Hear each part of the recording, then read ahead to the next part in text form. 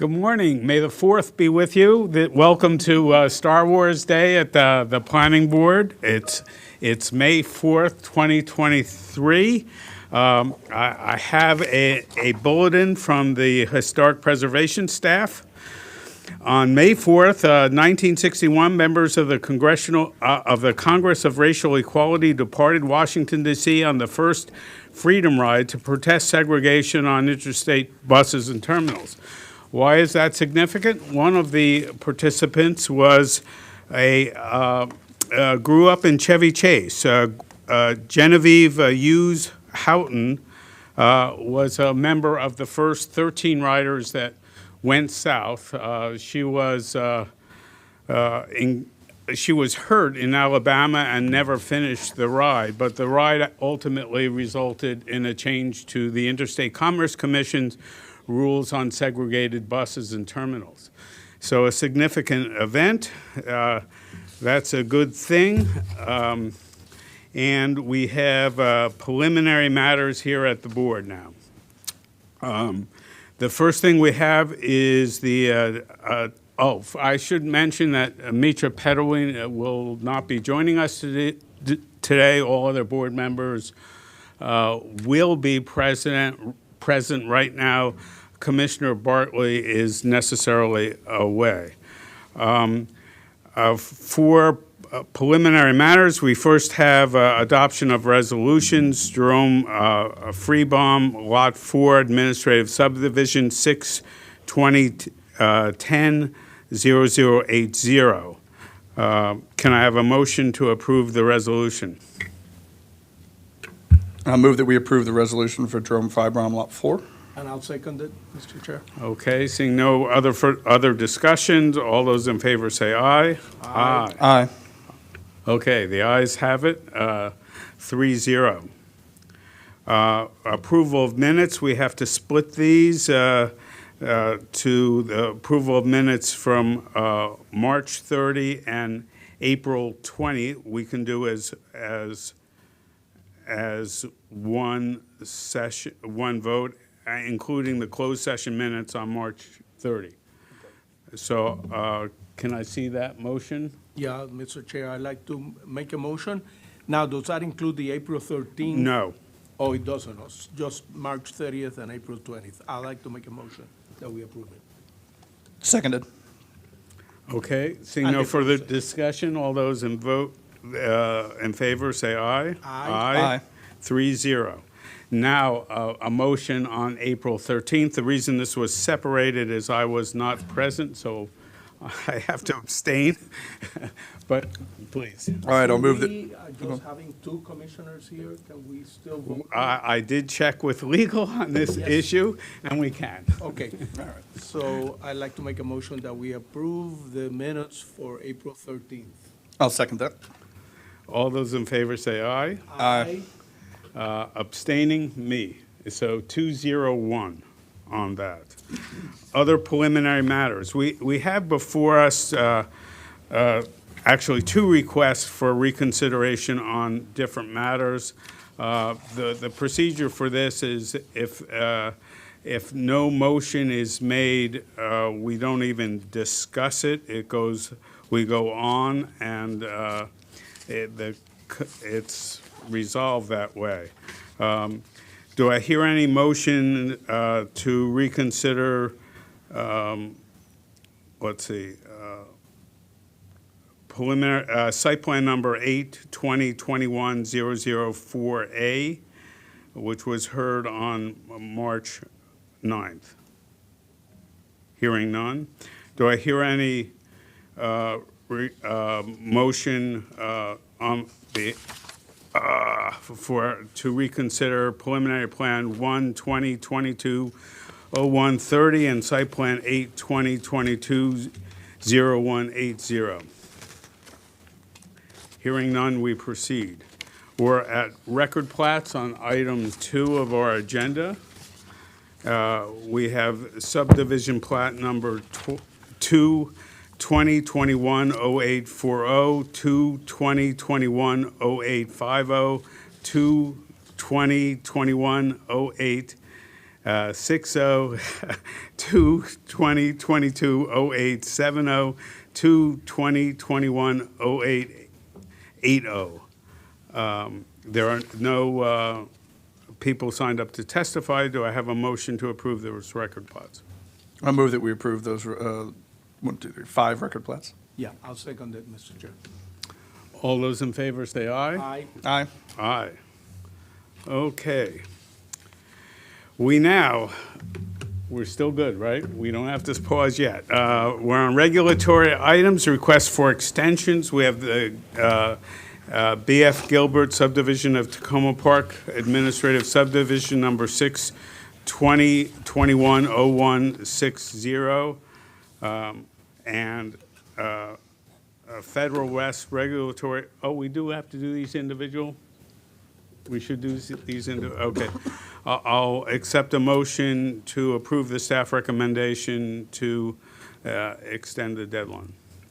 So move that we extend the deadline. I'll second it. Seeing no further discussion, all those in favor say aye. Aye. Aye, 3-0. Now we have Federal Plaza West Regulatory Extension Request number 4. Staff again recommends approval. There's no testimony. I'll accept a motion to extend. I I'll move make a that, motion, Mr. Chair, that we extend the regulatory review period from April to June. seconded. Seeing no other discussion, all those in favor say aye. Aye. Aye, 3-0 once again. Okay. That brings us to item 4, roundtable discussion. Today we have the planning director's report. Please proceed, Ms. Stern. Good morning, Commissioners. Tanya Stern, Acting Planning Director. For the record, I have a presentation, which is some updates of what is coming up in May. But before I get into that, I did want to provide a quick update on something that we participated in last night.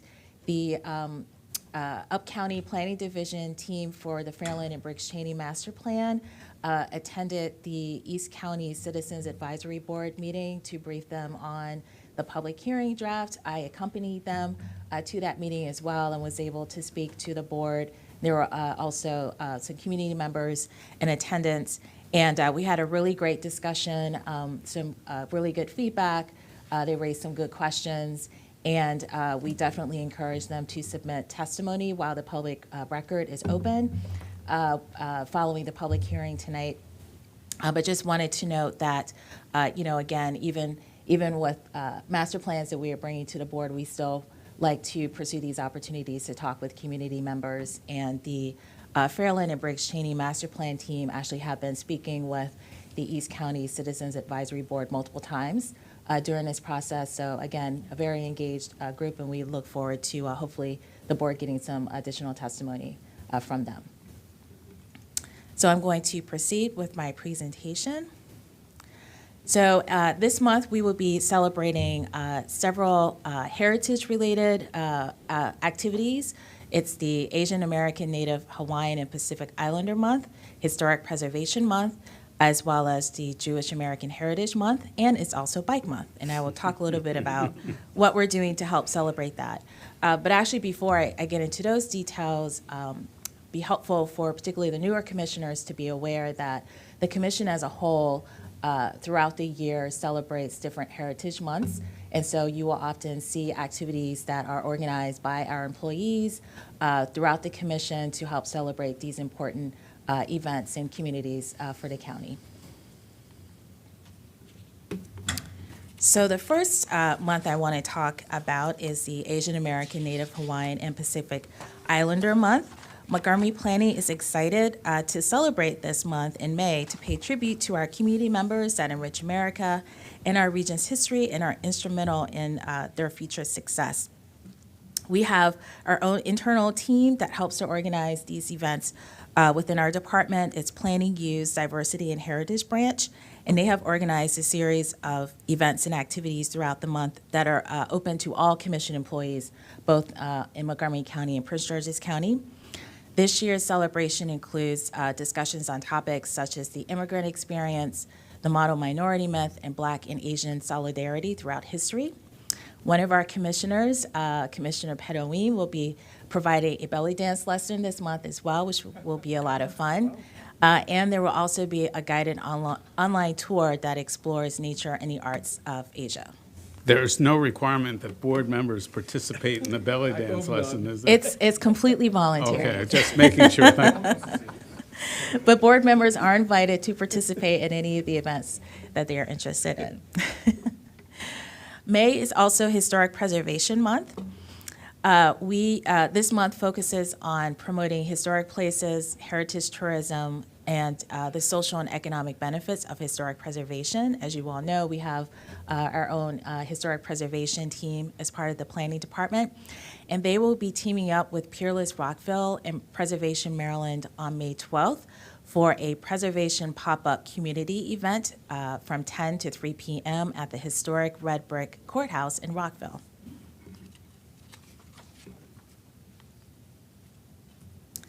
So moving on to Jewish American Heritage Month,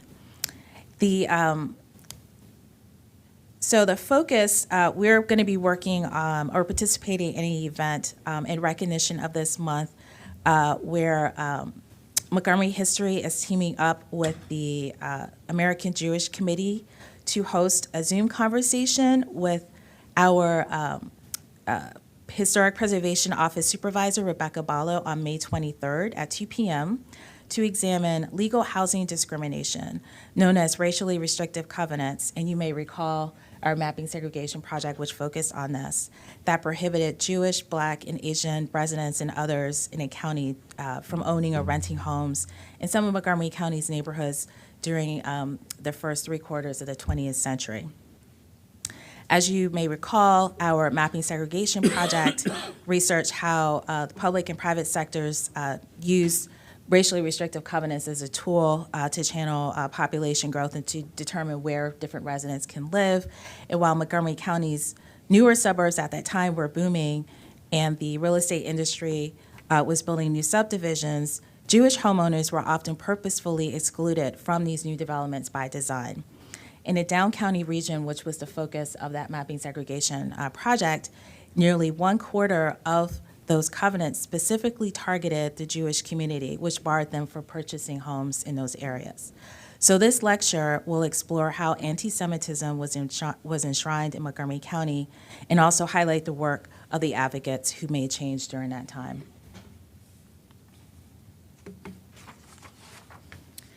So there's also another event that's not Heritage Month, but it's also very important, and that is Bike Month. This is a regional activity throughout the area, and Montgomery County is very involved. The Wheaton headquarters is a pit stop for the first time on Bike to Work Day, which is going to be on Friday, May 19th, from 7 to 9 a.m. If anyone is interested in participating, they can sign up at biketoworkmetrodc.org. And also to help support the theme of Bike Month, we will be continuing to work on the pedestrian master plan with the board during this month and to complete that activity. And also, the Maryland Department of Transportation is doing an update to their statewide bicycle and pedestrian master plan, which they plan to complete by the end of this year.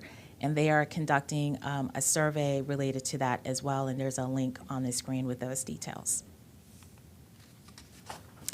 And then lastly, I wanted to give a shout out to a special guest who has joined us today to watch the board meeting, Mauricio Vasquez, who is the Director of Programs of the Hispanic Chamber of Commerce of Montgomery County. I met Mauricio a few weeks ago. He reached out to me and invited me to be a speaker at a minority contractor summit that the Chamber is organizing later this year.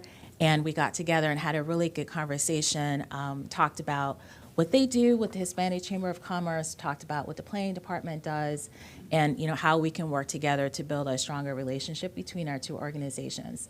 And he expressed interest in what the planning board does, so I said, why don't you come down and watch one of their meetings? So he is here today in the audience. So that concludes my presentation, and I'm happy to answer any questions. There will be emails with the details of some of the events that are going on this week. Yes. All right. Yes. Just to make sure. All Couldn't type that except fast. the belly dance Hey. lessons. Mitra will let us all know, I'm sure. You know, The That- Arts that- Council insists that we not participate, I think. Strongly. Anyone else? Thank you very much you. for that Thank you very report. Thank you. And welcome to our guests. We're always happy to have observers. All right, are we ready to proceed still yet? Nope? We are.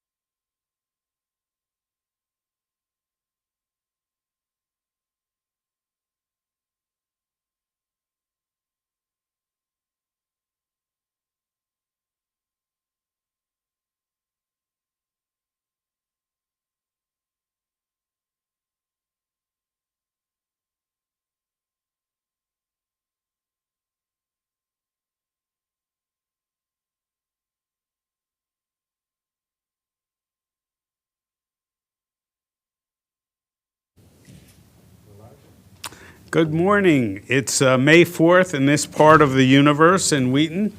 It is Star Wars Day, already noted, but right now we are on item 5 in the board's agenda, budget transfer request FY23 operating budget for parks. This is a grand tradition that happens this time of year all the time. So with that, I'll turn it over to the Parks Department. Good morning. Thank you, Chair. My name is Mitty Figueredo. I'm Deputy Director of Montgomery Parks, and we are here to ask for your approval on some FY23 budget transfers.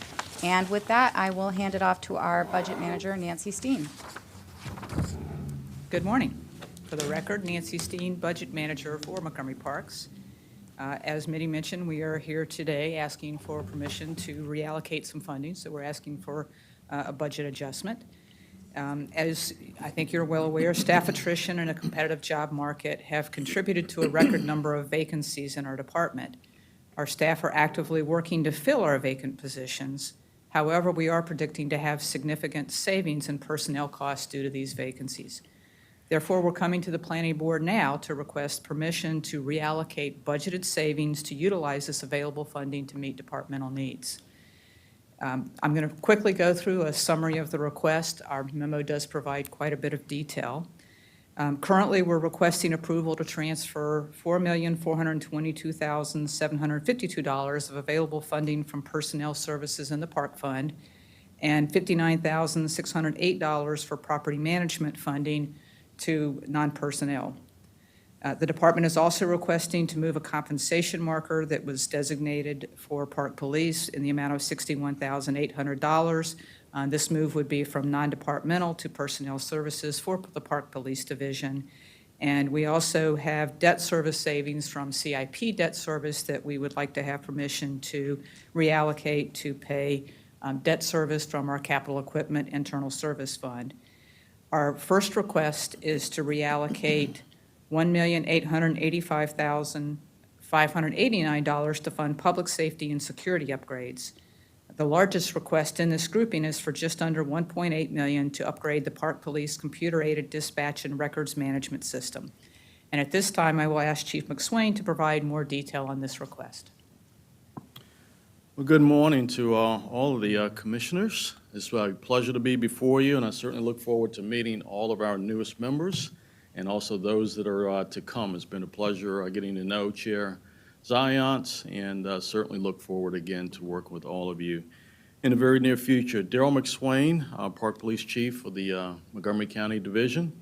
I think in just a few days, it'll mark actually 5 complete years. So it's been a pleasure and an honor to serve here with the commission. So I will be very brief, but I'm happy to answer any questions you all may have. So why now? Why this project? First of all, it's both divisions of the Park Police have agreed to move forward with this project itself. There's a mutual benefit not only for us as an agency, but also for the community as well. If our current system right now is 24 years old, so I don't have to tell you how much technology has changed in 24 years. This allows us to not only meet the demands of today, but also those of tomorrow as well. I don't think it's lost on anybody here that the challenges facing public safety and the expectations of the community have significantly changed. And I think that's the appropriate thing that should have occurred over time. Allows us to be more transparent as it relates to the data that we can collect, but also the reports that we can generate to ensure that the public is well aware of things that matter to them. And of course, you're very much aware that some of these things are mandated by the new Maryland Police Accountability Act. There's both a House bill and Senate bill that fall under that umbrella, if you will, but they also require certain expectations of any police agency in the state of Maryland as it relates to certain data they are to collect and also information they are to share with the public on a regular basis. Two other very important things about this project. First of all, it enhances the safety of our officers. The CAD system, computer-aided dispatch, is almost with the dispatchers like the air traffic controller system for airplanes, if you will. It's what tracks where the officers are, where other officers are within the county as well from other jurisdictions to determine who may be the closest as it relates to assistance, but also allows them to also be able to tap into camera systems. For example, at this location, if they should get an alarm after hours, they can tap into the camera system and automatically determine maybe it's just simply an employee working late, or it could be in fact a burglary in progress, which obviously helps them to be able to share information back and forth. And then the other piece that's very important is continuity of operations. Currently, right now, we've actually had this occur a couple of times over the last 2 years. If one of our agencies, whether it's the Park Police in Montgomery County or our sister agency in Prince George's, should go down, power outage would probably never happen in here in this county, but perhaps a plane might fly into some wires or something somewhere. And there's power that's lost. If that happens, our sister agency will be to dispatch for us, and we can continue continuity of operations and vice versa. So that's one of the key components. There are many, many. I could easily spend the next 2 hours, but your time is precious, so I'll stop there.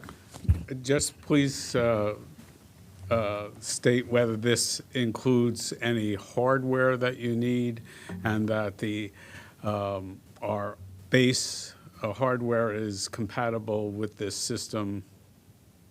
That's correct. We, about 2 years ago, we added a piece called Vesta 911. What that helped us to do was almost like a Band-Aid. It gave us a little bit more connectivity to the main county system, their emergency communication system. Because you might imagine when people call 911, it goes to that center. And then they obviously share information with us. Well, before it was pretty archaic as far as how long it took for that information to get to us. But long story short is our current infrastructure is not compatible. So this includes both the hardware, software, first year of maintenance, et cetera, that will allow us to be functional within about a year once they get up and running. And in next year's budget, we have whatever licensing fees that are associated with this. I assume there's still fees in future years because of this? Yes, there's generally an annual maintenance fee. Both agencies will split that basically 50-50. And we'll take care of it, just as we do with the current system right now. Thank you. Commissioner Pinero? Yeah, thank you, Chief, for your presentation. I'm going to follow up with the question that our chair asked. He asked about the hardware. Let me ask about training. How much, I mean, you're changing from a system that is 24 years old. People probably know that system in Right, and out. right. And now you're bringing a new system. How much, I mean, do you have enough funds for the training or the time? Or how are you going to deal with people just learning the Yeah, new system? it's a very appropriate question. Long story short is we've actually had a very good relationship with Motorola, which is the vendor in question. Our current radio system is through Motorola, and I think just about every agency within the county itself. So training is included already, and it's an expectation, and they will do it in phases. So obviously, the ones that will be most likely to be operating the system on a daily basis are about dispatchers. Okay. So they would be one of the first to get online training, and there will be a period of time where they're actually training before it goes live. So it's almost like a simulator, if you will, for a period of time, and then, of course, the officers themselves will go through very similar training as well. Thank you. Commissioner? No, thank you for coming in. I just, one similar question is, what's the timeline sort of for full deployment from transfer over from the Full old system? to the deployment, new? best case scenario is about a year or so. Okay.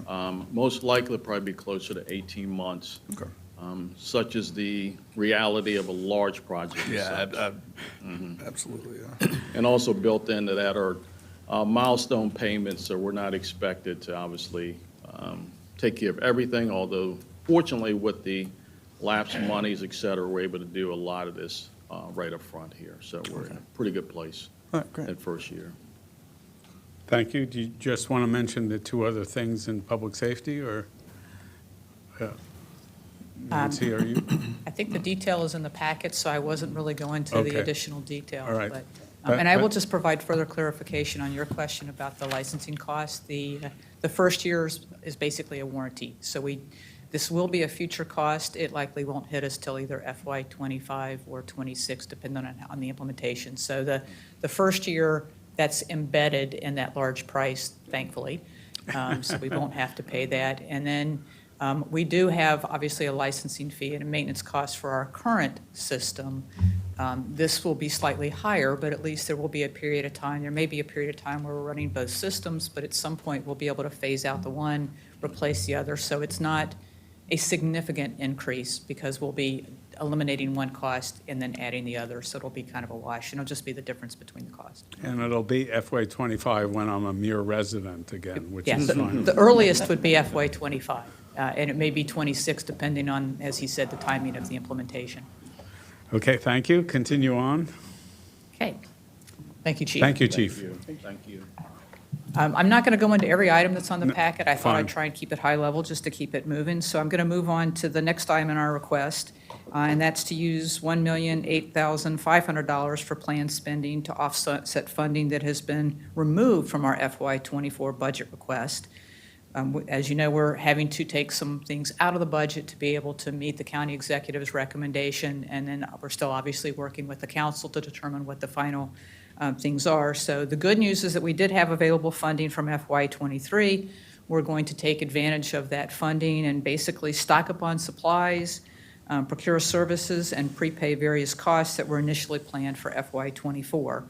And this move will help us to negate the impact of having this funding removed from our FY '24 budget. We're also requesting to reallocate $150,000 to offset the increased cost of fuel for our fleet and equipment. We're feeling the pain at the gas pump just like you are as a consumer.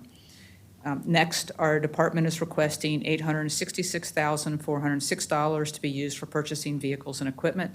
At least half of this cost will be used to continue to transition mowers and other types of equipment from gas to electric. Our department is also requesting $270,205 for maintenance and contracted services. This includes funding for contracted temporary staff that we have used to backfill for vacancies, funding for ADA document remediation, cost for unplanned legal services, and a small amount for uniform costs that were approved in the recent FOP union negotiations. We're also requesting $211,852 for technology supplies and consulting.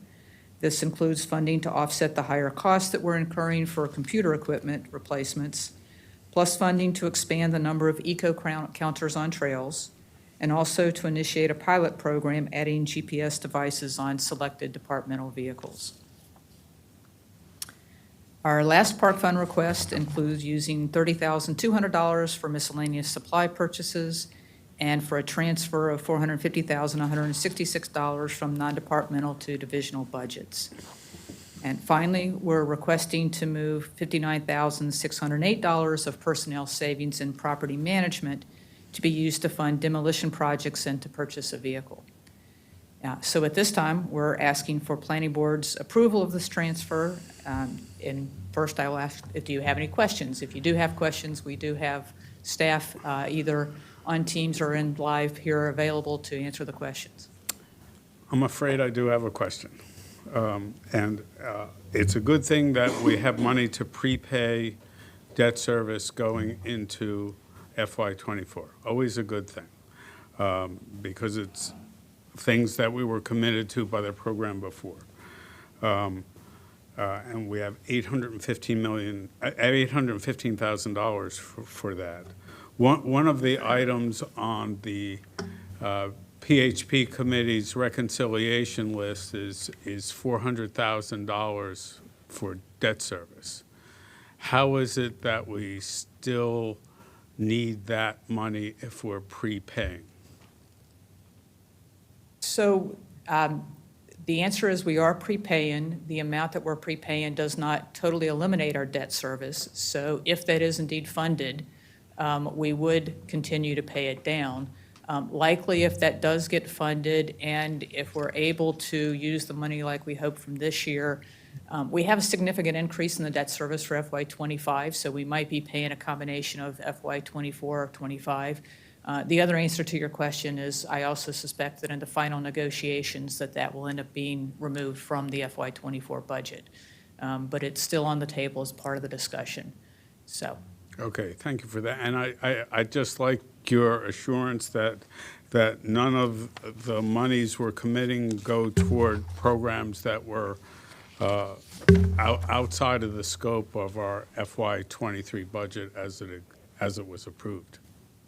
Correct. Yeah, everything is being used Right. appropriately, and it's being directed. So that's why things like, for example, debt service money is going to go to debt service money. So even though I'm taking money from CIP, I'm going to pay ISF, things like that. So we are certainly trying to redirect monies. Most of the monies will basically stay within a division. It just, obviously, if we have savings, so for example, in Park Police, that money is going to go towards, he won't have enough from Park Police to pay for his system, but for most of these requests, it will be money within the same division that we then move down to allow them to repurpose that money for other purposes, so. Thank you for that. Just a Commissioner? general question.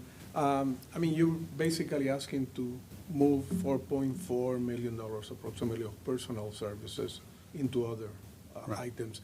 Now, is that going to affect, this is for FY23, for FY24 and 25, is that going to affect how much you're going to be requesting for personal services?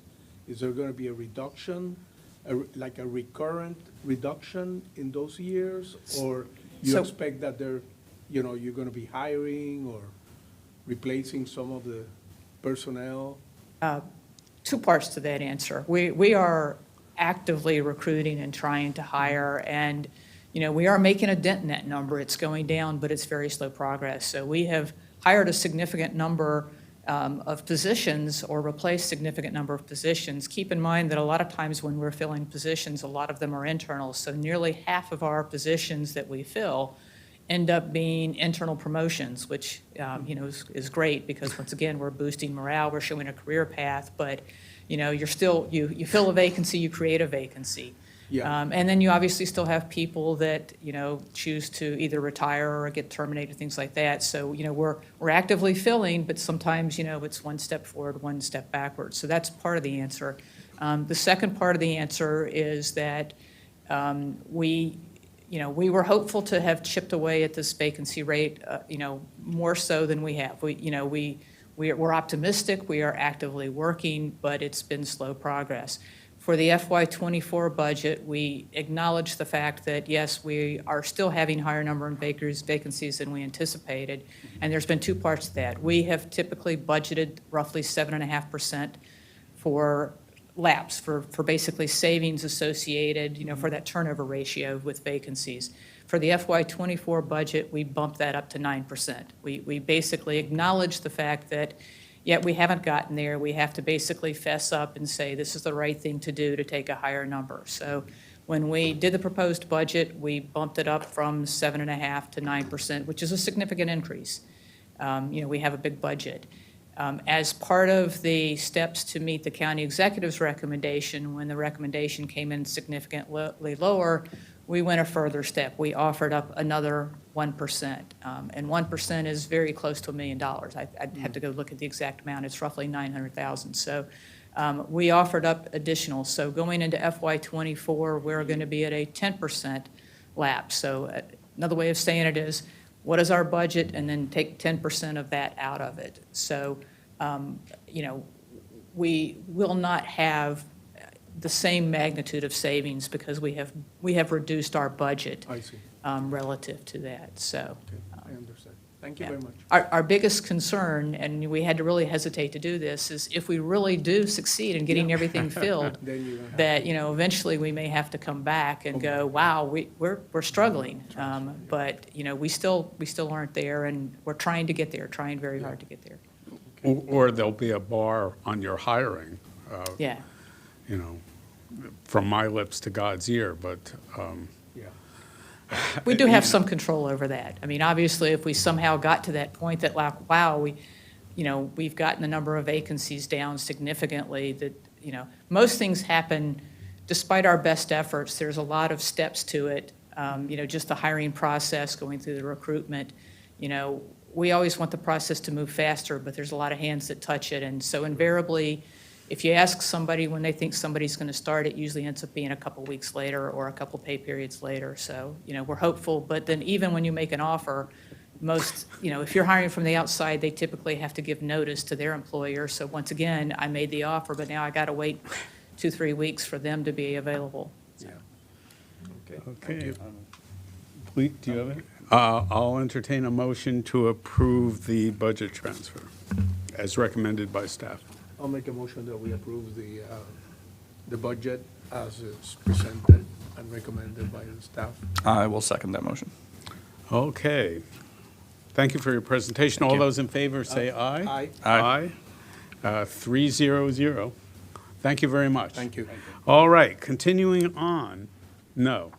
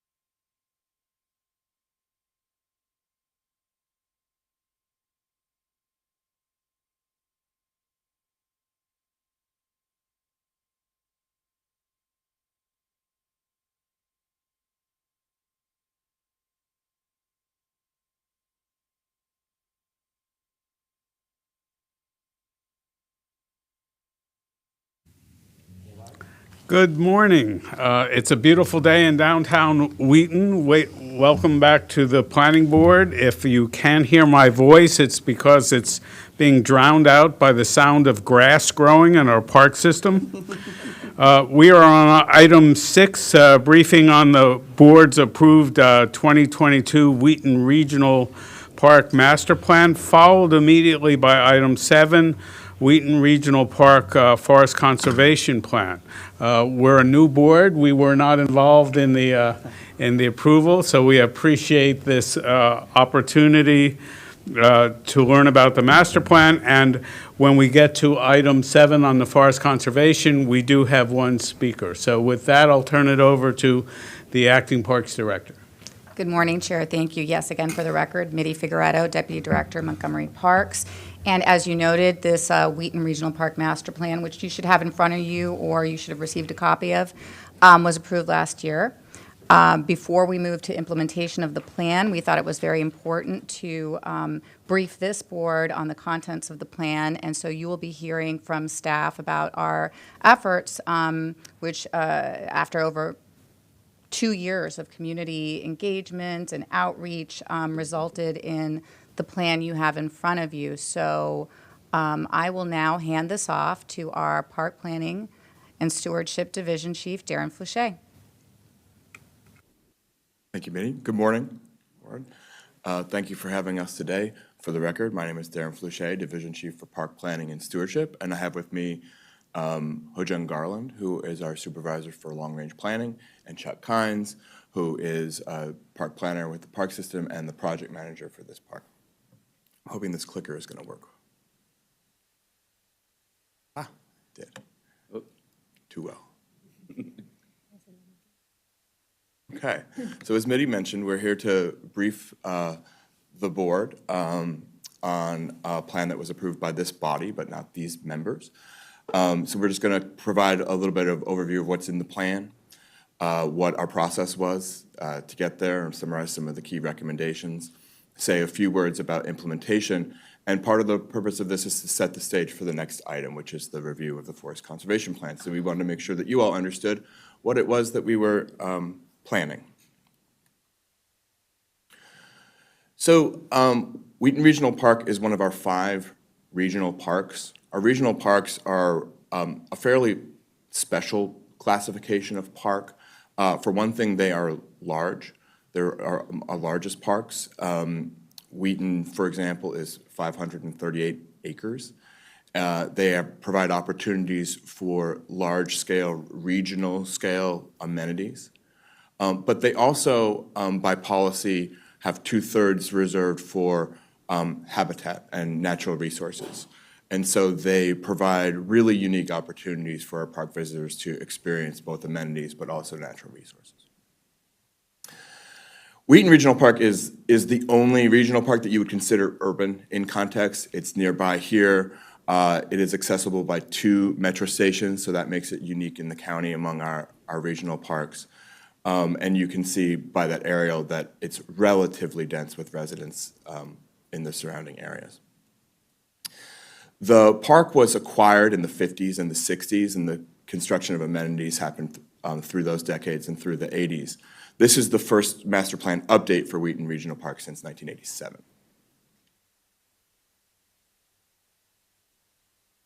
So Chuck is here with me today. He led an enormous outreach effort. You can see him in kind of in shadow in the photograph on the upper right there with some of the team.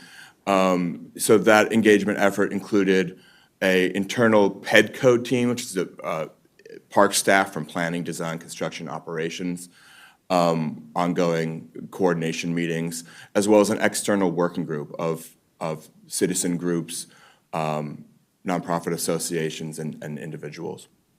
We had numerous community meetings, 4 official public meetings, and countless community association meetings. And we made a special effort to make sure that we were engaging with our whole diverse community, this community that's really important. We brought in an outreach consultant called SKIO. We conducted they did focus groups for us with a variety of different communities. A lot of our materials were translated into Spanish and Mandarin. And we had things like surveys, we did advertising, you can see on the screen there. And we had an interactive map where folks could click on a web map and identify areas of the park that they enjoy and areas of the park where there's opportunities for improvement.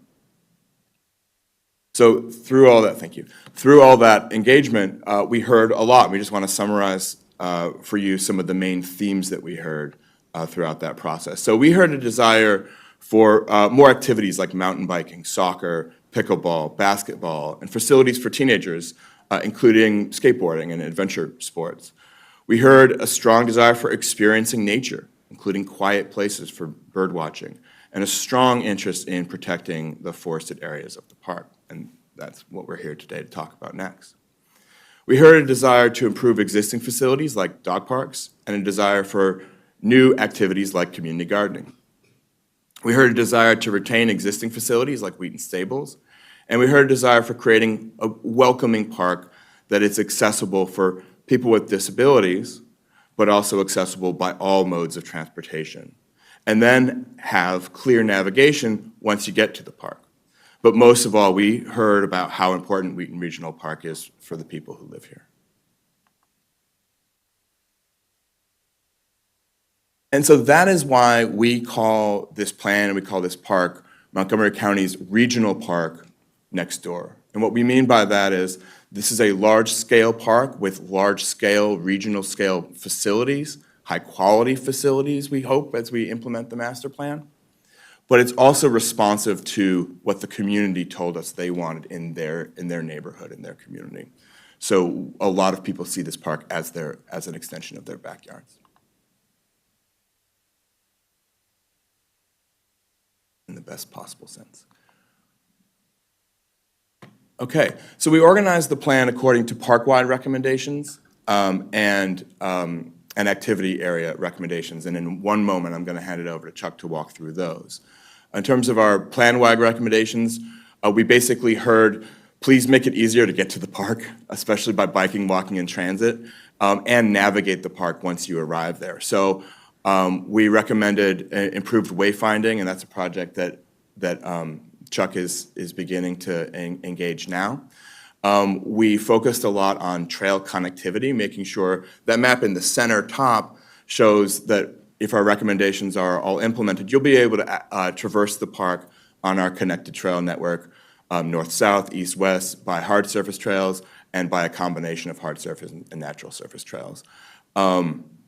We made recommendations to allow mountain biking on some of the trails in the park, taking care to make sure that we were preserving areas for equestrian use and nature hiking as well, but making sure this is one of the only parks where mountain biking is not allowed on our multi-use trails. So we did make that change.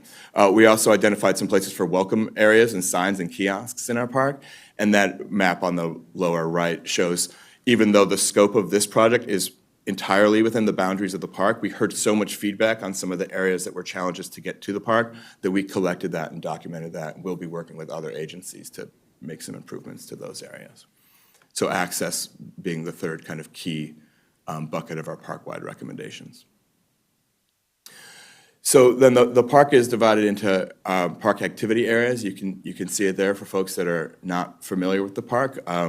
I urge you to take a stroll after today's commission meeting because it is a really special place, and you can explore.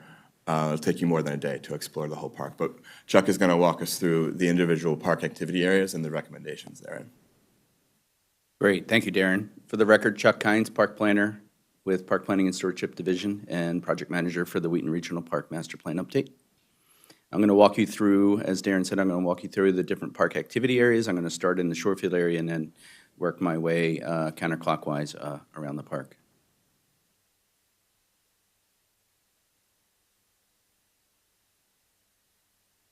I'm going to start with the Shorefield area. This is what we consider the park's hub for family, fun, and social gatherings. What we heard from the community is that this area of the park does a really good job serving families with young children, but doesn't offer much for older people, including teens, young adults, and even older adults. So we also heard that it's hard to get there, it's hard to see. This part of the park that doesn't have any road frontage. So, people have to access it off of Georgia Avenue, and even the visibility off of Georgia Avenue isn't so great. So that was one of the observations from stakeholders. And they felt like, once they arrived, they felt like it could feel a little bit more welcoming. So once you get to the park entrance, there should be a little bit more about orientation and how to get to the different facilities around the park, which is incorporated into the wayfinding. So our recommendations are to renovate the Adventure Playground to make it more inclusive and accessible. As part of our SKIO outreach with the Jewish community in Kent Mill, one of the things we heard repeatedly was, can you please make the playground more accessible, particularly for children on the autism spectrum, and people with mental disabilities, to make it more enclosed and accessible and inviting. So that's the first recommendation. The other thing we heard is it would be nice to offer food trucks in this area of the park, since this is an area of the park that gets a lot of people, a lot of crowds. So we are going to designate an area for food trucks and a picnic pavilion associated with the food truck area.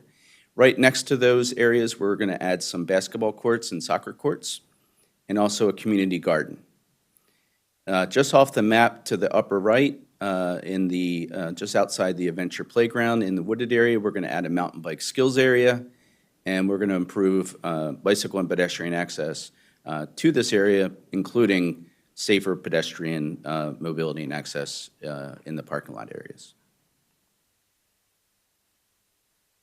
Moving on to the Rubini Athletic Complex, this is the area of the park that is accessed off Arcola, and it's currently has the athletic fields, the ice rink, the tennis bubble, the Wheaton Sports Pavilion, and the dog park. And what we heard from the community during outreach and engagement is this area of the park feels empty during much of the day, particularly weekdays, midday. The community would like us to activate this area of the park so that it feels like there's more people there and people feel safer and more welcoming.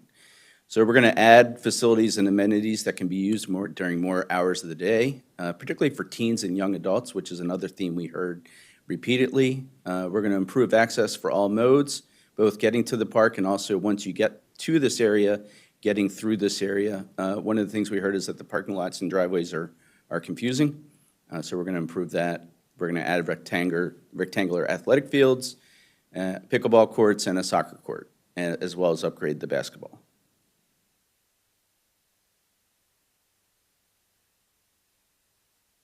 So the Rubini Athletic Complex, the recommendations are to improve the access. We're going to convert the 3 tennis courts to 8 to 10 pickleball courts, and I think you, as part of the next items packet, you did see some correspondence from the residents about concerns about that. And that was a particular item that the previous board, the body that approved this plan, we did debate this and discuss this in length during one of the work sessions for the master plan, and ultimately the board landed on, yes, we're going to convert the tennis courts and pickleballs, but we think we can do it in a way that makes everyone happy, and we have a plan for that. We're also going to expand and upgrade the dog park. One of the things we heard from the dog park users is that it would be nice if it was lit so that it could be used during more hours of the day, both in the morning and in the evening, before work and after work. Now I'm going to hand it off to Darren to talk about the athletic sports complex. Thanks, Chuck. So this is one of the signature recommendations in the plan. As Chuck mentioned, we heard feedback that the Rubini Athletic Complex lacked activity many hours of the day, and so we asked, what can we do to bring more energy and activity to that part of the park? We'd also heard a desire for skateboarding facilities, but at the time in the plan, we hadn't found an opportunity to do that. It's a very constrained park, and so what we ended up doing was coming up with this proposal for a large-scale regional adventure sports park. And adventure sports can include things like skateboarding, BMX, mountain biking, rock climbing or bouldering, things like parkour or like American Ninja Warrior style courses. We don't have any of that in the county right now. Places to learn to ride your bike, but also places for gathering, places that young people or anybody can come and hang out, maybe charge their cell phone on a solar panel picnic table and watch other people risk their lives on the skateboarding facilities for people that are not into that, but creating an environment where people can kind of gather and hang out. And so this is a project that we've received some state funding for and are in design for and very excited about.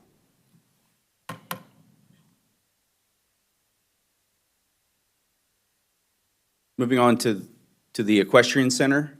This is the park's hub for equestrian activities. This was also a subject of considerable discussion by the previous board. There's a lot of community love for this park facility, both locally and countywide. It is one of the more affordable stables in Montgomery County and the DC region for that matter. So the recommendation in this master plan is to retain the Equestrian Center, partner with the Wheaton Stables to make the facility a little bit nicer and more accessible, and to offer some trails on site for beginner and therapeutic riding.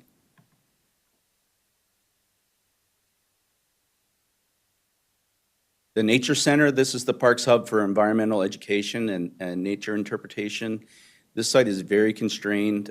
Brookside Nature Center is the oldest nature center in Montgomery County, and it's in an area of the park that is very constrained, so there's not much we can do to expand and upgrade. Well, we can upgrade, but we can't do much to expand the footprint of this nature center because of steep slopes and the forest. So the recommendation in the master plan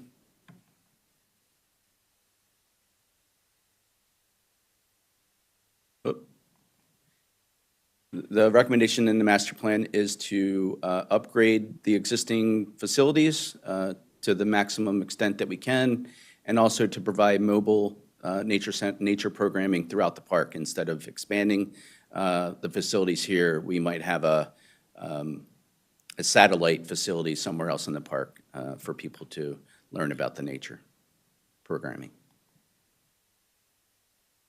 Brookside Gardens, one of our signature facilities in the entire park system, just happens to be located within the boundaries of Wheaton Regional Park. This is the park's hub for world-class botanical learning and appreciation. The master plan, the Wheaton Regional Park Master Plan simply recommends that the board-approved 2004 Facility Master Plan continue to be implemented. One of the recommendations that we heard from stakeholders was it's not easy to get to this area of the park by biking, walking, and transit. So that is something that we have added to the Park Master Plan, is to improve opportunities for people to get here by biking, walking, and transit. The wooded area and the forest, which you're going to hear about in the next item, this is the park's hub for nature-based experiences. It's well used by the Nature Center, by the Equestrian Center. As Darren mentioned, we're introducing mountain biking, which is going to be a new use in the park, and we're already working on that. It's a popular area for bird watching, and it's a popular area for hiking and nature appreciation. So the recommendations are to continue to enhance those experiences. And there are some trail-related things that we are doing, but other than that, we're not doing much to this area of the park. It's all trails. There are some recommendations for natural resources stewardship. Two-thirds of this park is forested or is natural. And there are a number of streams that run through this park. And the recommendations in the plan are to protect the biodiversity area, which you can see in dark green there, and also to enhance and upgrade the streams which drain into the northwest branch, which are part of the Anacostia tributary system.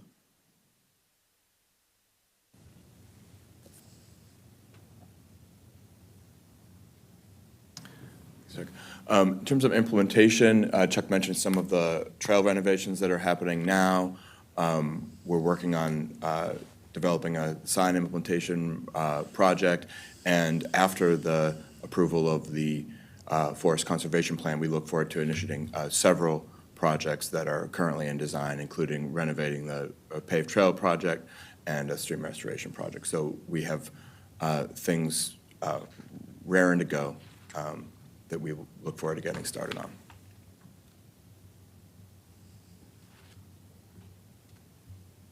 So just to tee up the next item, the Wheaton Regional Park Forest Conservation Plan. This will be the first forest conservation plan that covers an entire regional park.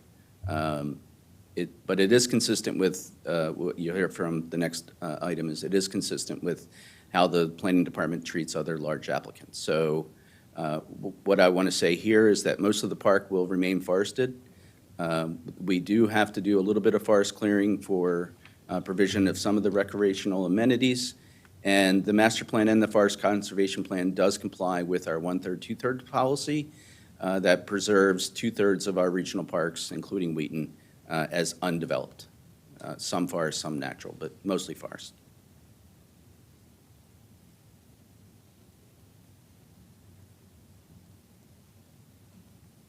And that concludes our presentation, and we'll entertain Just, questions or comments. A couple of questions. Thank you for the presentation. Chuck and I go back a long time. It's nice to see you up here. First of all, the 2/3, 1/3 policy, that's a policy that applies to every regional park? Yes, that is a policy in our pros document. And that hasn't been refined to what you're calling biodiversity areas, which I might have in the old days referred to as interior forest area? Correct, that is a separate designation. And is it different than interior forest area? Bill, do you care to come up?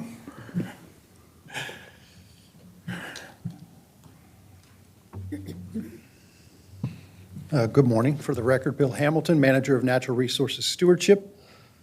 Yes, the biodiversity area is consistent of either high-quality forest, forest interior, or rare, threatened, and endangered species and habitat.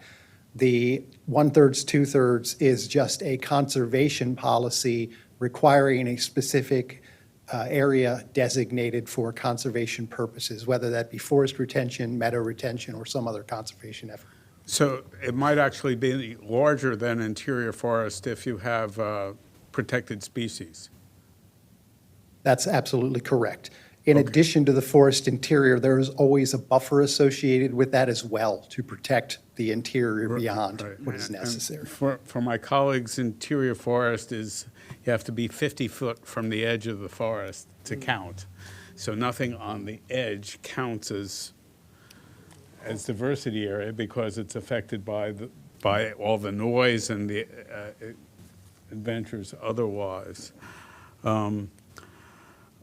Okay, and did you, in getting to the 2/3 recommendation, did you exclude all of the areas that you intend on developing? Yes. I would hope so.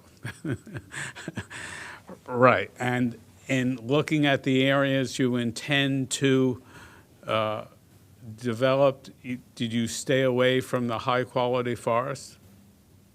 Yes. Okay, thank you. Anyone, Commissioner Panera? Yeah, thank you for your presentation. I think you've brought a lot of really good ideas for improving the regional park and in the master plan. I just want to have an idea, in terms of the implementation, basically what is your timeline? And it seems like some things you're planning to do soon and others are going to be more like later on. So I just want to have an idea because there's just, I mean, obviously you're doing a lot of new things, new development in the parks area and the athletic and the shore field area. And I'm always kind of, I mean, is there a timeline for the master plan? Do you have, is this something that you're going to be doing? Some of it will be doing immediately and then some later on? Yes, thank you for the question. We consider it a 20-year, 25-year master plan. Okay.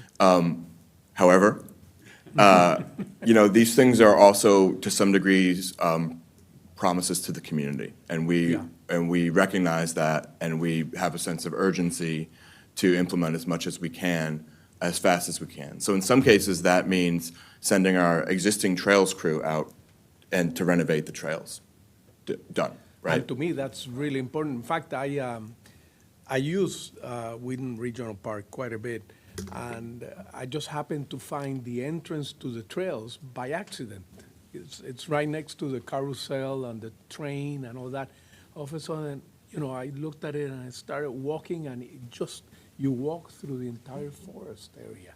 And it's wonderful, but, it needs a sign, I know that, the day that I went, it had rain and it was kind of muddy, some areas, so I don't know whether you need to do some kind of stormwater or whatever.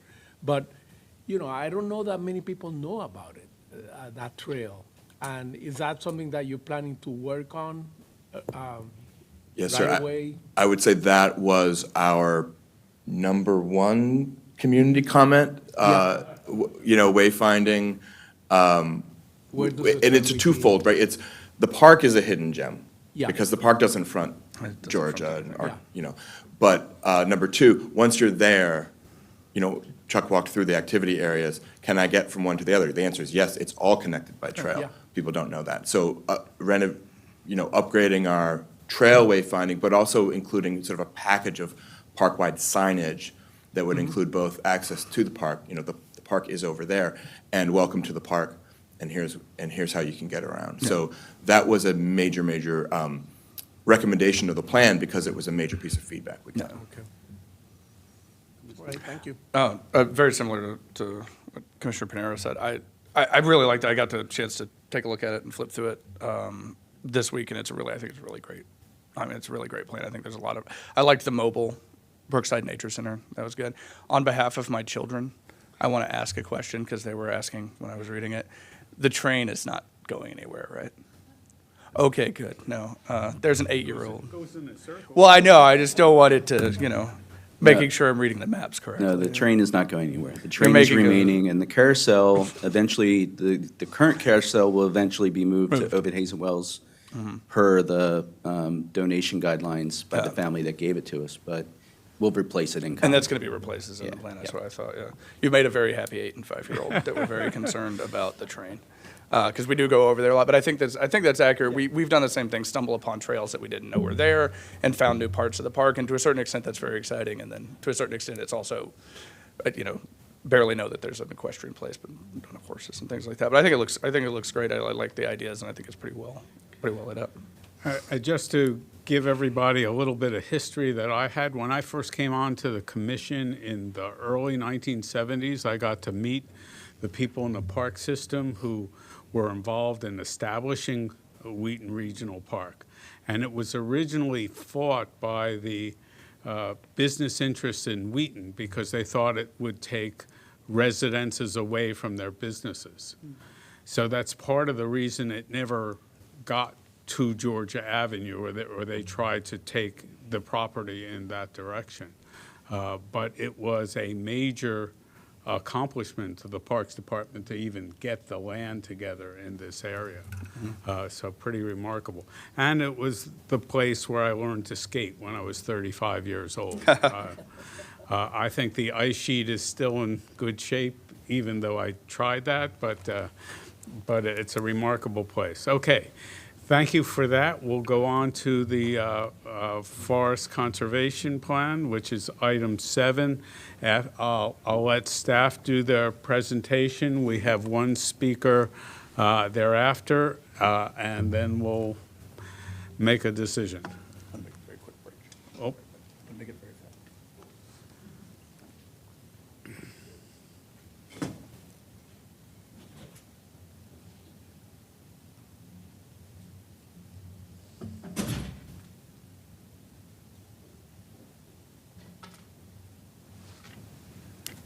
Would you like me to get started, or would you like us to wait? Let's see, we'll wait a second if that's, we're sorry for the, Absolutely. here we tried to speed our agenda by having 2 items together, and we end up with a pause between anyhow.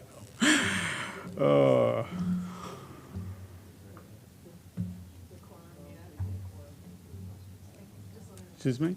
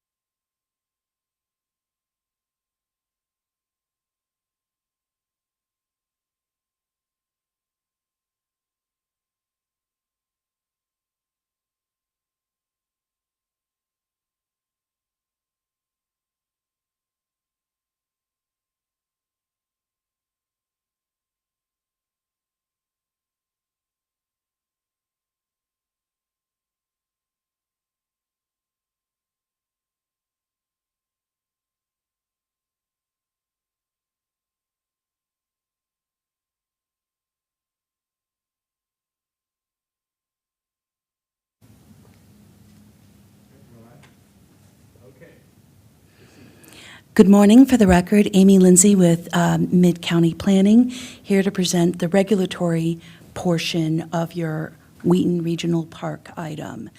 So this is a forest conservation plan for the entirety of Wheaton Regional Park. Staff does recommend approval with conditions. Just as a brief overview, this is a comprehensive forest conservation plan. There is no limits of disturbance shown on this plan. This plan does not allow for any clearing or tree removal. What it does is sets up a framework for implementing the Wheaton Regional Master Plan that you just heard about, as well as doing ongoing facility maintenance and making environmental improvements, stream restorations, stormwater facility upgrades, things like that. All land disturbance will require an amendment to this plan. So if the amendment is showing disturbance outside of the forest designated as protected, then that amendment can be approved as a director-level amendment, instead of coming to the planning board to hear a mostly technical presentation about a stream restoration project or a trail renovation, things like that, that are really just detailed and technical in nature and don't really have policy implications. So just as a brief review, this shows a map of all parks. Might be a little outdated, and what we're recommending would only be suitable for a regional park or something of that scale. It can also, we believe that this approach would work for any large institutional property that has a master plan. So just going over quickly the vicinity, Randolph Road, Georgia Avenue, Arcola. You can see over here, this is the northwest branch, so the water does drain into that. Once again, brief map of the subject property. We followed the same designation of areas that Parks did in their master plan, just to make it easier, so there's a really good correlation. So when you look at Wheaton Regional Park, this is what you're generally looking at. But from a legal perspective, this is actually what Wheaton Regional Park looks like. Now, as a public agency, most public agencies do not go through the subdivision process. So there are all these individual parcels, lots. You spoke earlier about how property was acquired for the park, but as a public agency, Parks does not have to go through the subdivision process. However, forest conservation is done on a legal parcel basis.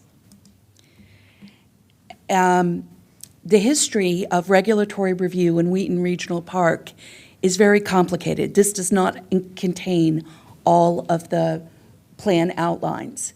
There are multiple plans, they're overlapping, they've been done over a series of years, and it's very confusing, quite frankly. It's very difficult to keep track of.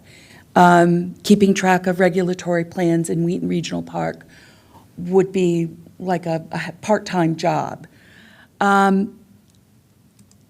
So, you know, we have this patchwork approach. It doesn't allow for a balanced approach, balancing your developed areas against the forest. You heard Parks talk about the 1/3, 2/3 rule.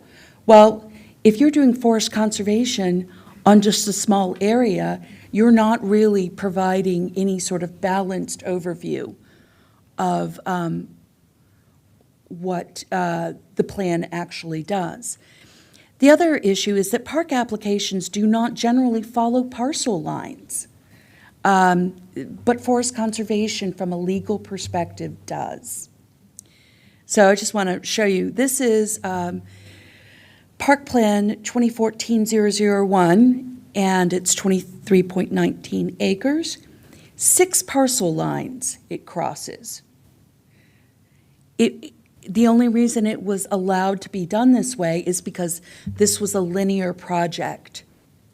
But this sort of shows some of the complications of applying the law in a situation where you have a very large property that hasn't gone through the subdivision process to consolidate into 2 different parcels. So the requirement for a comprehensive forest conservation plan occurred back in 2013, and it was related to an amendment to the forest conservation plan associated with Brookside Gardens. Now, that plan has been amended 4 or 5 times at this point. It does not follow parcel lines. It's like a 60-acre, it follows the fence line of Brookside Garden. This decision was made back in 1995, I believe. But in that plan, Parks was reconfiguring a parking lot or something like that, and they were having to remove an area of forest that was shown previously as not being removed. So for forest conservation purposes, it was shown as retained. Now, from a regulatory perspective, the planning department treats all applicants the same way. And the planning board has had a policy that even though the area is not under easement, because we can't easement to ourselves, we treat forest shown as retained as if it is under a Category 1 conservation easement. Therefore, the Parks Department, because it was only on this limited area, would have to compensate for the removal of 0.66 acres of forest. And quite frankly, that seemed a little silly, given just outside of the fence line, there was all of this forest. So in working with the Parks Department, we came up with this idea of preparing a forest conservation plan for all of Wheaton Regional Park that would allow this to be a balanced approach to be taken to balance the area of development against all of the acres of forest being retained and preserved. At that time, the Wheaton Regional Park master plan process had started. It stopped at some point, but it had started, so that's why this is tied to the master plan for Wheaton Regional Park, even though that was 2013. So we came up with a process that was suitable for all large institutional properties with approved master plans that sets up areas of forest that are permanently protected and forests that may be cleared through future amendments. The Forest Conservation Worksheet, which is the worksheet that includes acreages of forest retained, forest removed, and really tells you what your requirements are for reforestation. It only considers forest that is permanently protected as retained.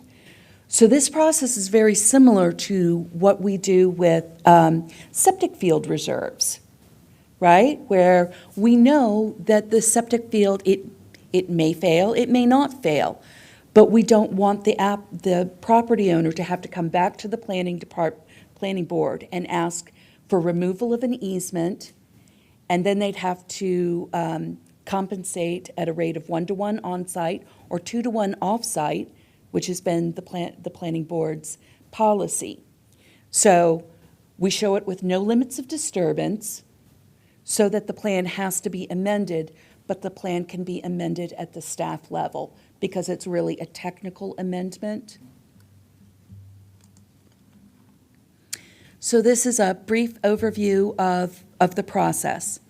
So there are areas of the park, and I'll get into more details, that are currently developed, and they're not forested. So if an amendment were to come in one of those areas, for example, work that would have to go on that train carousel, the train tracks, the part that are not within forest, we would be looking to minimize the impacts to all trees, and we would apply the variance provision, because that has to be followed regardless of who approves the plan, but it would be approved at the director level. Areas that are shown as potentially disturbed forest. So these are areas that are not counted as retained forest, but they do not currently have a limits of disturbance, would also be a director level approval. We would be looking at impacts for forest and trees to be minimized, and the variance provision would be followed. So we are still following the process of the law that everyone has to follow.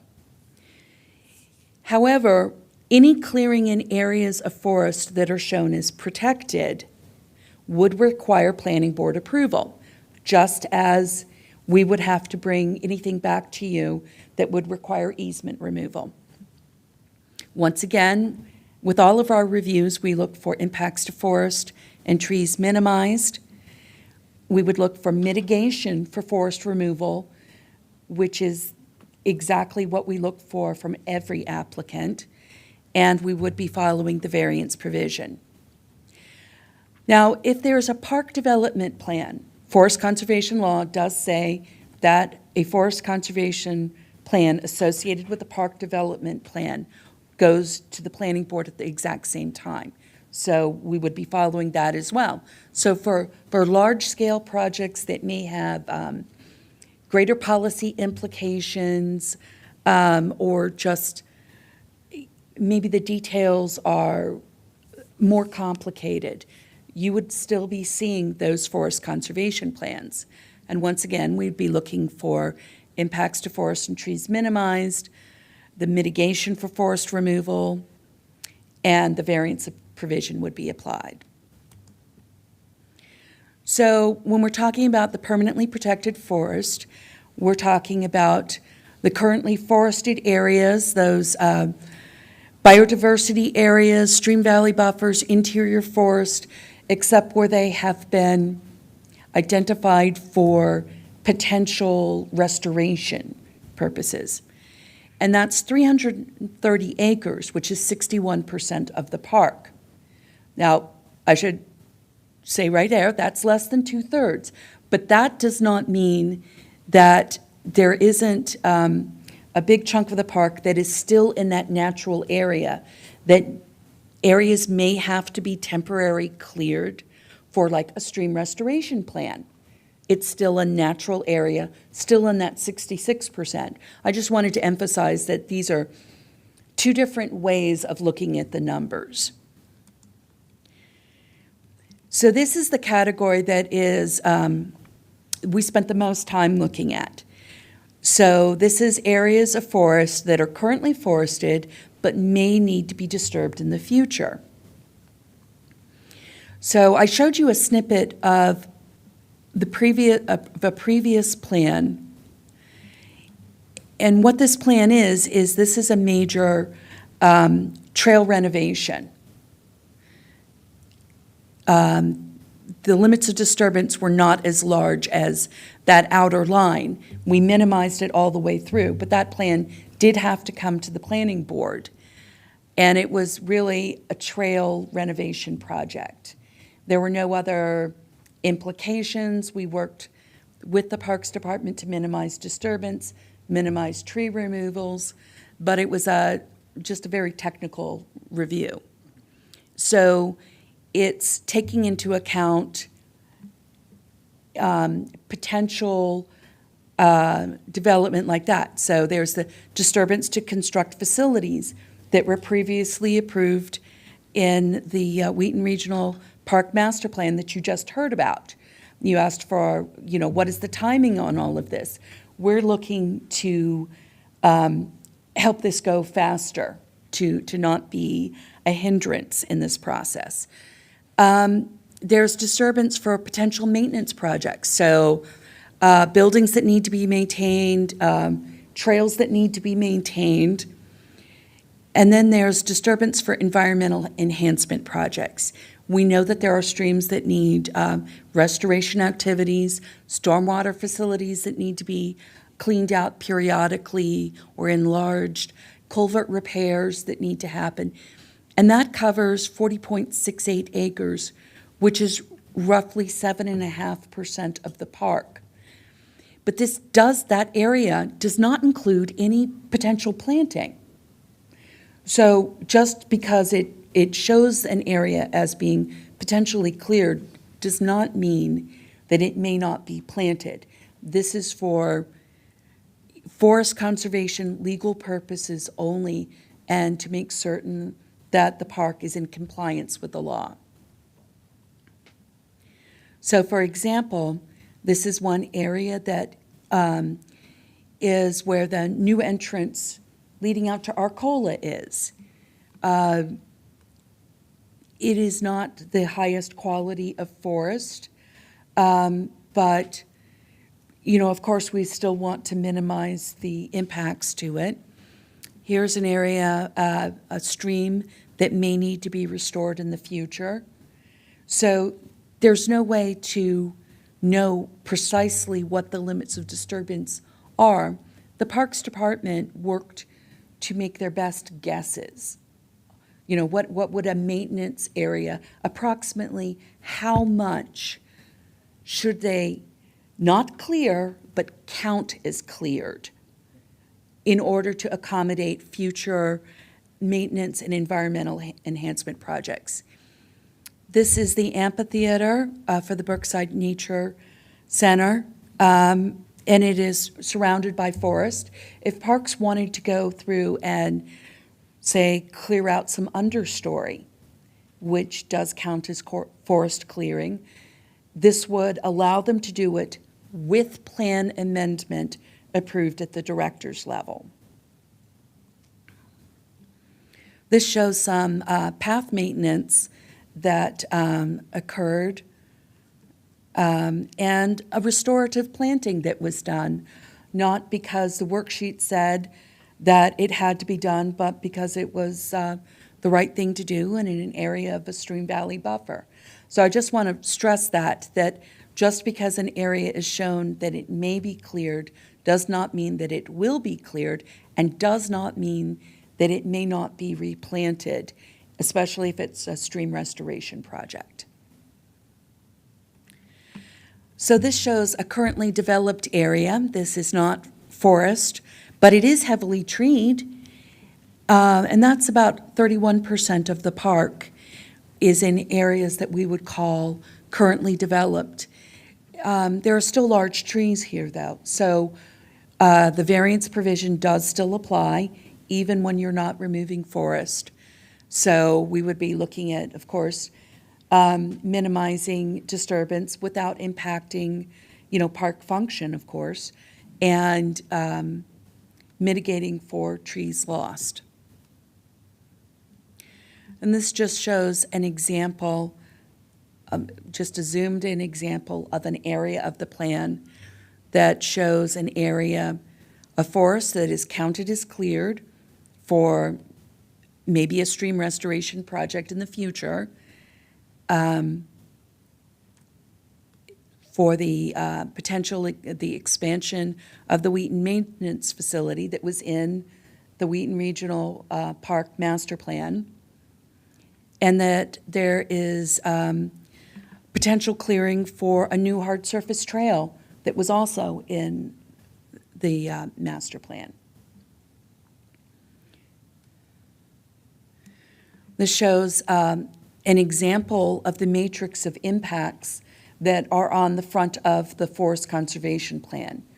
You can see there's a reason. We did cross-reference it with the master plan, going through and looking to see if this had been an improvement that was approved. And it also does list some timing, but of course, that's not, if they get funding for something, we would like the Parks Department to be able to take advantage of that. So we did receive some community correspondence. Primarily, they were about the Wheaton Stables. A rumor got started that the Wheaton Stables were being closed. So we received emails and even some visitors about that. We assured them that this forest conservation plan does not allow for any changes to the park plan, right? There's nothing being shown on this forest conservation plan that applies to any of the park functions and facilities. And then we also received a lot of correspondence about the conversion of the tennis courts to pickleball courts, which also have nothing to do with forest conservation. Last night, we did, I don't know if the gentleman is here, but I had a conversation with a gentleman about the diversification of plantings, which does have to do with the forest conservation plan, just not what's in front of you right now. He was very concerned and wanted to make certain that when we are planting trees, that we are using a range of species so that we don't have a monoculture, that we don't have another, major ash event or Dutch elm disease, something like that, which we of course agree with him wholeheartedly on. He wanted to see an increased number of flowering trees planted, a diversity of flowering trees and flowering shrubs. So, all of that those are all excellent comments, and, we're happy to work with the Parks Department on the implementation of this plan. Just as a summary, this is really a framework plan with a process. The plan does not allow for any forest removal right now. All disturbance requires an amendment to the plan. And the framework plan allows for the balancing of park development with forest preservation, which is the intent of the forest conservation plan. It allows for faster review of maintenance, environmental enhancement projects, and master planned improvements, and it permanently preserves 330 acres of forest. And with that, staff recommends approval with the conditions in the staff report. I do have a couple of questions just to begin with. Number one, when is a park development plan required? We saw the proposal for the major changes on the skate park area, for example. Will that require a park development plan? I think that that's actually a question better answered by the Parks I Department. know, that's why they're here. Yes. Yeah, I'm going to invite Andy Frank to come up and take a stab at that. If it requires weapons, it's not a good thing. Good morning. My name's Andy Frank, for the record. I head up the, am I not on? Or get closer to your mic, one of the two. Hello. Hello. Good morning. I'm Andy Frank. I head up the Park Development Division. There are a variety of different names for different plans. And we are in the midst of something, a large project like the Adventure Sports Park that was just talked about. We are in the process of doing concept planning for that. It's very initial, and we expect to be bringing that to the board as well as to the planning department when we get to the point that we are doing, understand our limits of disturbance, understand any kind of forest impacts or afforestation with it, but certainly that project will go to the planning department, and based on the conditions that Amy has laid out, we would, I don't know an answer for sure right now, but that may generate a referral to the planning board, in which we would obviously follow. Well, if it is a park development plan, we were just told it would come to the planning board. I'm asking for what triggers something being called a park development plan. Is it a dollar amount? Is it a limit, area of disturbance? There is a overall park development plan process, which is based in the CIP. So is it a There's- CIP item that comes back to the board? I'm trying to find out. Chair, if I can, we follow two separate kinds of processes. So there's a regulatory process, as with this forest conservation plan. And then through master plans and the capital budget, projects are identified, and depending on their level of complexity and whether or not we're asking for capital funding as a standalone project, we would then bring that kind of project to the board. But not every park project comes to the board for approval. We implement a lot of the work we do through the level of effort budget categories in the capital budget.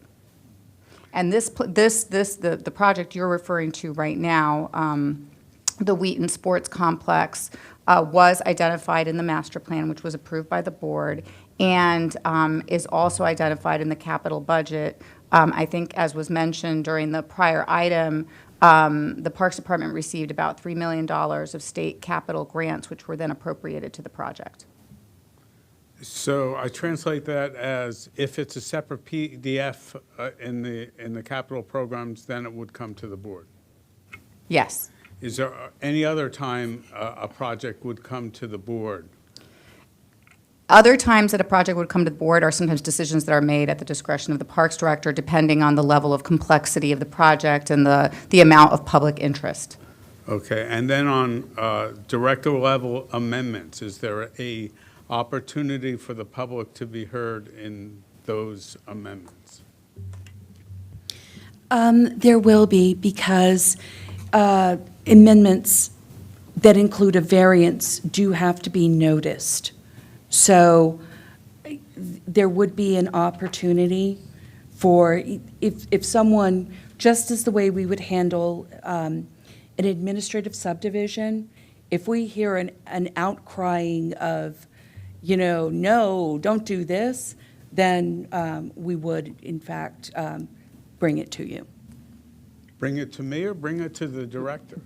We would bring it to the planning board. If it is done at the director level and it is noticed, then, and there is objection, then we would have to bring it to the planning board. Okay, that wasn't exactly in your chart, because it said if it was a director level amendment that and shown as a potential area of disturbance on this plan, it would not go to the board. You're right, that was not in the chart. But, may I please, just, I think what you're saying, so we have a master plan that we're generally following, and then as we go into specific projects, we're going to be working with the planning department. And we're going to do community outreach as we do. We have a normal process for community outreach. And I think what's being said is that in any case, if there's feedback received that either department feels generates enough controversy or really warrants decision-making by the planning board, that can certainly happen. These are minimums. These don't mean maximums. Both directors have the ability to ask their staff to come to the planning board for things that aren't necessarily regulatory required, however, make good judgment on the department's behalf. Right. And by the way, past my tenure, if you think there's an amendment that either should be made to forest conservation to simplify it for this process when there are multiple parcels underlying an application, or a change to the park system to come back for a subdivision to put in one subdivision lot to make the world either. I'm sure the future board would like to hear your recommendation on either way for that. Commissioner Pinero. Yeah, following up with what the chair was asking, let me just clarify. So not all cases of variances are going to come to the board necessarily. Only in those cases where there's been let's say, people are concerned, or there's been, some questions about why the park department, because I do believe that, in some cases, the park department needs to have the flexibility, and I think minor developments, or in the case of potentially disturbed forest, you do need the flexibility to go ahead and do the improvement. But I want to clarify whether all variances are going to come to the board. So all variances do not come to the planning board right now. There are plans approved at the director's level, for example, associated with the sediment control permit, Okay. where that is approved at the director's level, even if it has a variance for impacts to specimen tree. I see. So this Now- is consistent. Yeah, the other question I had was, in terms of what you presented about the parcels, or whether we'll be looking at the entire Wheaton Regional Plan, is there a policy that the board can look at and say, well, there's going to be a one-for-one replacement of any trees that are, let's say, you demolish some trees to do development? Can we say that there will be a one-for-one replacement of the trees?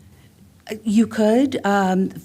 There are, you have the ability to write a condition. I will point out that replacement of variance trees is actually usually at a rate higher than 1-to-1. Okay, all right. Well, that's all I wanted to know, that, if you're going to be, clearing out some land, that there be trees planted. Particularly now that we're talking about the trails, at one point in time, I heard, there might be opening for mountain biking or things like that.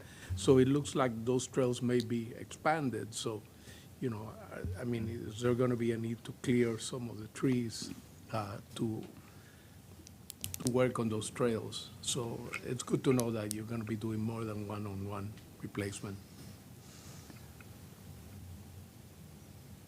I'll just very quickly note that Yeah. when we're renovating the natural surface trails, we're generally not expanding or widening those trails. Those The- trails are going to stay as they are right now? Correct, yep. Okay.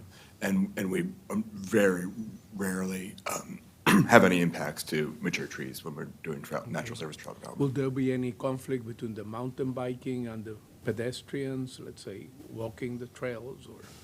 That was the subject of a lot of discussion during the passage of the master plan, and we are working very hard at communicating good trail etiquette, clarifying where our hiking-only trails, hiking and equestrian trails, and what we call multi-use trails, which include mountain biking. So we may well hear about that more moving forward as we actually make those changes to the modal designations of our trails, but we're working really hard on working with the community on the awareness that this change is happening, and spread the good word about sharing trails. Okay, thank you.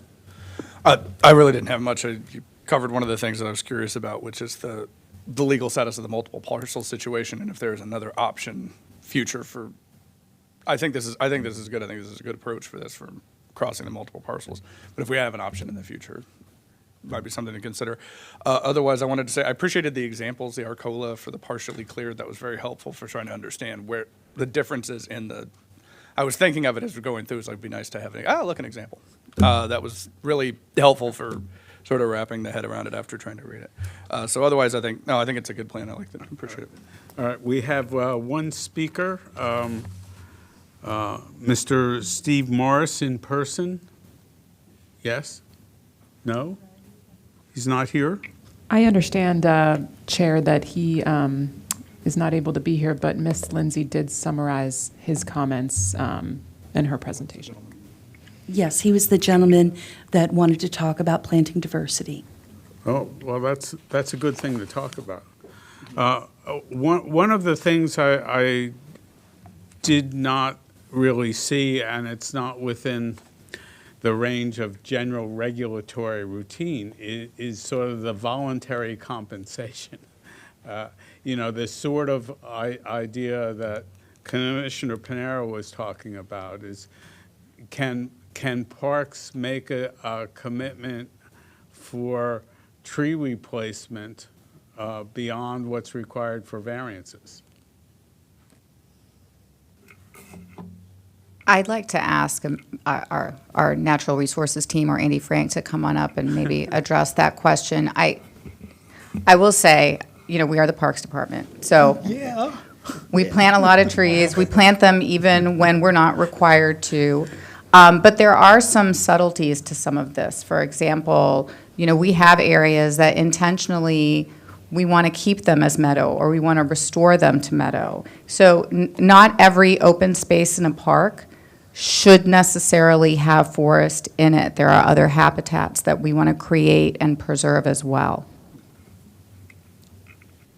Yes, I just want to echo that thought and to say that we do have ongoing efforts with our stewardship team to identify areas throughout the park system that are available for reforestation. And as you know, we maintain an entire nursery, which is a great stock of native plants. And there's been a lot of cooperation over the years, and increased cooperation of looking at every opportunity to enhance our forested areas, our complexity is talked about, especially in riparian areas. And I will say, regardless of what we can commit to, I will say that projects and efforts that I'm involved with as overseeing the Park Development Division, we will incorporate and supplement plantings to the degree that we possibly can. May not, as we said, it may not go one for one or whatever. There's not necessarily a great key, but as talked about, our first step is to minimize disruption, right? The next step is get the projects built safely and restoratively, and throughout the whole 10-year of this time frame, the Parks Department will commit and PDD will commit to working with all the divisions to ensure we can plant wherever is appropriate based on the guidance of our stewardship folks. Matt Harper with Parks Department, Natural Resources Manager. I just wanted to note, in particular with the stream restorations and outfall work that you guys are seeing in this plan, or the area shown as potentially cleared, with all of our work associated with our streams, there may be some tree loss because of the way that the banks are eroding. But I will say that based on our practices, we overcompensate at the end of the day for those tree losses that are required. So even if we were to, have to mitigate for the tree losses that result, it is our standard practice, Parks' standard practice, to plant more trees than what the regulatory requirements would be to replace them. And that is across the board. These streams require those trees to be established for the restoration to be successful. So we spend a lot of time making sure that those plantings are successful and overdone, or I guess overcompensated for. And the most successful environment you've created, or habitat you've created, is for deer. And I think you have to watch out for what you do on the master plan side for your connection into Brookside Gardens, which we did a lot to protect from deer, and yet you're going to have to figure that one out. Look, I am trying to just get things on the record. I'm really very complimentary of the entire process here. I think this is the way to go, to tell you what areas are off limits, quote unquote, and where you should pursue your CIP initiatives and doing and implementing the master plan. So please don't take anything that you've said as trying to defeat what you are attempting here. With that, I'll accept a recommendation, a motion. I'll make a motion, Mr. Chair, that we accept the forest conservation plan for the Wheaton Regional Park. I will second that. All right. I really think this is great work. Yeah. I have to say that. It's the good way to go we have to resolve this property thing. That just seems a little bit silly in the context of single ownership. Yeah, I don't know which way it should go on what should be amended, but let's try to correct that after I'm gone. Okay, we have a motion on the floor and a second. All those in favor say aye. Aye. Aye. Aye. All right, 3-0. Thank you very much.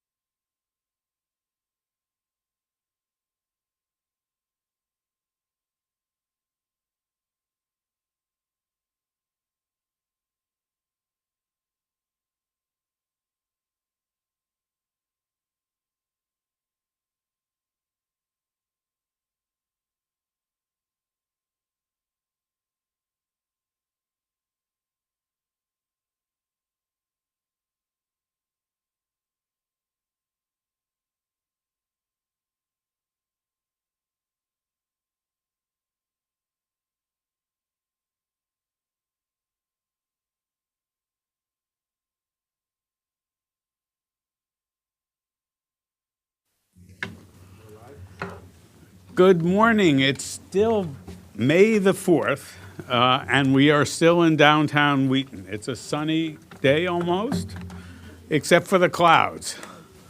But it's sunny in here. And we are on item 8, the Diener School Conditional Use and Preliminary Forest Conservation Plan. With regard to the conditional use, we send recommendations on to the hearing examiner who will make a decision on this. And with that, I'll turn it over to staff. Good morning, Saquon Gatling for the record with Down County presenting the Diener School project. This is a conditional use and preliminary forest conservation plan, both designated number CU 2023-06. And staff is recommending approval of the conditional use with the comments transmitted to the hearing examiner, as you said, and approval of the associated preliminary forest conservation plan.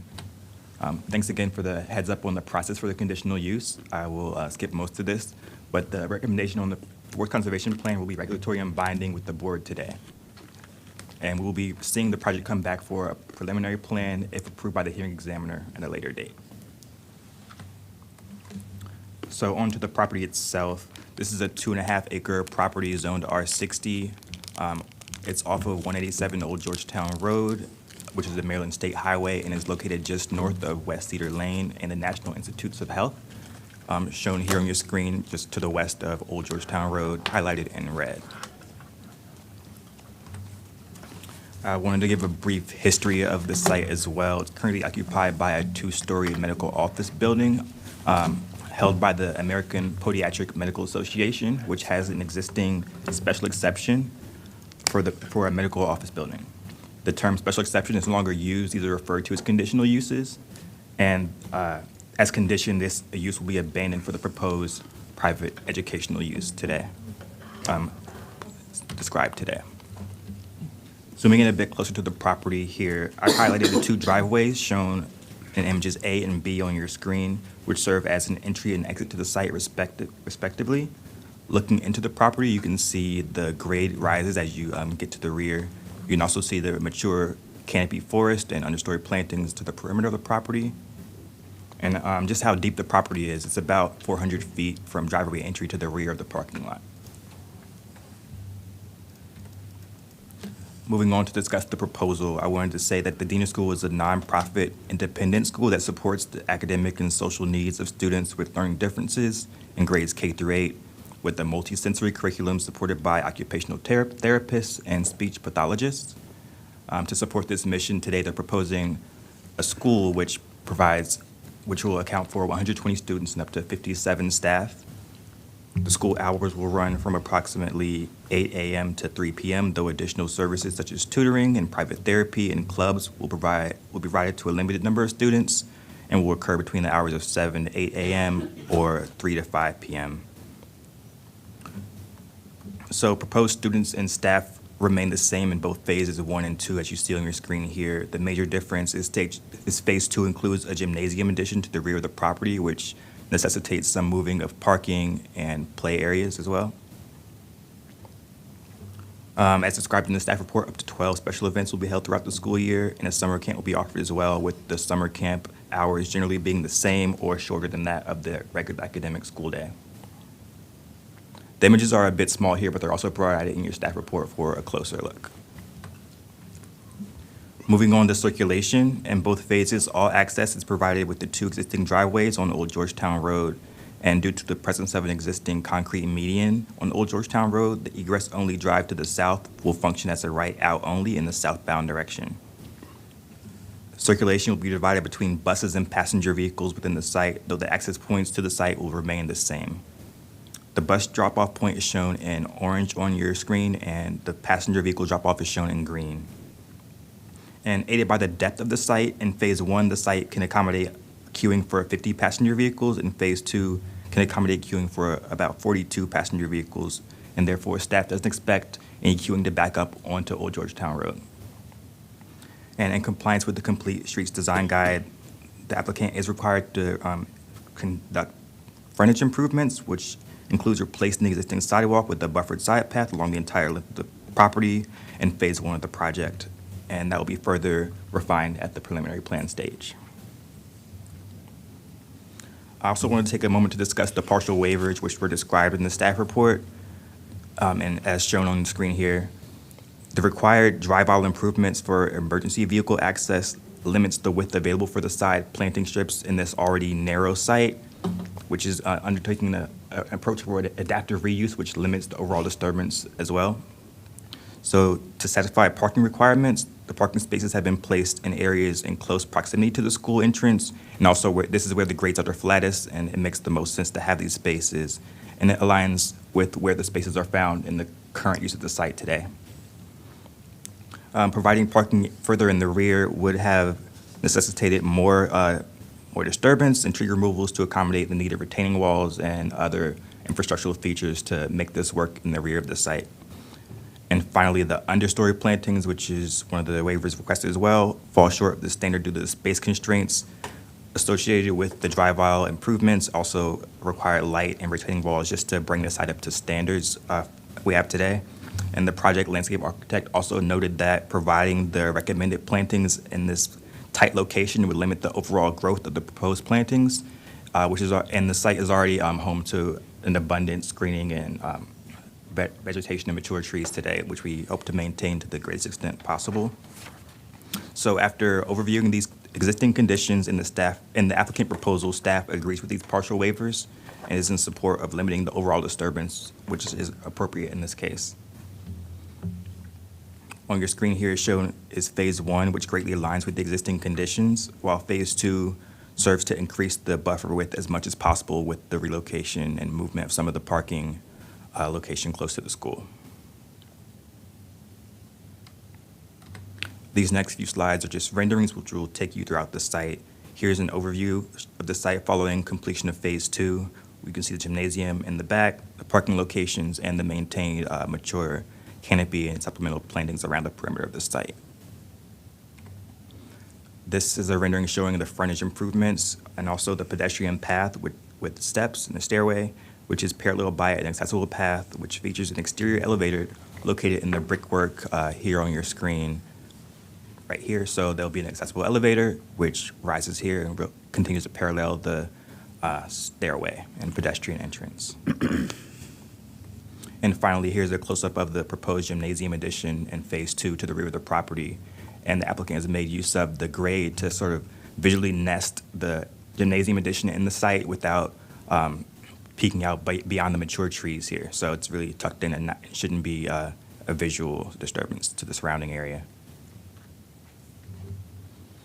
Just briefly talking about the preliminary forest conservation plan, there's about 0.19 acres of forest on the site proposed to remain, and there's a slight afforestation requirement due to the institutional use of the project, as well as the impacts associated, which is proposed to be met via fee in lieu. There's also a variance request for impacts and removals to specimen trees, which staff supports. And with this request, mitigation plantings totaling in 26 caliper inches are proposed. The full details of this are, of course, in your staff report. So moving to community outreach, in support of this application, the applicant has met with the Maplewood Citizens Association and the Wingate Citizens Association following those requests for meetings from those groups. They also met with other individual neighbors and HOAs, including the Maplewood Park Place HOA, and they've also indicated support for the project as well. And to date, no community correspondence with concerns for the project have been received. All signage and noticing requirements have been met, and further noticing for the conditional use public hearing will be handled by the hearing examiner. Staff would like to note that while the reviewing agencies have also been in support of the project, we do need to issue a correction regarding pending agency approval letters for the project. In the staff report, staff made a reference to an approval letter from the Maryland State Highway Administration on pages 15 and 30, and SHA has not yet issued an approval letter for the project because their review of the traffic impact study is ongoing. Staff has been coordinating with this review with SHA since the TIS was submitted in October of last year, and I would like to note that SHA approval is not required by the zoning ordinance at this stage, but will be required at the preliminary plan stage, when this project will come back to the board for approval. Though the hearing examiner does prefer to have this SHA approval letter in hand prior to review, staff can still make the required findings and proceed without final receipt of the letter at this time. Given the evolving the nature of this project, the SHA letter was anticipated but has not been received at this stage. And before transmittal of the staff report to the hearing examiner, we'd like to update the staff report just to clarify this matter, just so it's all straightened out on the record. The applicant does continue to work with SHA in gaining approval prior to the May 12th hearing examiner date and ahead of their preliminary plan submission as well. So with that, staff recommends approval of the conditional use with conditions and comments to be transmitted to the hearing examiner and approval of the associated forest conservation plan. Thank you very much for that presentation. We have two speakers on Teams. The first is Alan Myers, speaking for the Maplewood Citizens Association, if he's there. I am. Thank you. I would like. You have 8 minutes. I know. I think I really, basically, based on what the staff just said, I have no comments at this time, but I would like to reserve the opportunity to make some later on. I have been in discussions with the school regarding SHA's situation, and if it's discussed today, fine. I'd like to provide my comments. We have met with the school on March 15th, and the neighborhood raised no objections to what we heard at that meeting. There may be some additional concerns that may come up by the time of preliminary plan. Correct. This is your opportunity to talk on what recommendations we send up to the hearing examiner. You'll, of course, have the opportunity to speak when the preliminary plan is fired. Is there anything else you'd like to say? Not at this time, unless something is raised that I have not heard in the staff report. Okay, thank you very much. We also have Julian Copeland on Teams. Good morning, good afternoon. Hi, how are you all? We're fine. Happy to be here. Thank you. Please proceed. You have 3 minutes. Thank you. I am Jillian Copeland. I'm the founder of the Diener School. The Diener School was founded out of necessity. Can you hear me? Yes, you're the applicant. No, she's not the applicant. Never mind. Go ahead. You have 3 minutes. Okay. Thank you. Again, I'm Jillian Copeland, the founder of Diener. The Diener School was founded out of necessity when we opened our doors with just 5 students 16 years ago. We have grown to 75 students for the upcoming school year with the wait list. The mission has been to serve the students like my child and hundreds of others who were unable to have their needs met through the county or other private schools. Believe it or not, when I started Diener, there wasn't a school out there that, in my opinion, provided the optimal educational setting which would allow my child to thrive. And thrive he did. He and so many others since our inception. And about 258 students and families today, as of today, are still being nurtured by this program, that they had the opportunity to be educated through the Diener School. There is nothing out there, in my opinion, that nurtures and educates quite like Diener. I see graduates of Diener every day, including my own son. They are living quality lives due to this holistic education, the care and strong foundation they receive from this little gem of a school. We did and continue, especially after the pandemic, to meet a critical need in our county, but we need space to expand to serve more students and families. We are here today for that reason. We need to grow. Diener has been limited in its ability to grow and meet the needs of the community because of limits on the number of students able to matriculate as a result of restrictions in the current lease. We simply don't have space or ability to increase our student body. Our current landlord does not desire to modify the existing lease to allow us to have more students. This leaves us and many students and families in the lurch with few options. The board has letters in front of them and explained firsthand the importance of Diener to these families. It is not unusual for a parent to literally say, and I'm quoting, "Diener saved me and my child." And by the way, I share their sentiments.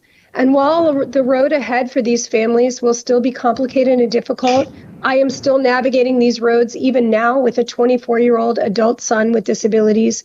The foundation that Diener provides sets these students up for success wherever they go next, private or public, and that is a gift that cannot be measured. It is what we want for all of our children, all of the children in this county, an opportunity to thrive. Thank you for your consideration. Thank you for your testimony. We appreciate it. If the applicant would like to come up, if they'd like to say something, you have the opportunity to do so. Ms. Carrier, nice to see you.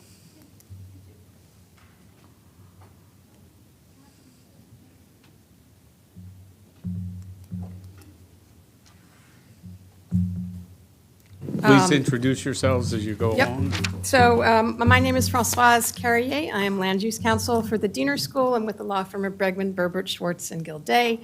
To my left is Kathy Chumas, who is the head of the Diener School. And to her left is Beth Friedman, who is the president of the board. Ms. Copeland, whom you just heard from, is a member of the board, but we thought she would speak as a community member. I mean, I guess we could have had her as part of our panel, but anyway, I didn't mean to be confusing with that. And then I'm also accompanied by our transportation engineer, Katie Wagner, and our civil engineer, Pat LeVay, and we have on virtual, if we have questions for them, the architect, Josh Andrews, and the landscape architect, Jordan Sebastian. So that's our team. I really want to thank the planning staff and DOT staff for working with us on this case. We had some tricky design issues that planning folks were very helpful on, and they've also worked hard to help us stick to what is a very tight schedule. The school really wants to be in the new space the fall of '24, and to do that, we don't have a lot of time to get through all of these steps. So staff's been very helpful that way.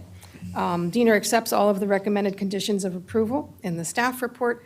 And I'd like, if you don't mind, to allow Kathy Chumas to just talk to you for a couple of minutes about the Diener School and how wonderful they are and what they do, and also a little bit about the need for this conditional use.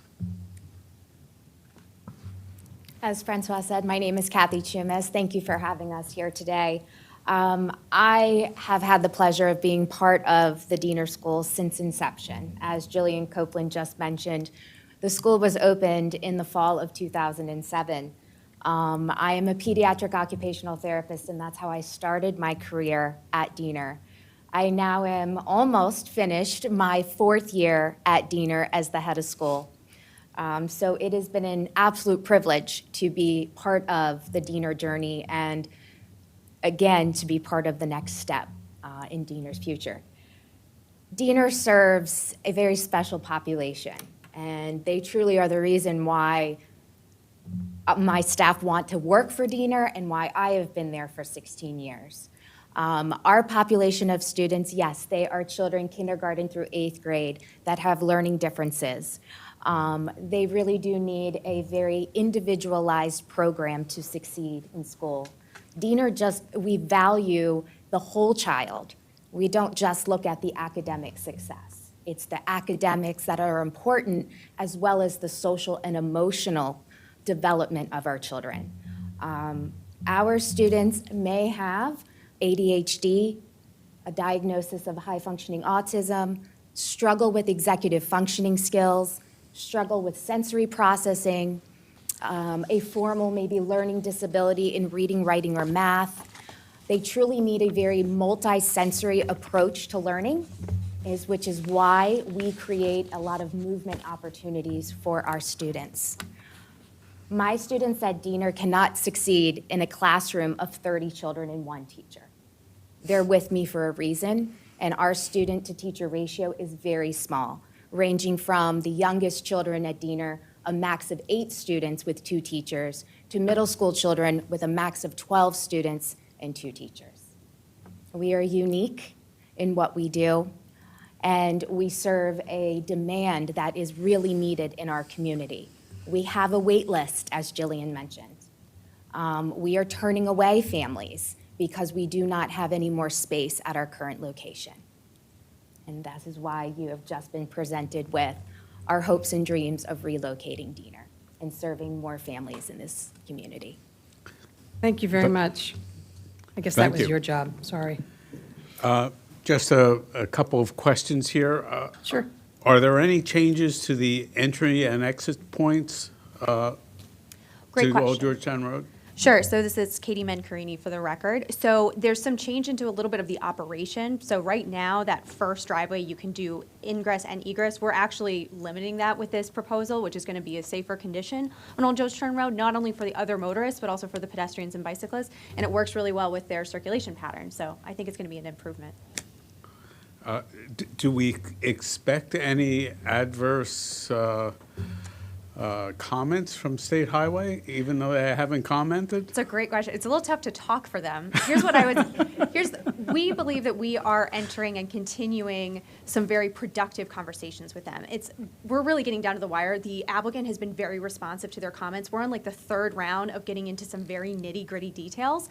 I was really optimistic and hopeful that we were going to get their final comments today. We have comments from, I think, 3 of the 4 folks over at SHA that are producing it. So I'm not going to throw anyone's name under the bus, but we are waiting for a certain individual to come to the table with what their needs are, and we will gladly entertain those and work them out together. We're going to try to avoid, it's a balancing act. We're going to try to make sure that we appreciate and account for the trips that are generated by this use specifically while balancing the background, while also trying not to create any unnecessary conflicts for the adjacent streets and the adjacent neighborhoods. It's a little tricky here, but given the guidance from the LATR, which has been approved by the council, we believe there's a solution on the horizon. Commissioner Pinero, you have something? Yeah, I have just a follow-up with that. So right now, I mean, we're waiting for TIS, but in terms of the driveway, going in and out, the entrance and the exit, is it, in your opinion, is it wide enough to accommodate buses and emergency vehicles right now? Yes, sir. And in terms of Old Georgetown, how, I mean, obviously, there's not going to be a traffic light or anything of that sort, but how do traffic go in and out of Old Georgetown? Sure. Do you mind pulling up the circulation diagram? That might be helpful. Perfect. Excellent. Nice. Okay. So first and foremost, I would have loved for the driveways to be a little bit tighter, but I recognize, as you said, we have buses coming in here and we need fire access. So we are at the tightest that we can be while still accommodating vehicles. Okay. So we're good there. In terms of how they come in, so you can't see it quite on this screen, but there's a median running down the entire site. So they come in, making a right turn, which is your easiest turn to make, right? Because it's right there. And then you're going to make another right turn onto Old Georgetown Road. We currently have a sign there that will continue to be there that says, don't block, right turn only. But that's actually how it functions today. And I've had no problems getting out of this site. And certainly they have substantial queuing space for this. So our biggest concern really is trying to make sure we don't have queuing northbound. Yep. And so having substantial on-site queuing space, and I've actually seen them do it at their current site. They have a really good system. No, the parents never get out of the car. So you bring up 5 or 6 vehicles, staff comes and get the kids, and then the parents can get into the queue to get out in a very orderly, clear fashion. Does that address both of your questions? Yeah. Great. Yeah, it does. Okay. Thank you. My pleasure. Please, Mr. Bartley.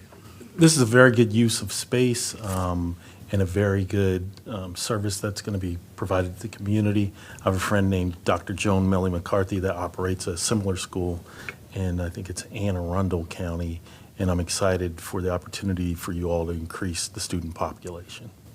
Thanks. As excited as I am, I still have some questions. One of the things, it looks like there's parking immediately adjacent to a playground area. And I always wonder about barriers to cars, since cars seem to like to go into buildings. I don't know why they wouldn't like to go into playground areas. Yeah, right. And I don't know what barriers you have or propose. We're looking at wheel stops, and that's even required by the code. So yeah, I do not see cars going in past their stopping point. So there'll be wheel stops on all those parking spaces? Yeah. That's a good thing, I think. Very good. And also, we should remind ourselves, too, that the staff and the parents are going to be very well aware of the site and the people using it. So I think there's going to be excess of caution on this site. I really think that people are going to be moving slowly and being aware of children being in perhaps unpredictable places. If I could offer And one little clarification. The site is actually going to have gates. You see the red dashed lines on there. There will be gates so that will only be open during pickup and drop-off. And even better. right, so the public will not be accessing the site past those gates. Only staff members will be parking in that area, so there'll be people who are obviously very attuned to the safety of the children. And Thank you for that. I didn't recognize the gate routine. yeah, it's not super obvious. You know, it's necessary because this population, sometimes there are elopement issues, and so the children need to be, you know, it needs to be secure that the children are not going to be running off anywhere. And the variance that you're looking for is for the setback?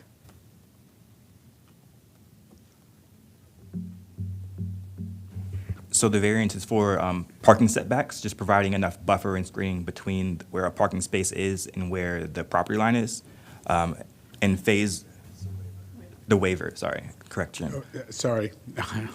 So in phase one, where the parking is pretty much where it is in the existing use of the site, there is some buffer there, but on the southern side, the parking is a bit closer to the property line on the bottom. In phase two, that'll be moved closer to the building, and of course, there'll be restored planting there as well. And with the existing condition having mature trees and a hill incline as well, we think the buffer that is proposed meets the intent, so the waiver we support. So that waiver is only needed for phase one? Yes, the tight space here on the south does get increased with phase one as the parking moves away from the property line. And it's an institutional use to the south? Or is it an office building? I have a feeling that we need waivers in both phases. On both sides? Oh, in both phases? In both phases. So that parking stays in phase two? Go back one slide. The blue area to the right, furthest to the right, that stays or goes in phase two?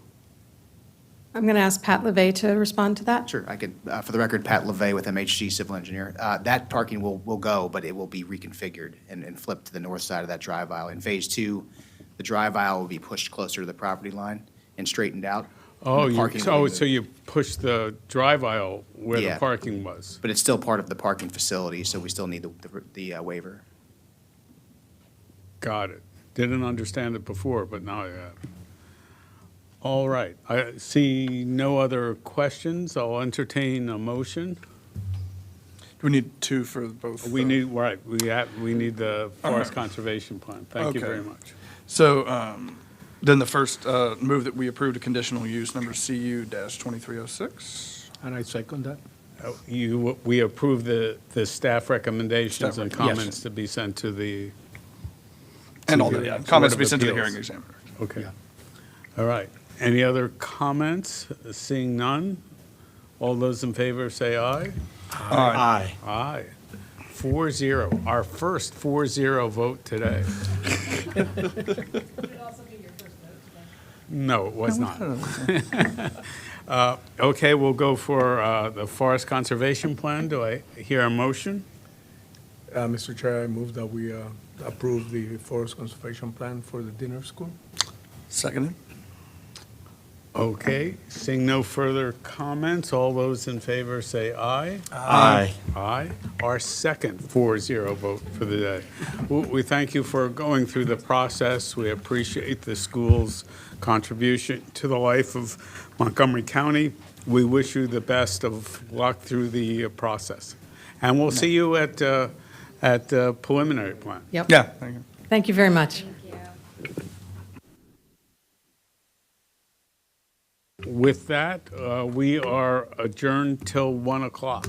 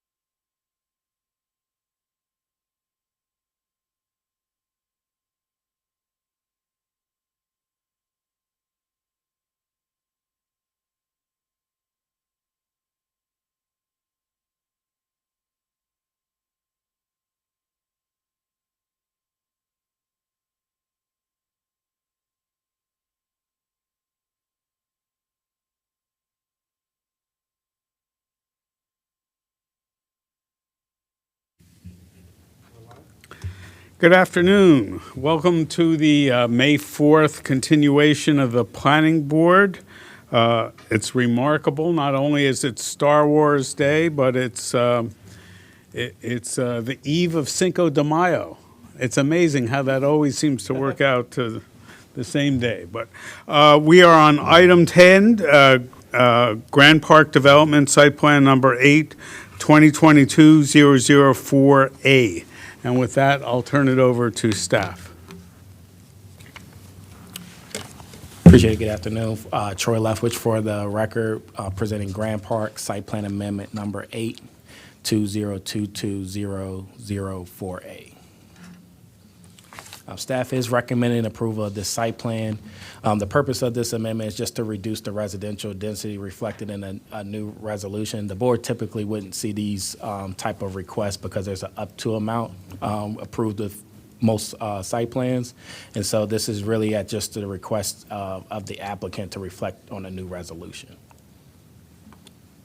Okay. For context for the board, the property is located in the 2010 White Flint sector plan area, really just focusing on the phase 1 boundary, but it doesn't, the overall project does include a larger preliminary plan boundary that's a little bit under 6 acres. And then there's also lot 2 that's a part of a future park dedication. But the purpose of this amendment is just really focusing on the phase 1 area.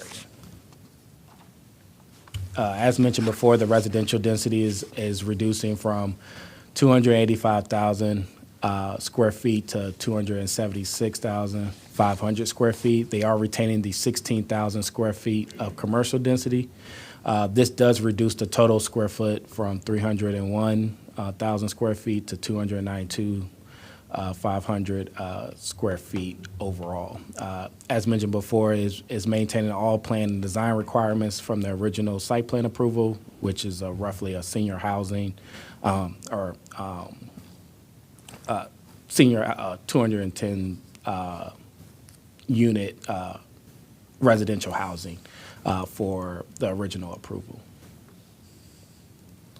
As part of this amendment, there was updates to the data table that was reflected in the staff report, but there are some additional red line changes that are being represented here for the board, but that doesn't, those changes don't reflect any changes to the requested density and the overall density that's being requested today. And then also there's no change to the overall square footage from the original overall preliminary plan approval. At this time, we have not received any correspondence as a data staff report, and we are recommending approval of the site plan amendment with conditions and red line changes that are shown within the presentation. That concludes my presentation. Look forward to any comments or questions. Is the applicant here? Does he want to say anything? No. They're on the line, but. Oh, Pat Harris. Ms. Harris, do you have anything? Yes. Good afternoon. No, I would, only because some planning board members may be curious. The reason for this is just to make it perfectly clear what the remaining density is for the rest of the site, which this applicant does not control or own, so that when the remaining portion of the site gets developed, it's clear what the development potential is. Thank you for that. Otherwise, I would not have understood any reason for it to be here. I realize it's an unusual request. Okay. Does anybody have an unusual motion? I move that we approve Grand Park Development Site Plan Amendment Number 8, 2022-004A, with the conditions included by staff, which were quite extensive and very detailed. Do I hear a second? I second. Okay. Hearing no other discussion, all those in favor say aye. Aye. 4-0. Thank you very much, Ms. Harris. Thank you, staff. Thank you. Thank you. Thank you. Thank you.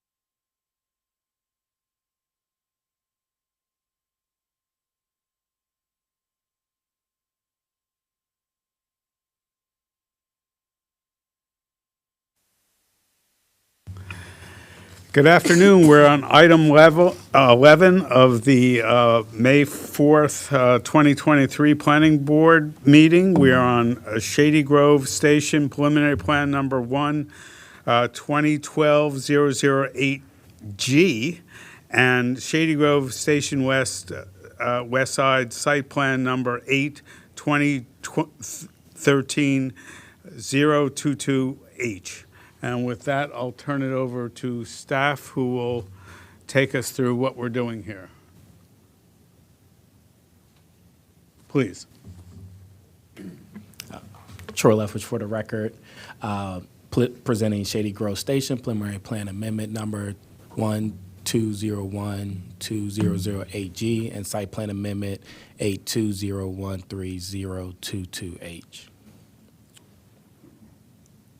One clarification for the record, there was mention that on the agenda that there were no changes to the lot lines for the townhouses, but they are, it was correctly reflected in the staff report and in the noticing. So the clarification error was only on the agenda notification. Thank you for that.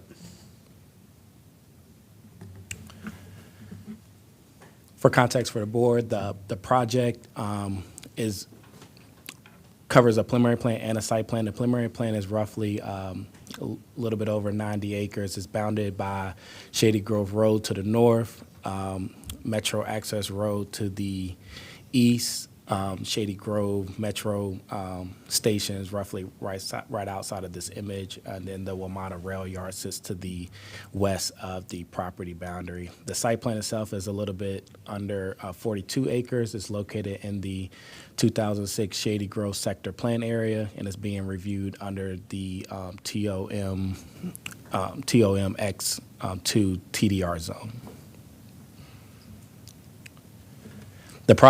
This amendment includes an increase of 5 new townhouses. That increases the preliminary plan lots from 751 lots to 756 townhouse lots, and that increases the site plan townhouses from 406 to 411 townhouses within blocks T and R that's highlighted in blue for reference for the board.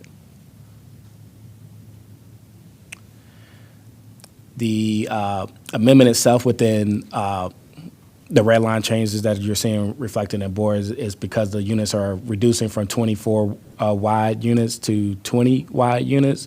That's that increase, that change in units allows for the increase of 5 units within the block. And then it's also an increase of 1 workforce housing unit. As mentioned before, there's no changes to the lot lines of the townhouses, or sorry, there are changes to the townhouse lot lines, and then there's no changes to the block layout, block design, right-of-way widths, and streetscape design, as you can see within this red line exhibit. The project meets all the requirements of Chapter 50, 59. There's also includes the pedestrian vehicular circulations are adequate and safe and efficient. It's also consistent with the 2006 Shady Grove sector plan, and then it also meets the requirements of Chapter 22A.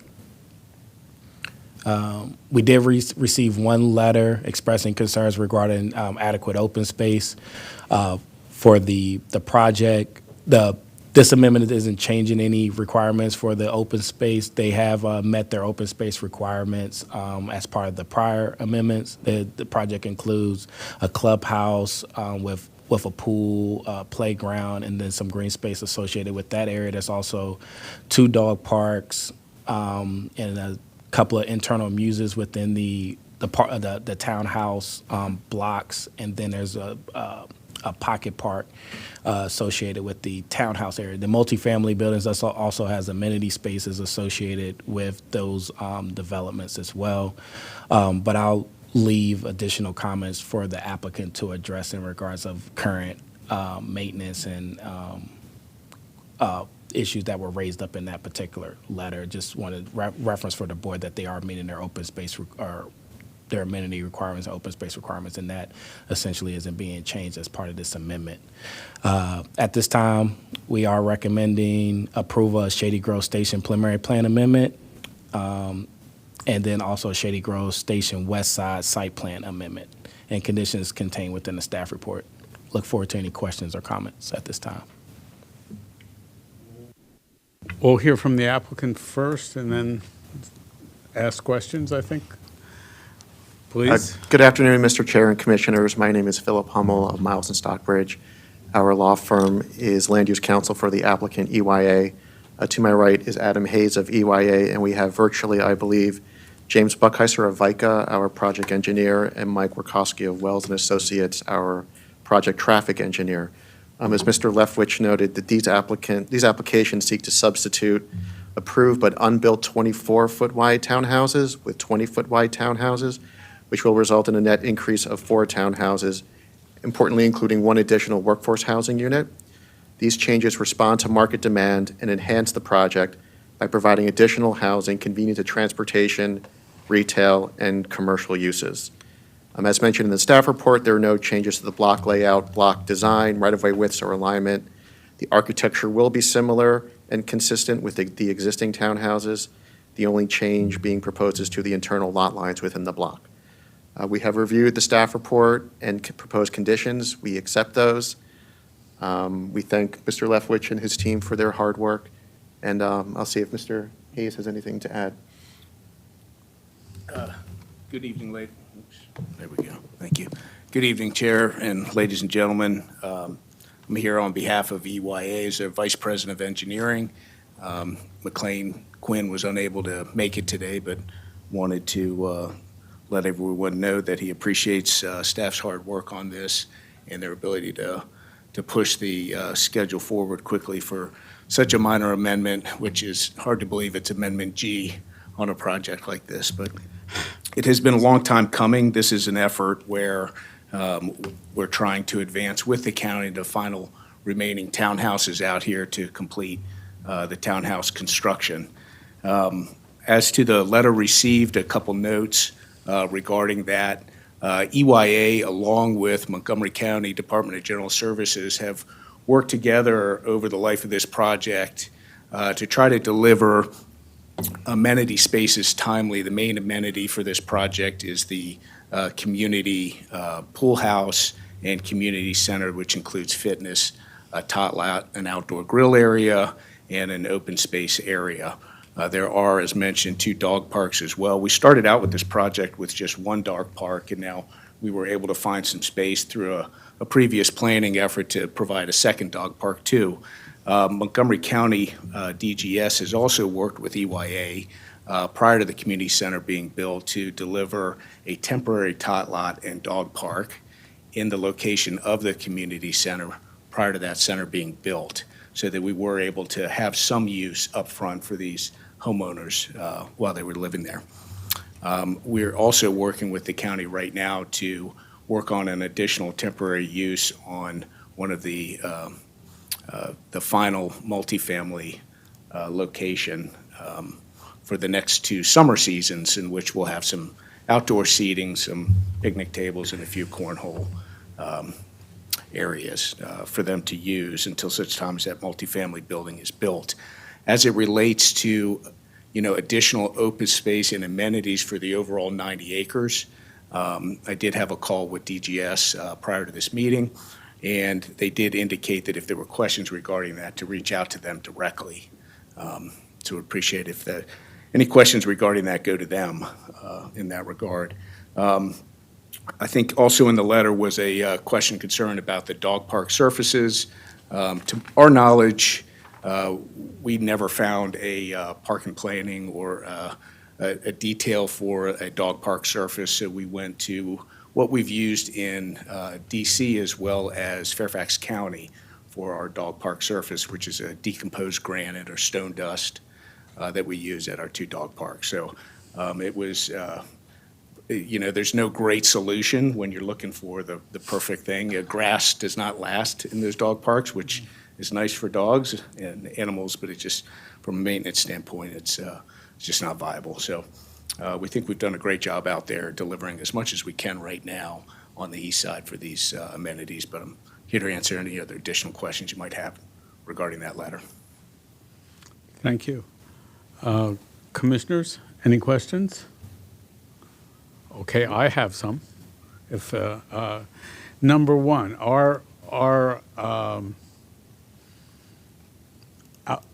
outdoors open space requirements do not vary with the number of units. The fact that there's 5 more doesn't affect the number because they already had excess open space? Or there's no relationship between the number of units and open space? Yeah.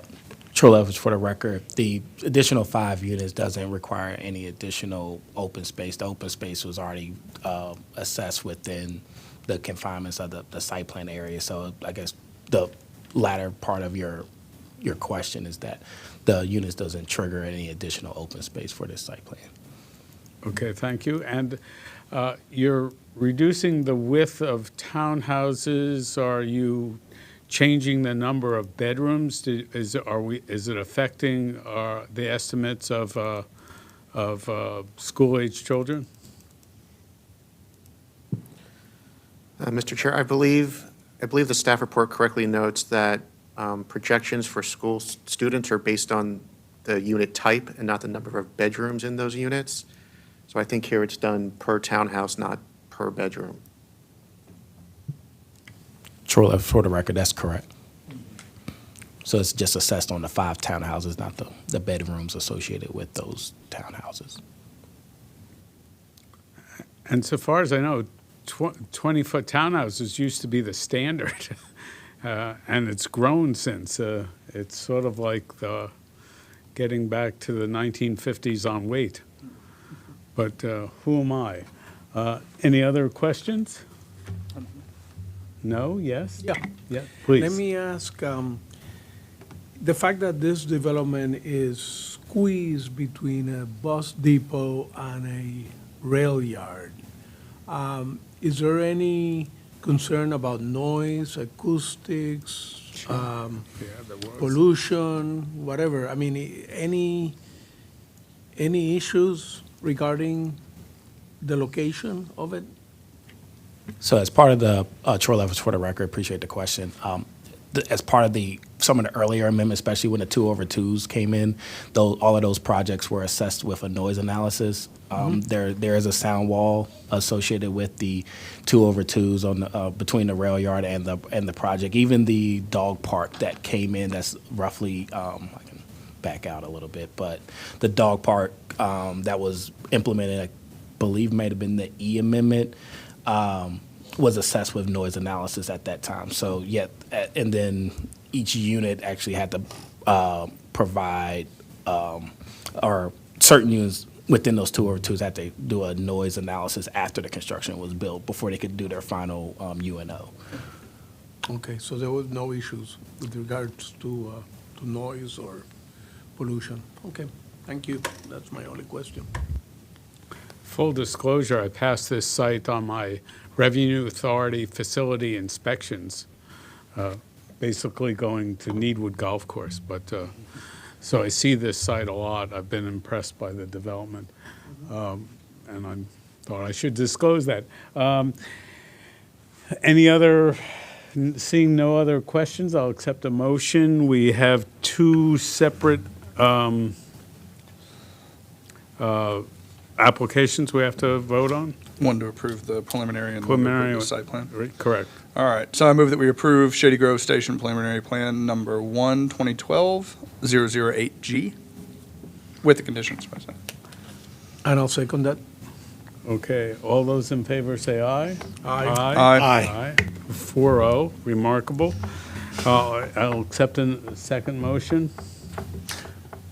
I will move to approve Shady Grove Station West Side Site Plan Number 8, 2013-022H with And I'll conditions. second it. And moved and seconded. All those in favor say aye. Aye. Aye. Thank you very much. Thank you, we appreciate it. Thank you for your good work. Thank you. Thank you. All right.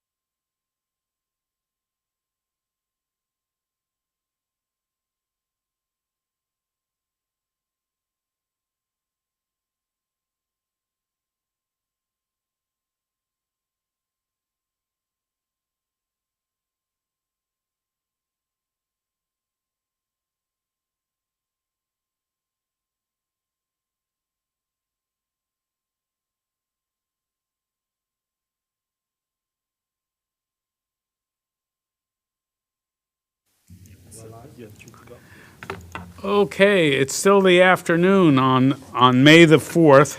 We are on item 12 at the Planning Board in downtown Wheaton. This is the Great Seneca Plan, Connecting Life and Science Community Engagement Report. This is an opportunity for us to be informed by some planning interns in the department, but with that, I'll turn it over to staff.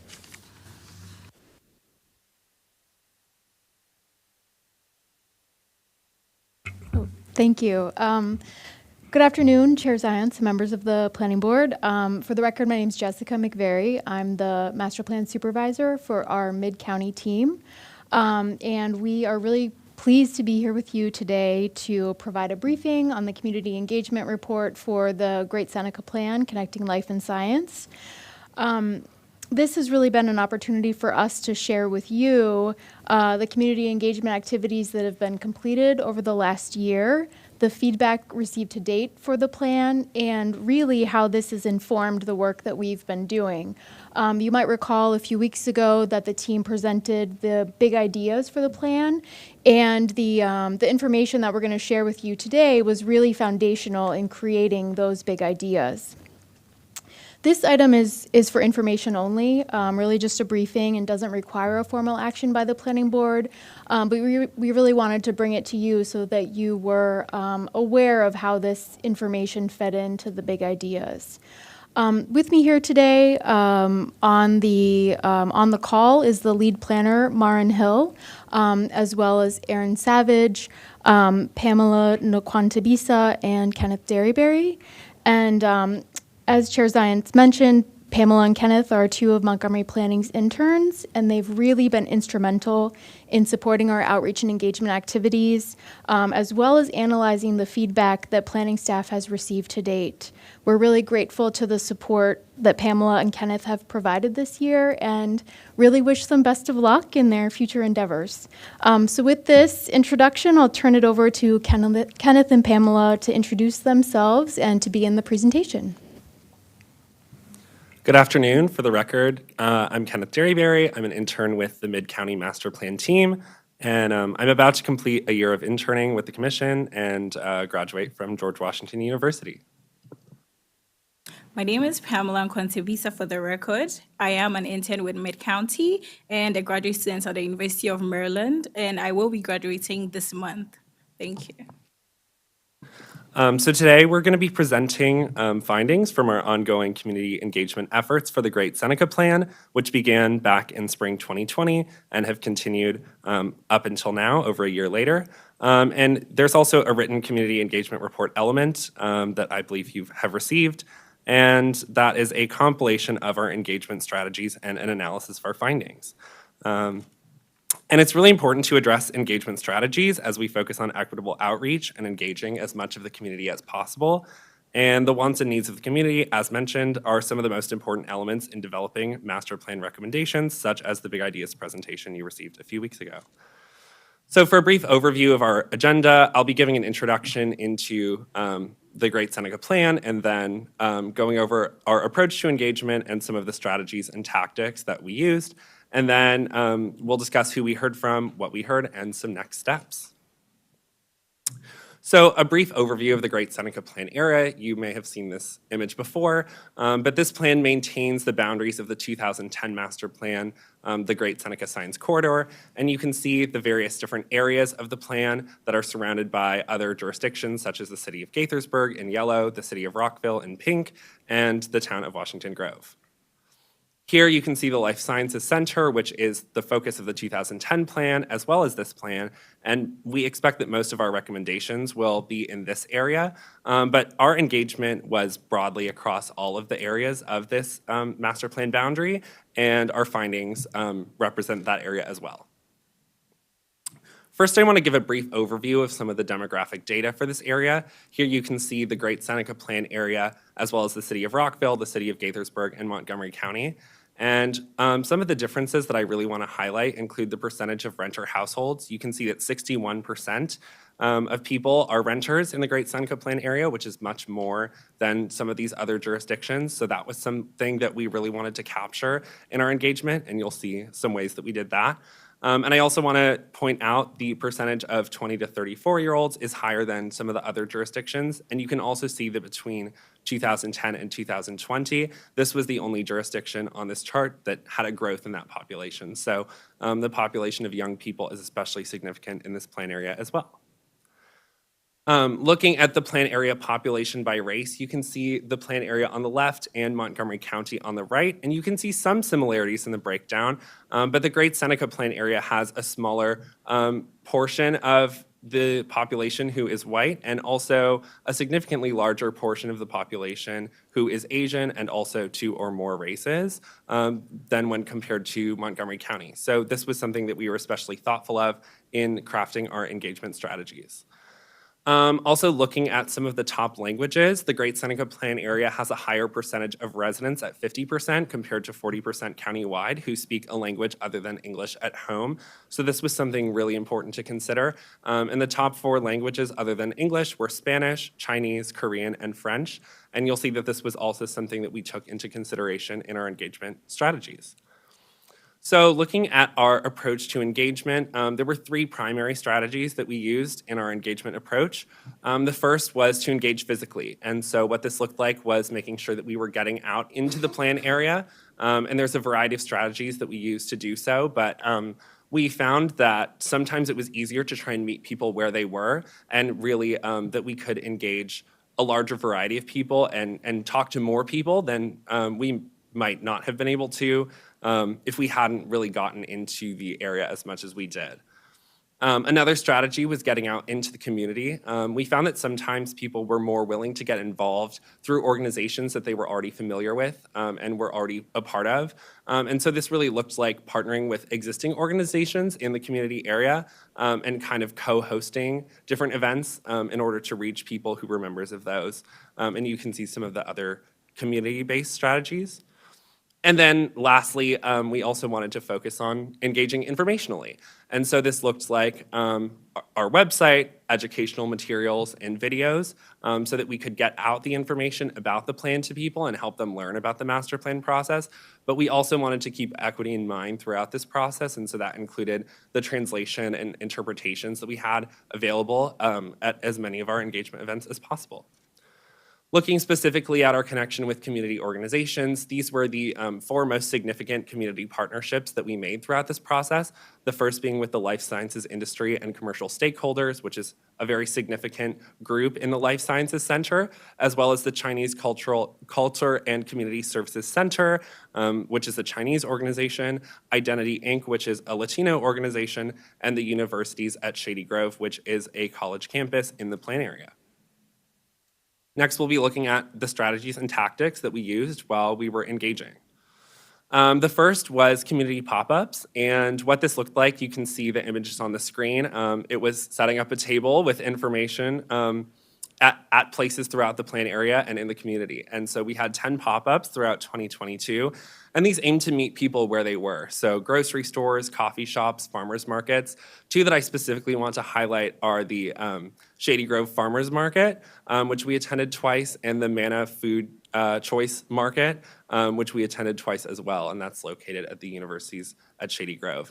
And we also tried to spread these out throughout the week and also throughout the day. So we had pop-ups that were in the morning, midday, in the evening, and also on weekends to try and capture different populations of people who are available and in these areas at different times. And at these pop-ups, we discussed the plan, we distributed materials, and we promoted additional upcoming events to try and continue engaging with these people that we met through the pop-up process.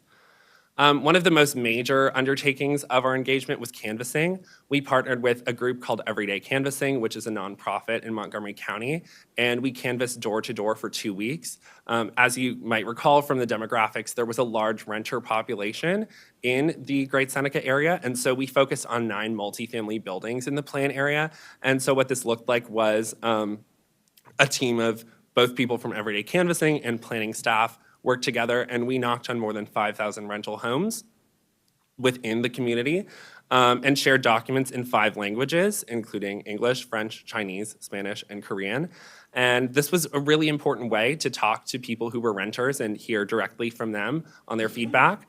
And our teams also included people who spoke some of these languages so that if someone didn't speak English, we could still hear from them about the plan.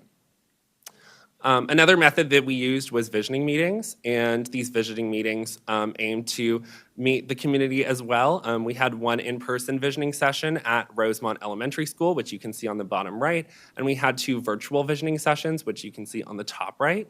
And at these visioning sessions, we would inform people about the plan and the progress on the master plan so far, as well as aim to hear their feedback, thoughts about the community, and use different activities to elicit their responses about what they want to see going forward for the Great Seneca area. Now, here's one of our community partnerships that I mentioned. This was with the Chinese Culture and Community Services Center, and this is a Chinese community organization in the area that provides services to the Chinese community. And with them, we co-hosted 2 in-person meetings where people got to learn about the plan and provide feedback to us and provide their vision for the future, as well as at our second meeting, we updated them about the progress of the plan at that point. And at these meetings, we translated the presentation and materials into Chinese to really try and make it as accessible for this community as possible. Another organization that we partnered with was Identity Inc. And again, this is a community organization for Latino youth and families who provide services to them. And we had an online meeting over Zoom that was a partnership with them, and the presentation and the materials were both entirely in Spanish, which was important and significant in trying to reach out to this community, especially if you recall the large percentage of people who primarily speak Spanish at home in this area. Additionally, we had an event at the Universities of Shady Grove, which was another community organization we partnered with. And again, this is a campus within the plan area with a significant amount of commuter students who commute in from elsewhere to come to this campus, as well as some students who live within the plan area as well. And because there's a significant amount of young people who live in this area, we really wanted to hear directly from students and capture their thoughts, as well as the process of commuting to the campus and ways that transportation can be improved. And yes, so we had one in-person Envision session on campus at the university. Another strategy that we used was called React Map, and this is a program where we positioned yard signs in public right-of-way at strategic locations throughout the plan area. You can see an example of one of the yard signs on the bottom right, and these signs had unique questions at each location that were printed in English on one side and in Spanish on the other side. And if you texted that number listed on the yard sign, it would take you to a QR code where you could provide feedback.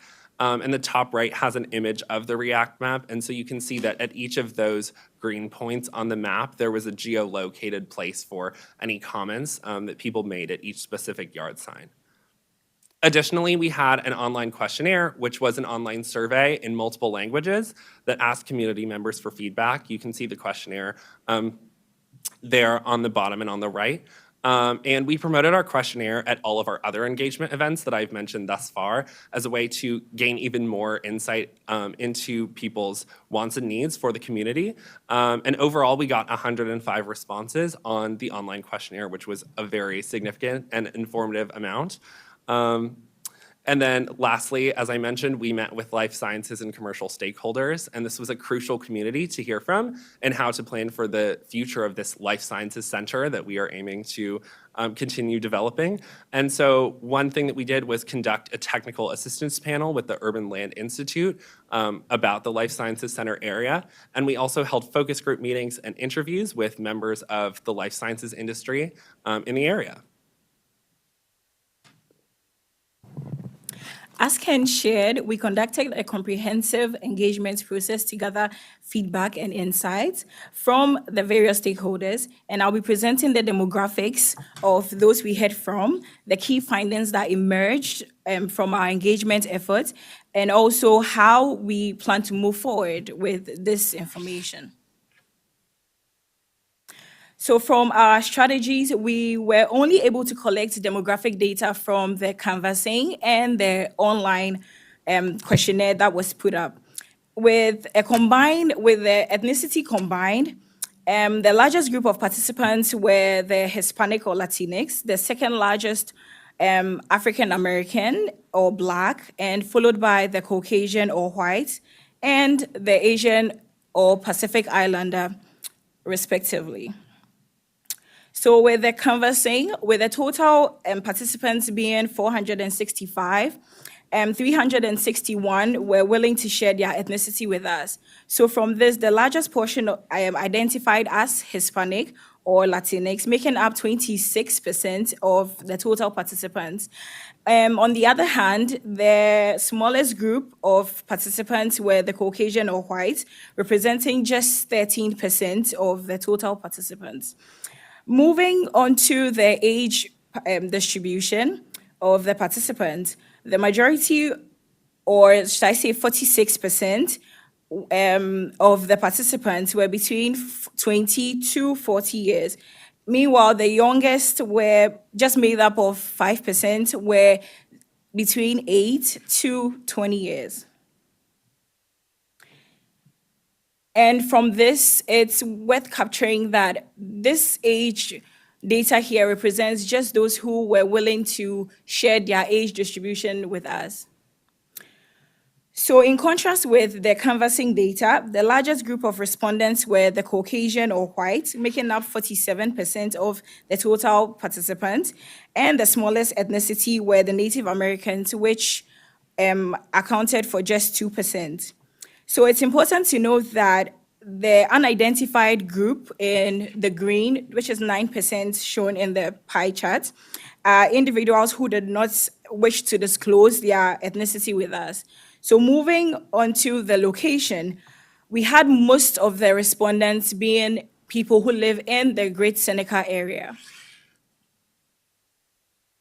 So I'll also be sharing what we heard, and through our strategies and our tactics, we were able to hear from a variety of individuals and groups, and I'm excited to share their thoughts and some of the ideas that they came up with.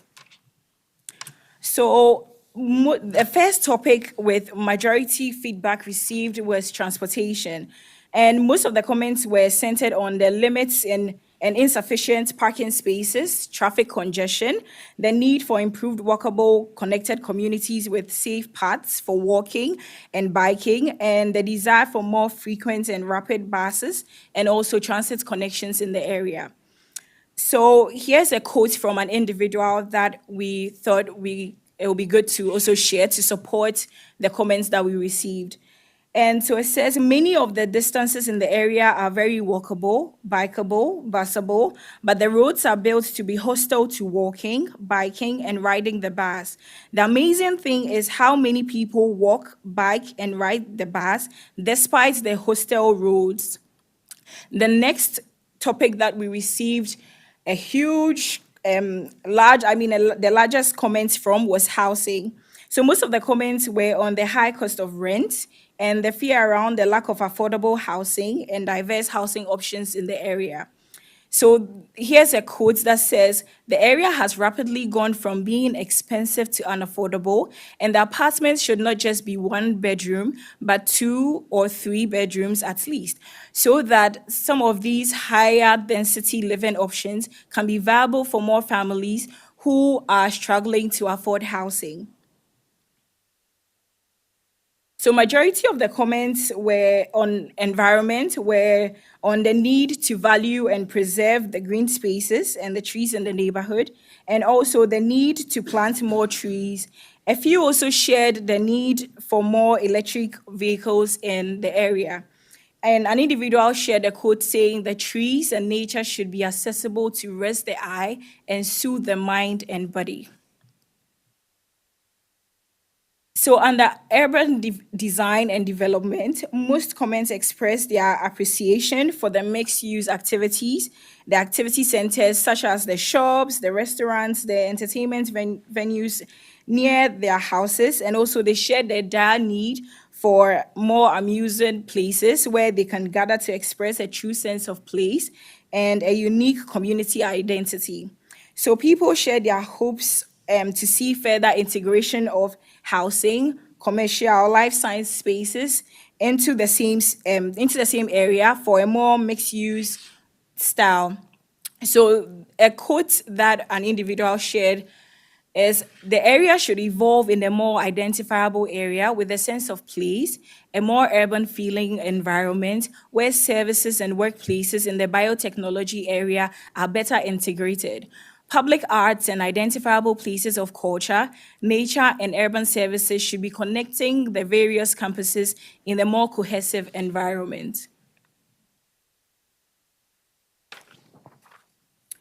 So we received a few concerns concerning schools, and most of them were concerns about the capacity of the schools in the area and then the classrooms. So they also shared the fact that there's a shortage of teachers who work with kids who have disabilities. And aside these comments, we only had other concerns that were generally about like the schools being like good, and also complimenting that the schools are said to have high ratings in the area and then the state and then also nationally. So to support this, we have a comment that says schools are overcrowded, especially high schools, great schools and sports amenities in the area, and I wish my kids could safely walk to school. So parks and recreation comments focused on the need for more parks in the area and also parks with playgrounds for kids, recreational centers, sports fields such as soccer fields, basketball courts, baseball, tennis, and then pickleball courts. So a comment that was shared by an individual says, I want to see a big park here so we can relax, picnic, and gather to release stress. Comments on the economy and real estate of the area. So most of the comments were on the dire need for a diverse job opportunity, and then business or job centers where people can go to apply for jobs. And to support this, there's a quote that says, there's space and opportunity and a talented job pool in Montgomery County. And we need to bring jobs that are not just service jobs, but high quality scientific and tech jobs. Lastly, we received comments about the public health and safety in the area. And so with this, most of the comments were on the increase in the criminal activities in the area, such as car vandalism, gun violence, and the need to have the police presence in this area. So to support this, there's a quote from an individual that says, things are not all that safe as compared to before. It really needs to improve, and we really need to put an effort when it comes to security and safety. So I would also like to share some of the next steps moving forward with you. So next, we plan to continue to meet with the stakeholders about the big ideas. And also we plan to create an interactive online map with the big ideas where we can receive more feedback from the community. We also plan to have a public meetings about our recommendations in the coming fall. We also plan to present the working draft back to you and also have a public hearing in the fall as well. Thank you. You're done? Yes. Questions from the planning board? I can go again. It's fine. Thank you for that report. I just wondered, first of all, on words, strategy and tactics, not techniques. That's the word that we use for community engagement, is what tactics we use. Kind of an interesting word, I think. Tanya Stern, Acting Planning Director. I think as this presentation demonstrated, there are multiple ways to engage with residents. And so to me, when I use the term tactics in terms of community engagement, that's what we reference. Strategies is sort of a different, it's sort of more thinking about the objectives of what you're trying to accomplish. It's about making sure that you are reaching and using different tactics to reach residents who speak different languages. So we can have a conversation about that, but that's that's how I define the term tactics in the context of community engagement. I don't know if anyone else on the team wants to speak to that. I can speak to that. Carrie Sanders, Chief, Mid-County Planning.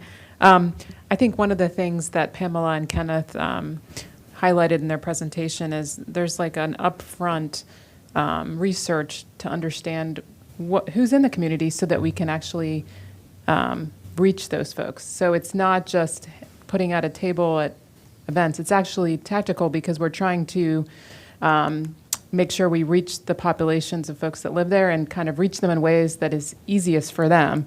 And that might mean that we, for instance, need to go to specific events to reach those populations and be a bit more tactical than we would be in other instances. I think we've continually evolved our communication strategies over time in the planning department. We're always open to like trying new things and learning new ways because we know that we're not perfect, and that, you know, at some point we are going to maybe not reach as many people as we want to. So we try to learn from those experiences and be more informative about it. And frankly, we are always open. We had a meeting last night for the University Boulevard Corridor Plan. We're always open to the community telling us, look, like, we like you to reach us this way. We don't like you to reach us that way. So if the board has suggestions too today, we are very open to that. All right, I grant you that. I am struck by the technique of door-to-door canvassing and how successful you were on getting people to answer the door, number one, and then answer questions after they answer the door.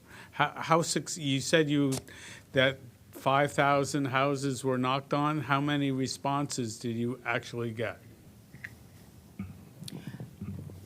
Pamela again for the record. So with the canvassing, we focus on like weekends too. So then times when we will have like people at home. So then going during the weekend, we knew that we'll have like, there'll be high chances of people being at home for us to like get more feedback from the community. And also aside that, their days, we also check like the time. And everyday canvassing is already like most before we go for canvassing, they get familiar with the area. So then they know when and then how to go about it, how to get the information from the people in the first place. So that's another thing that we put into consideration when canvassing in the area. I understand you went when you thought people would be home. How successful were you? Did 50% of the people answer the door? So yeah, I would say we were successful. So we had a total of 465 people participating. And Out just of 5,000? Oh, so the 5,000 were the doors that we knocked, and unfortunately we didn't have like everyone in there. So the people who were willing to speak with us and interact with us and share their ideas were just 465 people that we out of received feedback 5,000. from. Yeah, and some of them also filled the online questionnaire because some of them mentioned that they did not have time. So we just gave them the QR code for them to fill the online questionnaire. So the data of the people we interacted with during canvassing, some of them happened to give us feedback in the online questionnaire. Sure. And, you know, I certainly would not have expected you to be anywhere near 100% for sure. But it's interesting that you're a little bit below 10%. But, you know, we have to try what we can try. That's all there is to it. The phrase expensive to unaffordable, did you try to investigate the meaning of that? Because anybody who's answering the question who's a resident, it's not unaffordable, they're there.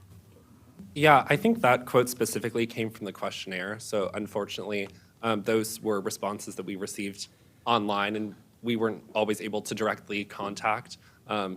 We could not contact those people back in response.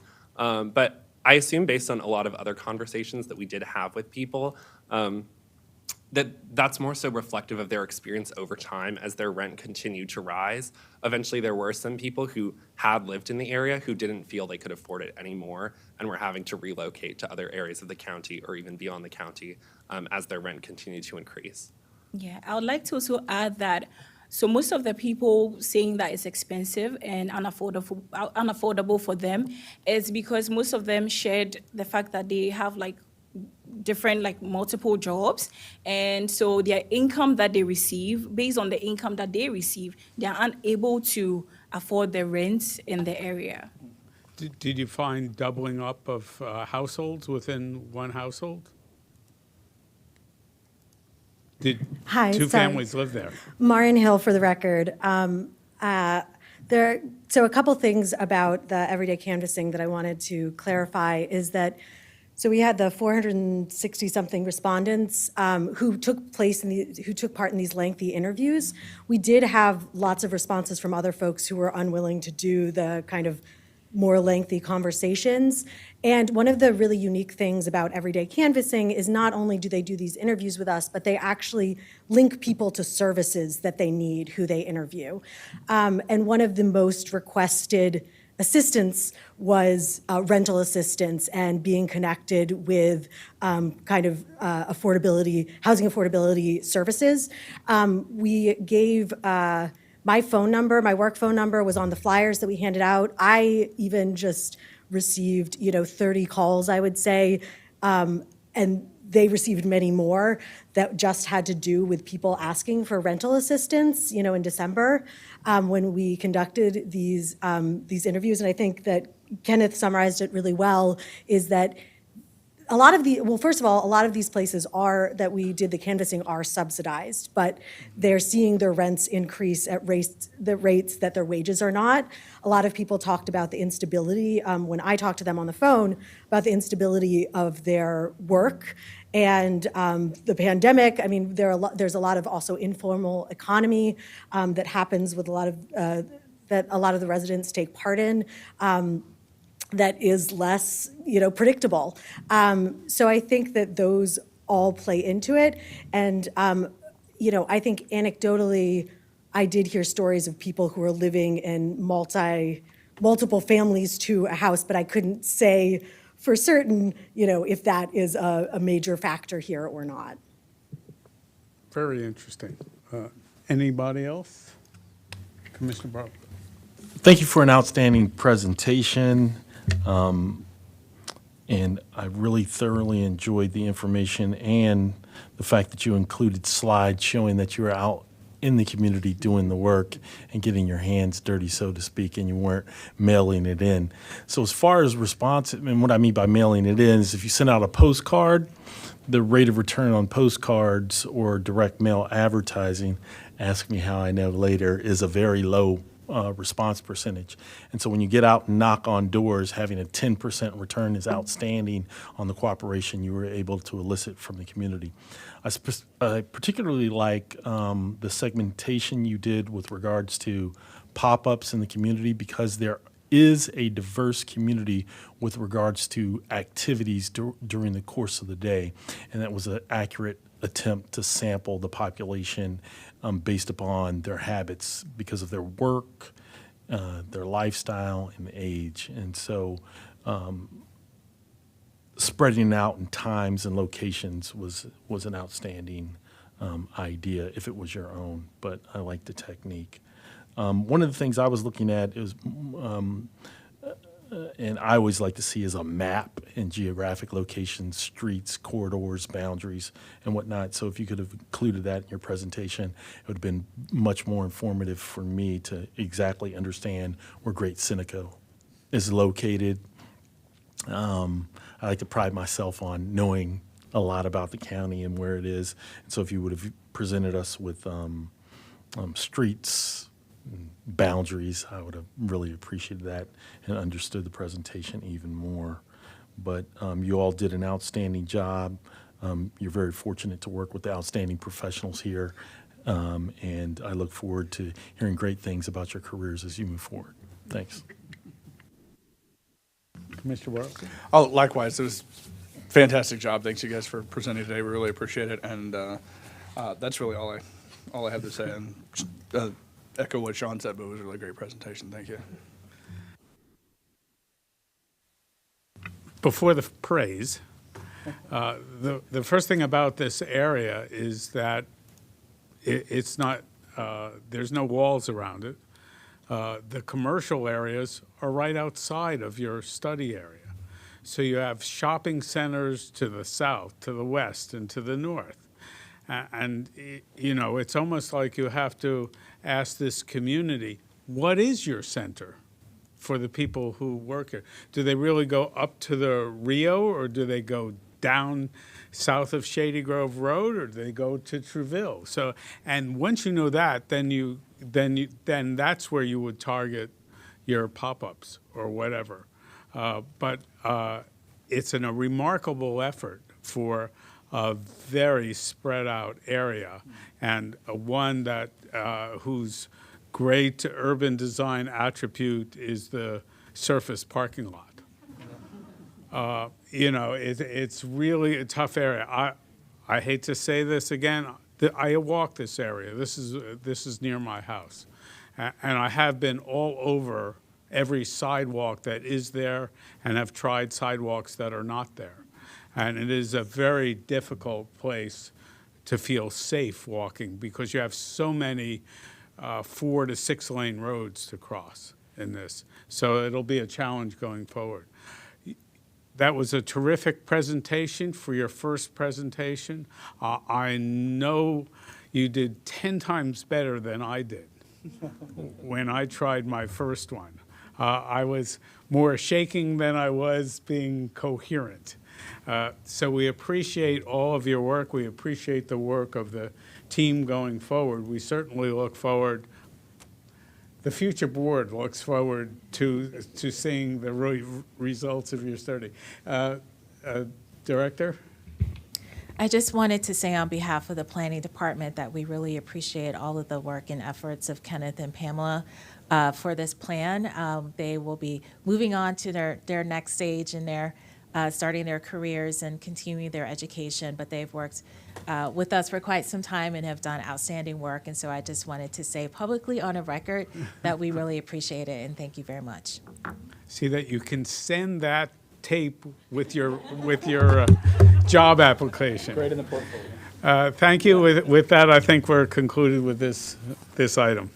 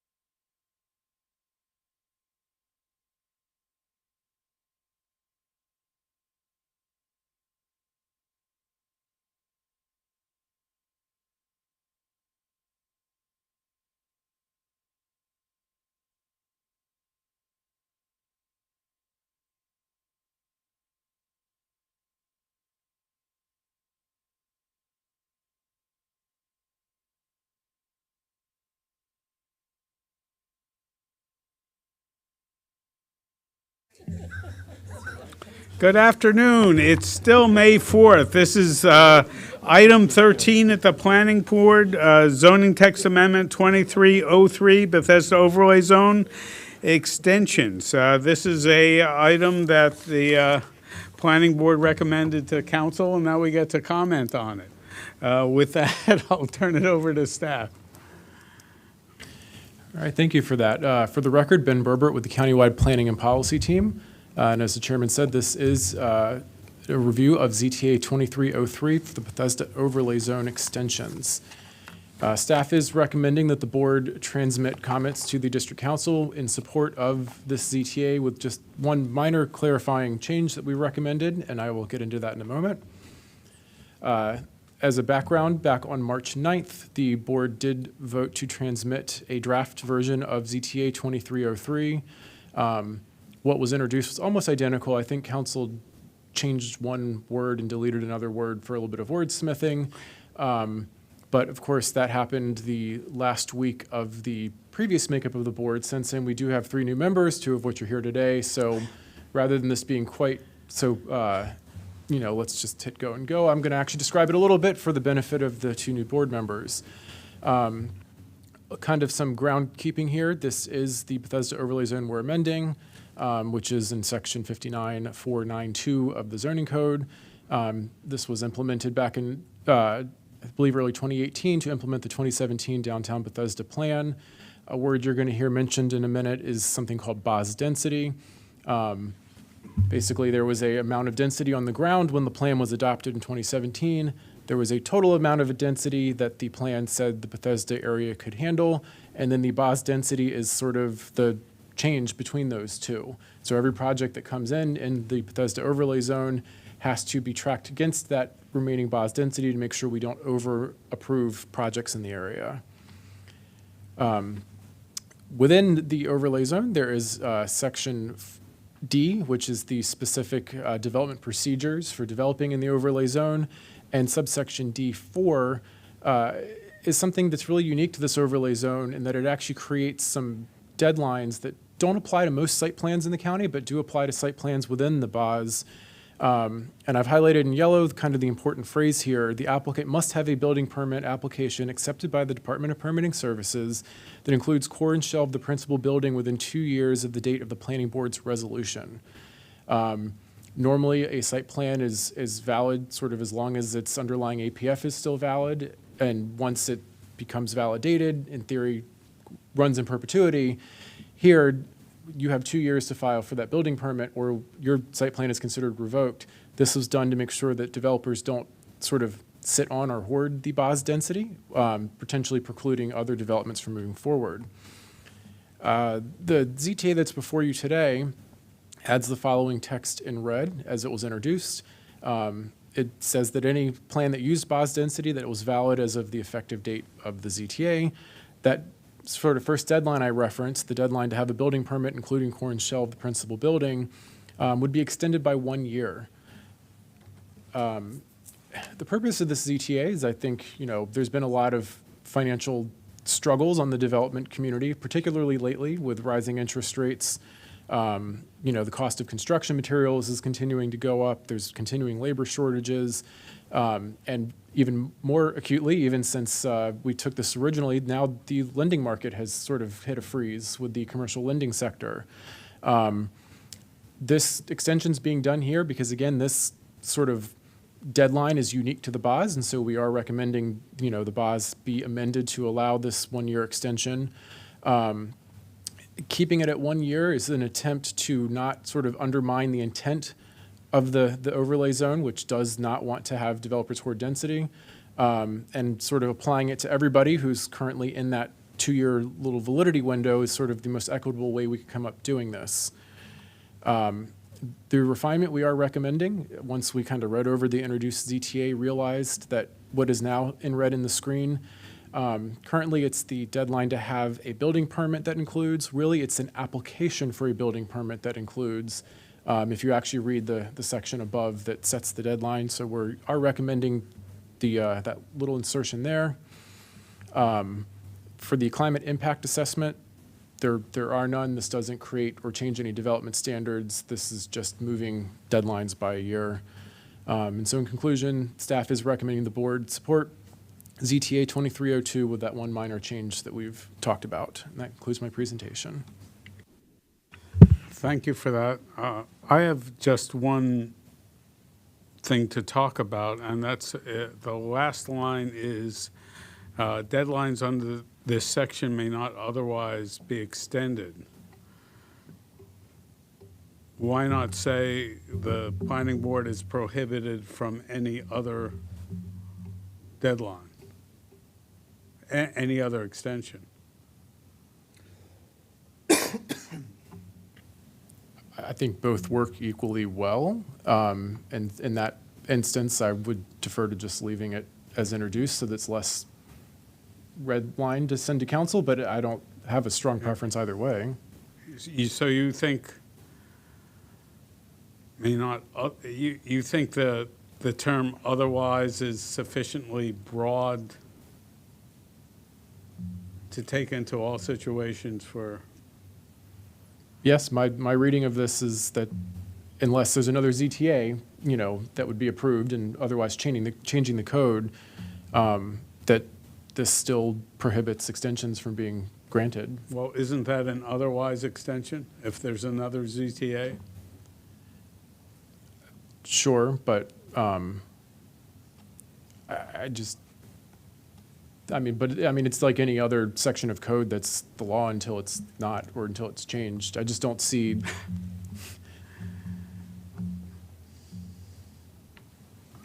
Council is okay with the otherwise phrasing? Allie Myers, for the record. Yes, I think so. I understand the specificity of identifying the planning board in this case, because that would be the one to grant extensions. But I also don't believe that as written, it would prohibit a future ZTA. I think a ZTA could still be filed as Ben mentioned. It's the law until it's not. It's to delete the otherwise. It would delete the word otherwise. Okay. Anyone else want to talk on this topic? A hotbed of discussion. I'll entertain a motion. All right, move that we transmit the comments to the council in support of ZTA 23-03. As recommended by staff. As recommended by staff. Thank you. Do I hear a second? Okay. Any further discussion? Seeing none. All those in favor say aye. Aye. Aye. 4-0, a common vote for the day on May the 4th, so it's appropriate. There you go. Okay, we're pausing again.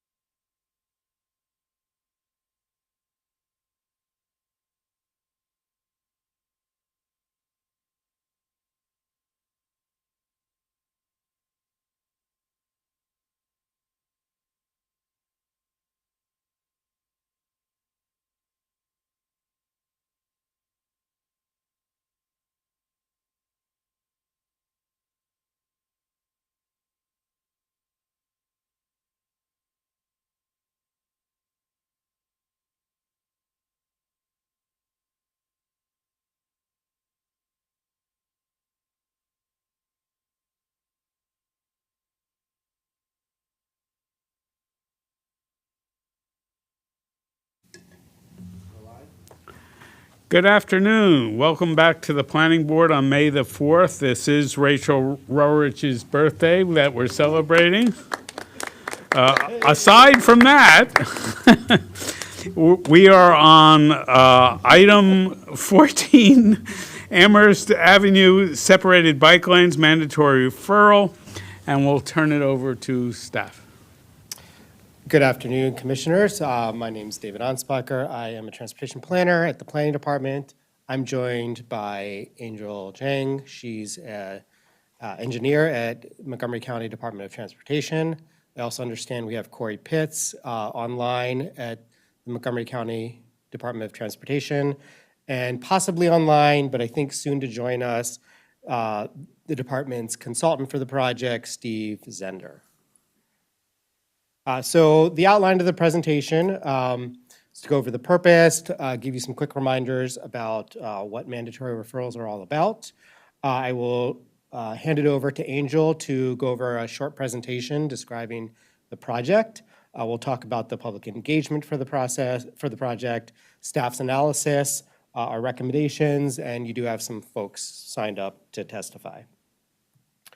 So the purpose of this, the mandatory referral gives the Planning Board an opportunity to review and transmit comments to the project applicant, the Montgomery County Department of Transportation, about anything that you see fit to comment on.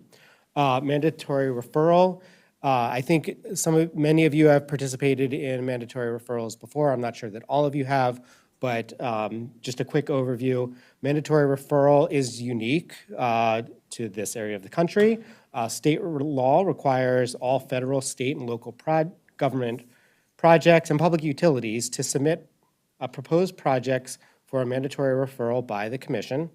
So the Planning Board reviews and approves the proposed location, character, grade, extent of any road, park, public way, ground, public building or structure, or public utility prior to the project being located, constructed, and authorized. Mandatory referral, the comments that you transmit are advisory only, but at least with transportation projects, we have a very good working relationship with Angel and with the department, and they do take the comments very seriously. So at this point, I'm going to hand things over to Angel to give an overview of the presentation, of the project. Afternoon. For the record, my name is Angel Chang from MCDOT. I'm a project manager for Amherst Avenue Bikeway. And I appreciate the time that you have given us to review this project. And as Steve has mentioned earlier, we have an ongoing working relationship, and we're very pleased to present this project in front of you. And we hope that you'll provide us valuable comments during this review. So project background. The project limit of the Amherst Avenue Bikeway project is on Amherst Avenue between Wyndham Lane and Arcola Avenue. It is a north-south connections in the Wheaton CBD area. The Wheaton CBD and vicinity sector plan recommended a improvement to bicycle safety and connectivity, which includes bicycle lanes along Amherst Avenue. And per the county bicycle master plan, it is recommended that we propose a separated bike lane on Amherst Avenue. And the goal of this project is to provide key connection to the Sligo Creek Trail from the Wheaton CBD area, but also accommodate a long-distance bicycle connection from the southern and northern terminus of the Central Business District. The project was endorsed by the Planning Board back in 2020 during alternative analysis through a briefing, and as well as the Montgomery County Council T&E Committee in early 2021. Since then, we have progressed Alternative 3B, which is the two-way cycle track with widening. We also evaluated several options on the block between Pritchard Road and Reedy Drive. So existing conditions. The typical roadway width is 48 feet wide. We have some special section from Pritchard Road to Reedy Drive. The roadway width is about 40 feet wide. And from Blue Ridge Avenue to Arcola Avenue, the roadway width is about 36 feet wide. Public right-of-way is available generally beyond the existing sidewalk throughout the corridor. There are ride-on bus routes and Metro bus route operated on Amherst Avenue from Reedy Drive to Arcola Avenue. There are overhead utilities along both sides of the roadway. As you can see in this image, you can kind of see the overhead utility lining the road. Continue on, there's a combination of meter and residential permit parking existing along the corridor. Sidewalk width in general is 4 feet wide in the residential area. From Pritchard Road to Reedy Drive on the west side, the sidewalk width is about 8 feet wide. From Reedy Road to Blue Ridge Avenue, on the west side, the sidewalk width is about 10 feet wide. Street lighting is provided by luminaires mounted on utility poles currently on both sides of the roadway. There are 2 signalized intersections and 5 non-signalized intersections with always stop sign throughout the project limits.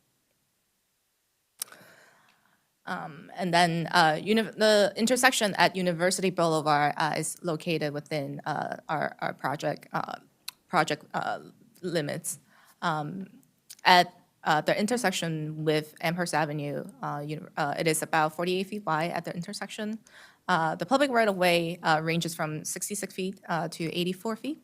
It is a signalized intersection, and there are drainage structures at the intersection. It is currently maintained by the Maryland State Highway Administrations. So proposed conditions, again, alternative 3B was selected as the alternative to move forward for preliminary engineering. It is a 2-way cycle track with roadway widening between Wyndham Lane and Arcola Avenue. Again, the typical roadway width is 48 feet wide, and we have evaluated 4 options for the block between Pritchard Road and Reedy Drive, as the roadway width is smaller than 48 feet wide. And for the section between Blue Ridge Avenue and Arcola Avenue, we're proposing widening the roadway from 36 feet wide to 48 feet wide. The 2-way cycle track is 8 feet wide. It's a separated bicycle facility on the southbound side of the roadway. It will be separated from the travel lanes by concrete buffer. In terms of metered and residential permit parking impacts and the proposed conditions, there are some minor parking space removal for the meter parking. And for the residential permit parking, we have some relocation that is needed at the segment between Pritchard Road and Reedy Drive. At the intersection of University Boulevard and Amherst Avenue, we're proposing a brand-new signalized intersection with exclusive and dedicated turns across the cycle track. We're also proposing bike signal for the crossing. Barrier and buffer separation. We're proposing this concrete barrier with a delineator for this buffer space. And buffer space in general is about 3 feet wide. Green paint conflict zones. These green painted conflict zones will be installed across driveways and intersection to highlight the Okay, and your camera's on? And then finally, floating bus stops. We're proposing floating bus stops at existing stops being used by both Metro bus and ride-on buses between Reedy Drive and Arcola Avenue. And these floating bus stops will protect pedestrians from crossing the bicycle facilities to board buses and avoid buses having to pull into the bike lane to discharge passengers. So now I'll briefly talk about the typical sections. Existing typical sections, again, the existing roadway width is about 48 feet wide. Currently, there are parking along both sides of the street. The traveling in general is about 16 feet wide. And in the proposed condition, we're proposing from left to right, we're proposing an 8 feet two-way cycle track, a 3 feet wide buffer, 8 feet wide parking lane, 10.5 feet wide southbound travel lane, 10.5 feet wide northbound travel lane, and then an 8 feet parking. For the section that requires widening, we're proposing the widening towards the west side of the street due to the major impact to potential major impact to utility overhead utility poles. And so again, the proposed typical section doesn't change. The cycle track would be 8 feet wide. The buffer will be 3 feet wide, and parking lane on both sides would be 8 feet wide, and the travel lane would be 10.5 feet in each direction. I would like to highlight this section between Preacher Road and Reedy Drive on Amherst Avenue. We have considered 4 different options since we don't have enough existing roadway width for this section for the proposed typical section, and due to the limitation of residential frontage, overhead utilities, existing drainage structures, we proposed 4 different options to the community of this block and asked for their feedback. So the options that we consider are, removing parking on one side or the other, or converting this block of Amherst Avenue to a one-way operation, or a roadway widening option. But based on the feedback from the community, a new option 5 was developed. Basically, it's a two-way cycle track on the southbound side with parking lanes. As shown on the presentation, we're proposing to utilize the existing grass area to provide additional parking to the residents there based on the feedback, and reducing the traveling to 10 feet instead of 10.5, and reducing the buffer to 2 feet instead of 3 feet in order to fit in everything here. Impact summary matrix. This chart summarizes the various impacts on this row as proposed by this project, and it's separated by different sections. And so for Wyndham Lane to Preacher Road, there are no impacts to any of the utilities, parking, trees, infrastructure, or right-of-way. For Preacher Road and Reedy Drive, again, there are some impacts to the parking, and 3 trees would be removed, and there will be partial roadway widening as mentioned earlier, in the grass area, and a temporary construction easement will be needed. For Reedy Drive to University Boulevard, there will be some utility poles impact and the fire hydrant impact, as well as parking space and some trees running. Again, the intersection at University Boulevard will be reconstructed with new signals there. No impact to the right-of-way.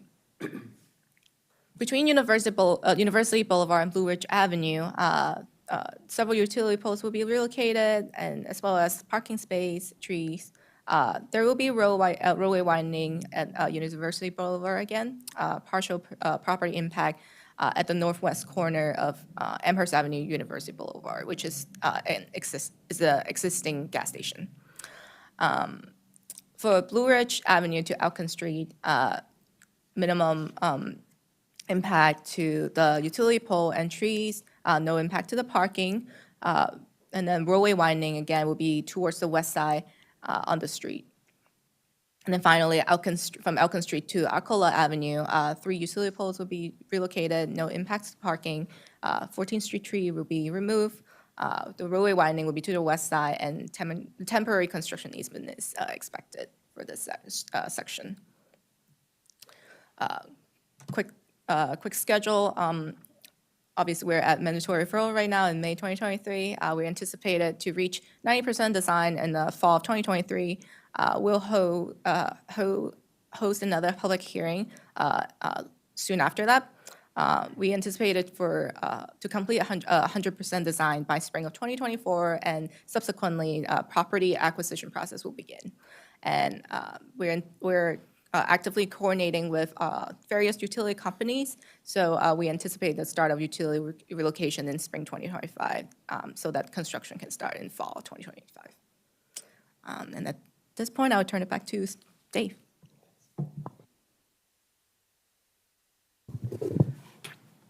Thank you, Angel. So I failed to note that this project was originally going to be led by Eli Glazier, who you know through the pedestrian master plan. He wrote the staff report, did all the analysis, prepared the presentation. He's unfortunately unable to be with us today. He did all the work. I guess I get to present it. At this point, I'm just going to go through some of the staff's analysis and recommendations. And the first thing here is just covering public engagement. There's been a lot of public engagement on this project over the past 5 years. Since the last time the planning board saw the project in 2020, there's been at least 3 meetings in 2022, in-person meetings, virtual meetings, presentation to the Montgomery County Bicycle Advisory Group meeting. I believe Angel also presented to the Wheaton Urban District and the Mid-County Citizen Advisory Board, and there's just been ongoing interactions and conversations with the community.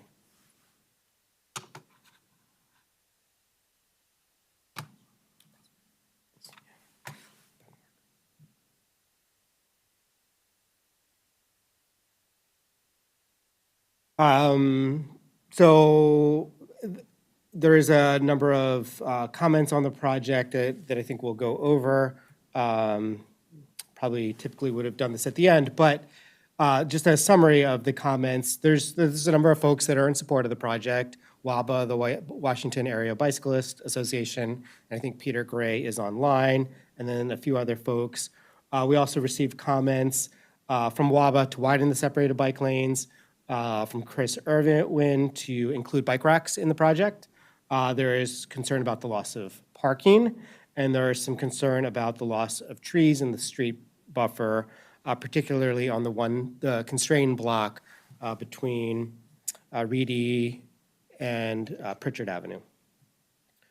So the staff's analysis. So when we review master plans, we look at both functional plans like the bicycle master plan of highways and transitways, as well as the local area master plan. And so our finding is that, the recommendations in the 2018 bicycle master plan are for one-way separated bike lanes on both sides of Amherst Avenue. So that's a bike lane, as you probably typically understand it, that flow with traffic. It is also identified as a breezeway in the bicycle master plan. A breezeway is a special designation. It's intended for higher comfort, higher speed travel, and overall higher quality design. While the project as proposed is not fully consistent with that vision, it is a significant step in the direction towards achieving the full master plan vision, and it's a great project. Angel and her team should be commended. It's not fully consistent because the bikeway, to save space, is being considered as a two-way bikeway, which saves some space as opposed to one-way bike lanes in the direction of traffic. And it's not, at this time, designed to the breezeway standard dimensions. At a later date, perhaps it can be upgraded, but regardless, it's a very high-quality project. In reviewing this project over the past couple of years, and including the review that we're providing to you today, staff evaluated issues based on how you see them prioritized here. The most important consideration was the crossing with University Boulevard, but we also look at how well the bikeway is separated from both parked cars and traffic. We look at the bikeway width. We look at how the bikeway crosses minor intersections as well. So that's the order. In terms of the University Boulevard crossing, at most intersections, we're looking for what we call a protected intersection. That is what you see here. we try to enhance the design of projects at especially big roads due to the high volume of traffic, lots of conflicts, turning movements, and speed, et cetera.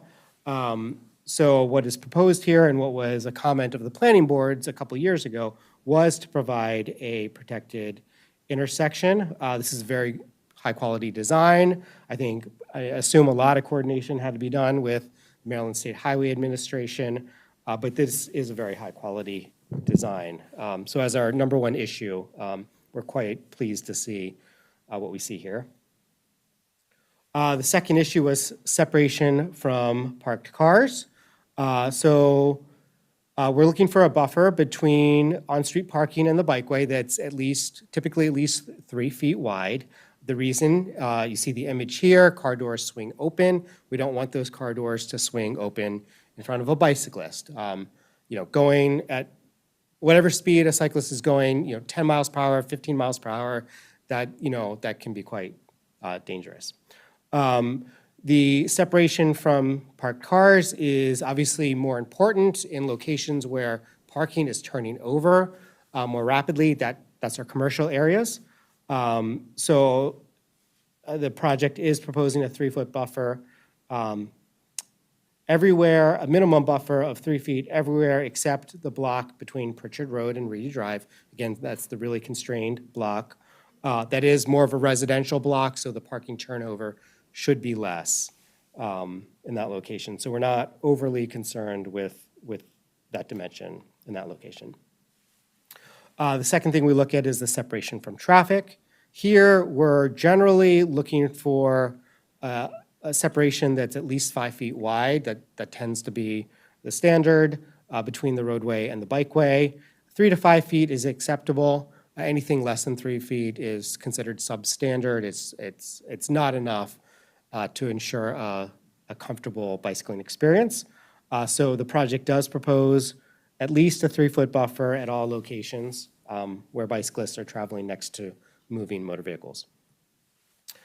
The next item is the bikeway width. The county's Complete Streets Design Guide identifies a preferred bikeway width of 11 feet for bikeways that have the breezeway designation, though 8 to 11 feet and an 11-foot bikeway, the benefit is that it allows 2 people to bicycle side by side passing someone. On our breezeways, which we anticipate will have higher demand, that becomes more important. That said, a width of 8 to 11 feet is sufficient. It meets all standards. That allows enough space for one bicyclist to pass another, either in opposing directions or in the same direction. And then anything less than 8 feet is really substandard. So the project does provide an 8-foot width, so that meets the requirements. And then there's a number of minor intersection crossings, some downtown streets, some residential streets. They're typically managed by 4-way stop signs. And stop signs are generally easier to navigate for bicyclists than a traffic signal. So in conclusion, the proposed bikeway does address all the design standards except for the buffer width between the bikeway and parked cars on the block between Pritchard Road and Reedy Drive.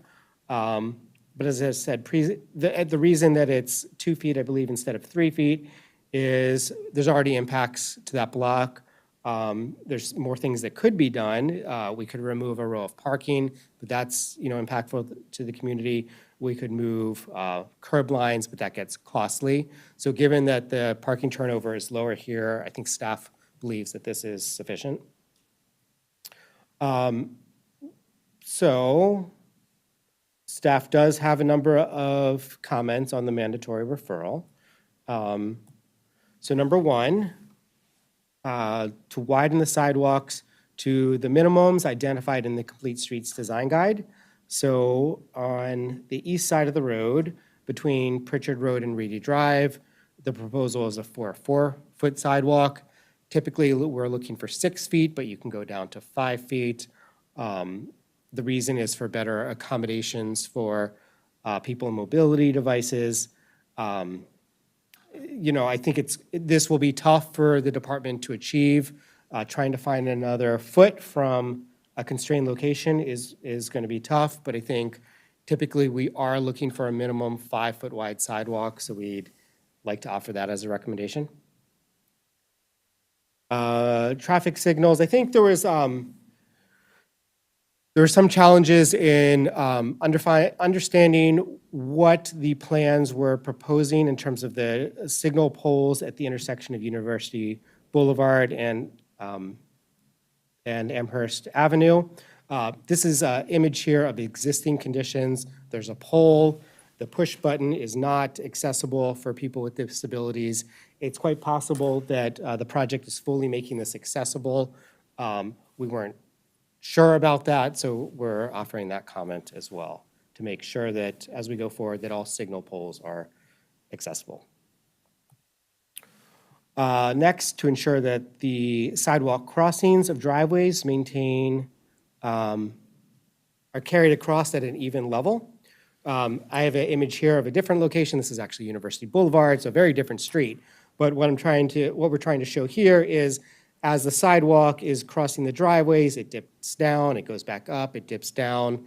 That can be challenging, especially for people using mobility devices. So a preferred practice, a best practice, is to keep the sidewalk level across the street. Of course, that has to do with where the sidewalk is placed, how far from the curb it is, and other factors. So I think we have identified here a couple of locations where, if possible, if the department could go back and look at, are there ways to try to make the sidewalks cross level here? This could be challenging, we'll acknowledge, but it is a best practice. The next comment is to provide curb ramps that align with the marked crosswalk. This is a best practice, and this is typically the approach that is carried through in the rest of the project. Basically, what we're looking for, and you'll see here, the crosswalks and then the curb ramps. We do, on the left side here at the intersection of Reedy Drive and Amherst Avenue, the crosswalks are leading directly into the curb ramps. The curb ramps are pointing people to where the crosswalk is. I think what we're showing on the right side of the road at the intersection of Amherst and Pritchard Road, it's not clear where. It looks like the curb ramp is pointing into the middle of the intersection. We don't want to direct people into the middle of the intersection, especially people that might have vision impairments, and so the best practice is to align the curb ramp with the crosswalk. I think this was the only location where we saw that was not the case. Next, to widen the curb ramps on the east side of Amherst, of the intersection of Amherst Avenue and Blue Ridge Avenue to shared use path width. So I'm going to perhaps confuse you a little bit, but the photo on the left side is looking towards the east, looking towards access point to the Sligo Creek Trail. The orientation flips on the engineering plans here. So the Sligo Creek Trail access is on the bottom of the screen. But basically, folks that are riding in the bikeway should be able to turn onto the crosswalk and ride onto a curb ramp that is the width of a shared use path, that is the width of the crosswalk. So the comment there would be to widen that curb ramp to 10 feet. Another comment is to enhance pedestrian scale lighting in the project area. There is a lot of pedestrian scale lighting today on the west side of the road, particularly in between Wyndham Lane and Blue Ridge Avenue. The comment is to extend that a block, I believe it's a block to the north to Arcola Avenue. On the east side of the road, the only lighting is affixed to utility poles, and so the recommendation is to consider pedestrian scale lighting on the east side of the road as well. We have a number of comments about the bikeway itself.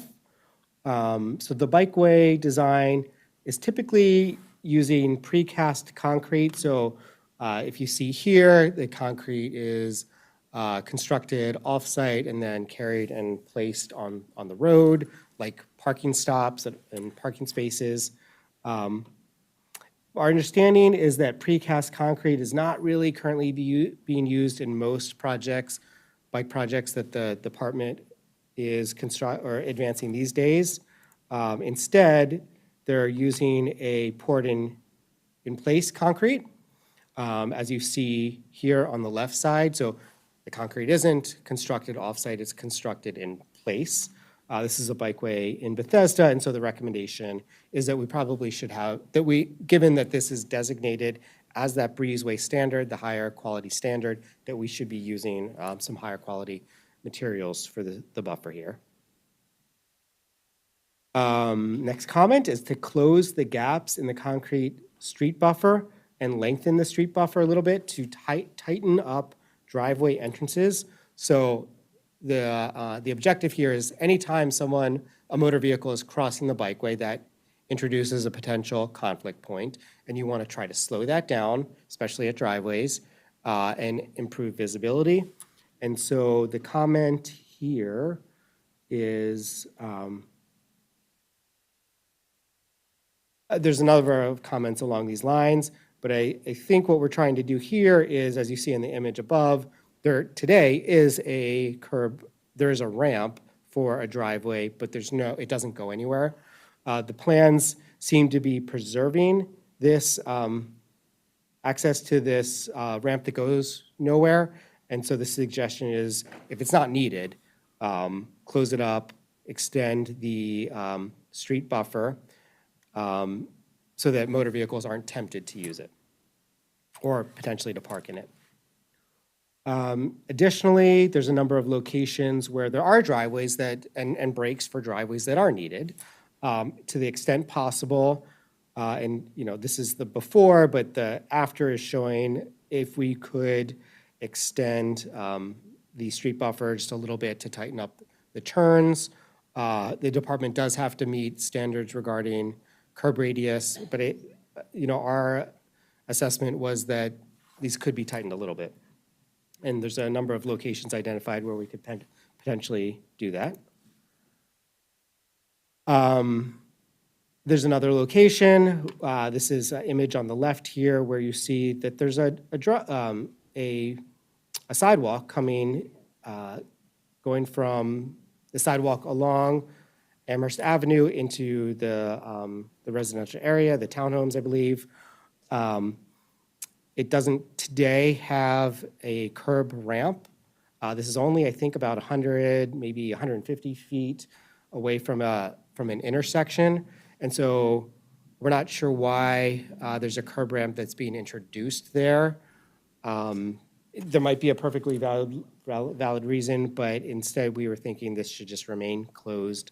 The street buffer should be continued and folks should be directed to cross the street at the intersection, which is only, again, I think about 150 feet away. In another location, there's fire hydrants in several locations along the bikeway. At one fire hydrant location, there's a gap to allow fire hydrant access. It's not clear to us that access is actually needed at this location. But if it is, there's other ways to handle it where we wouldn't need to have a break in the buffer between the bikeway and the roadway.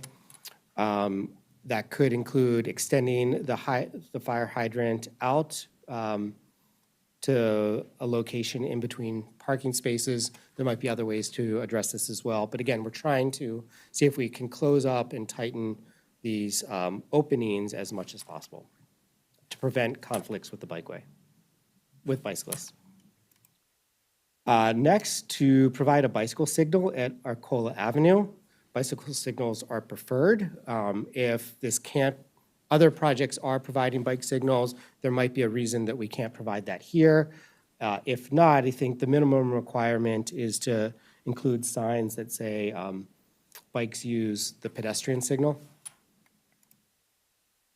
Just a couple more, I believe, but the next was to tighten the curb radii at stop-controlled intersections. The wider a radius is, the faster a motor vehicle can make a turn. And so, oftentimes there's, we want to keep the radiuses as tight as possible, but we also need to accommodate larger vehicles such as trucks that need to make these turns, and it's harder for them to do. So what we can do in some locations is to use mountable corner islands, as you see here. This is in downtown Silver Spring. So you have an island that's located right here that's not intended to be traversable.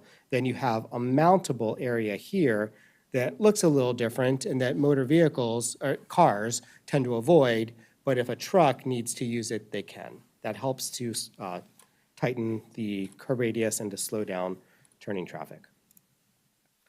I think this one here, this is the intersection of Amherst Avenue and Wyndham Lane. So the way that this is intended to work, and I think this might be a little hard to see, but if you're traveling as a bicyclist in the southbound direction, so Amherst Avenue, if you're headed, so Amherst Avenue here is left to right, but that's north to south. So if you're traveling southbound on Amherst Avenue, going through here, the direction of travel is very clear. Due to the sort of unique configuration of this intersection, if you're traveling in a northbound direction, the way the design is currently configured, your desired path of travel would be to travel, turn right to cross at the crosswalk, and then to come back. And so you're going very much out of your way. I think we understand why the department has proposed this design. It is a protected intersection. Typically, that is a preferred design. In this location, though, due to the configuration of the angle, we just don't think that people are going to use it. What they're going to do instead would be to ride northbound on Amherst Avenue and probably just cut across the intersection. It's far easier and includes less turns. So we think that maybe we should in fact be trying to accommodate that movement. We think that there are ways that this can be done safely. We do acknowledge that this is a very difficult intersection to deal with, but are just offering that as a suggestion for the department to look at. I think finally, well, not finally, but to develop a wayfinding plan using the bikeway branding sign standards. So in a couple of weeks, and we have John Ryder in the background who's leading up the bikeway branding plan. It's a joint effort between the planning department and MCDOT to create a branding plan for the bikeway network. One component of that you'll hear about in a couple of weeks is a wayfinding plan. And so to use the emerging, or use the wayfinding system that the department has agreed upon and the departments have agreed upon, and to include that in the plan. And then finally, there's a number of environmental comments. These are, I think, quite standard comments, quite minor. I'm not going to read through them all unless you have any particular issues with any of them.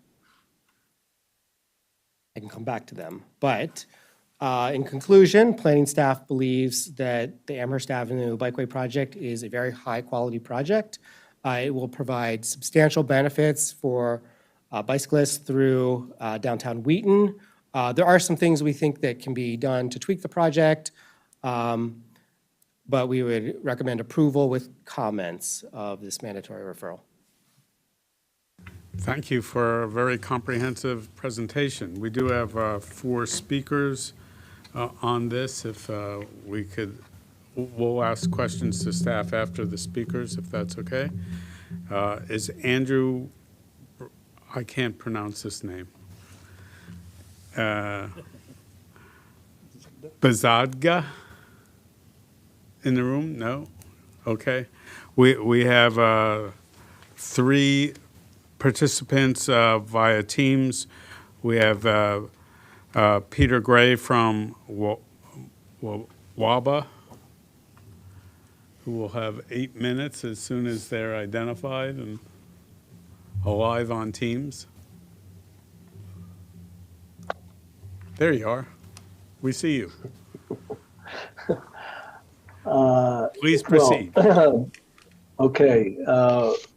Chairman of the Planning Board, members of the Planning Board, I am pleased to be here this afternoon testifying on behalf of the Washington Area Bicyclists Association and the 750 plus WABA members who live in Montgomery County, plus the additional thousands of other county residents who have joined in actions in support of better bicycling in the region. WABA wholeheartedly supports the construction of the Amherst Avenue separated bike lanes, as described in the staff report recently released and detailed here before you.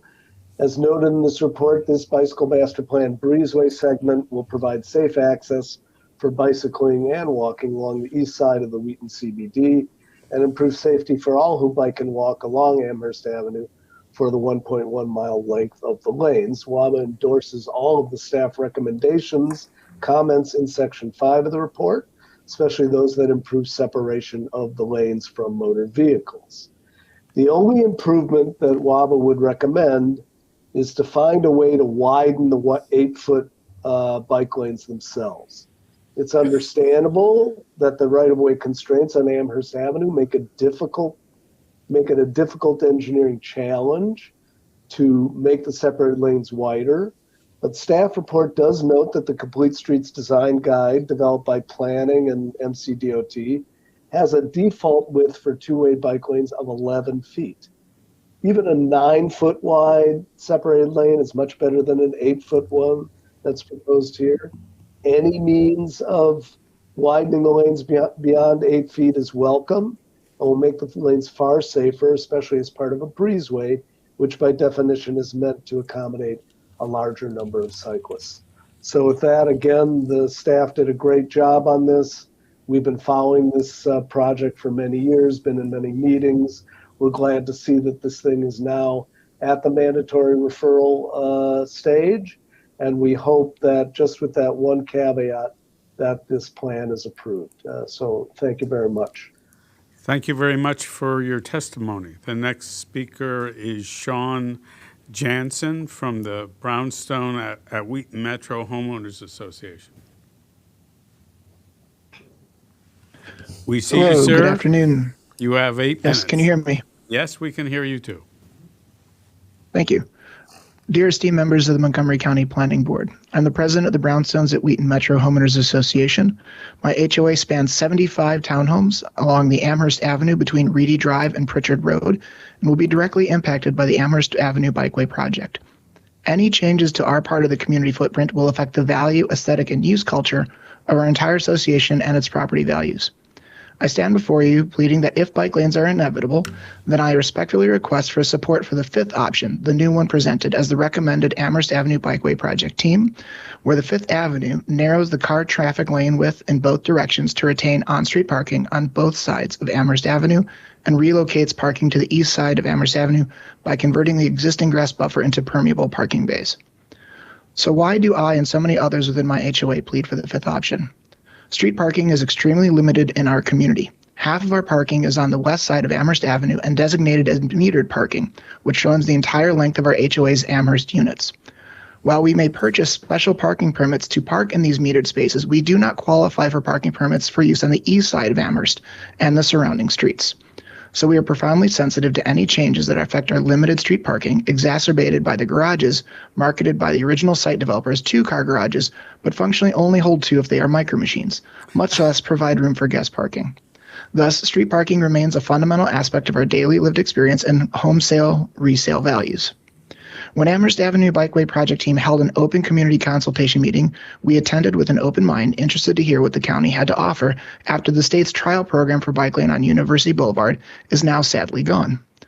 At the open meeting, we learned of 4 possible options that would each dramatically shape Amherst Avenue. These are before we have the new fifth option before us today.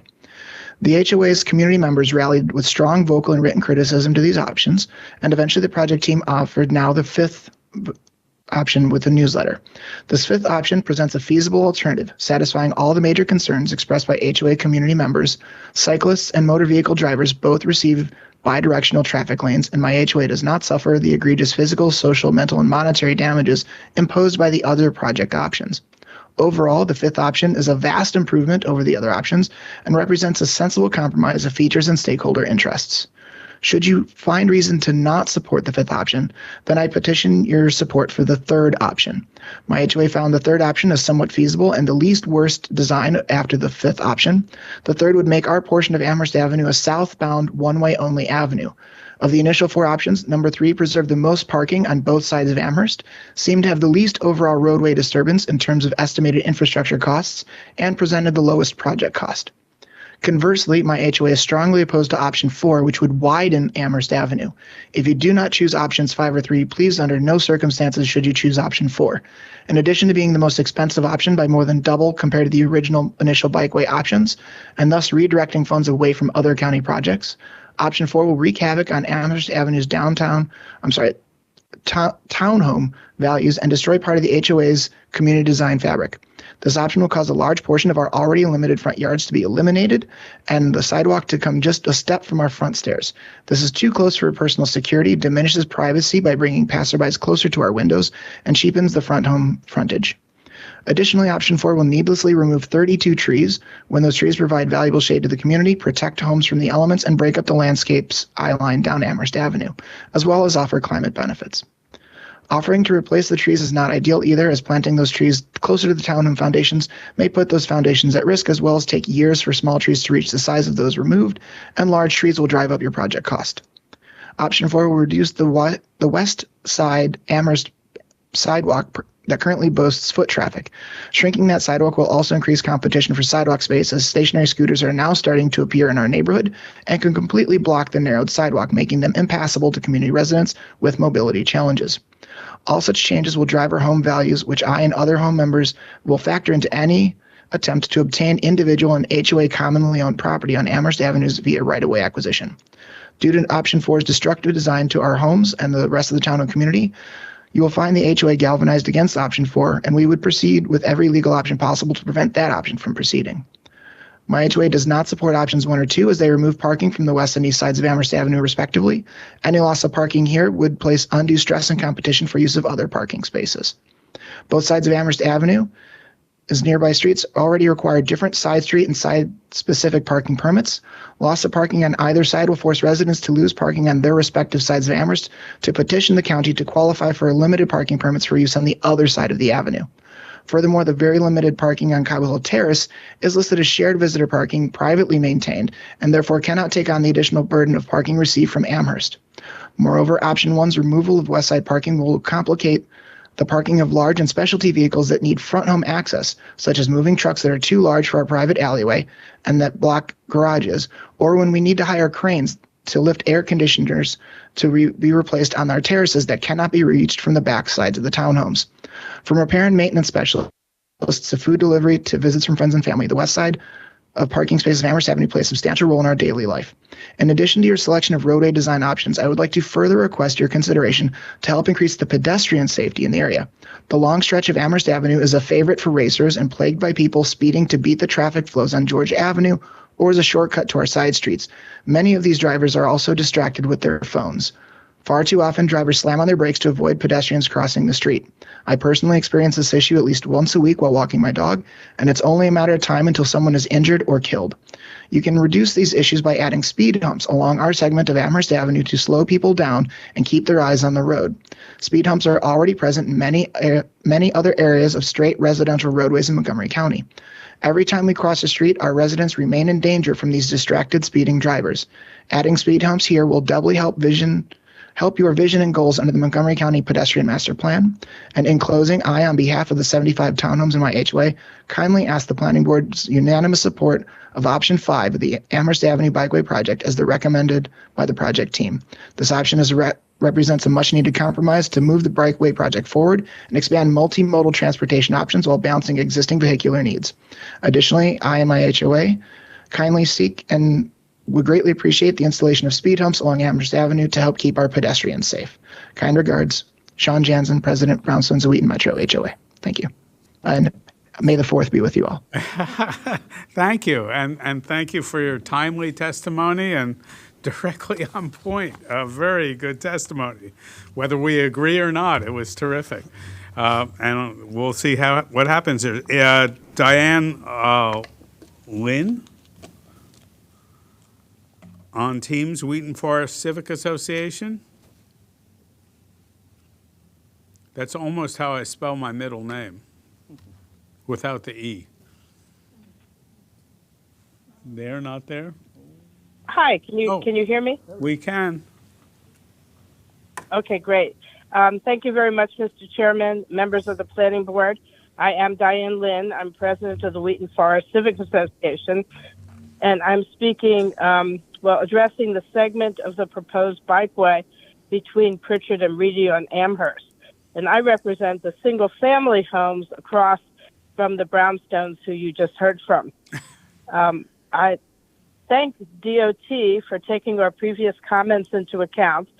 Our main concerns were to maintain two-way traffic on Amherst and not divert traffic into the rest of our community, and to keep parking on both sides of Amherst, recognizing that is needed, and it would just be really horrendous for either side to lose parking on the street there. I appreciate that the DOT staff has taken into account the impact of widening bike lanes, and that really is just not possible without really devaluing all the properties on the street. So I'm glad that it's bad enough with what's being proposed.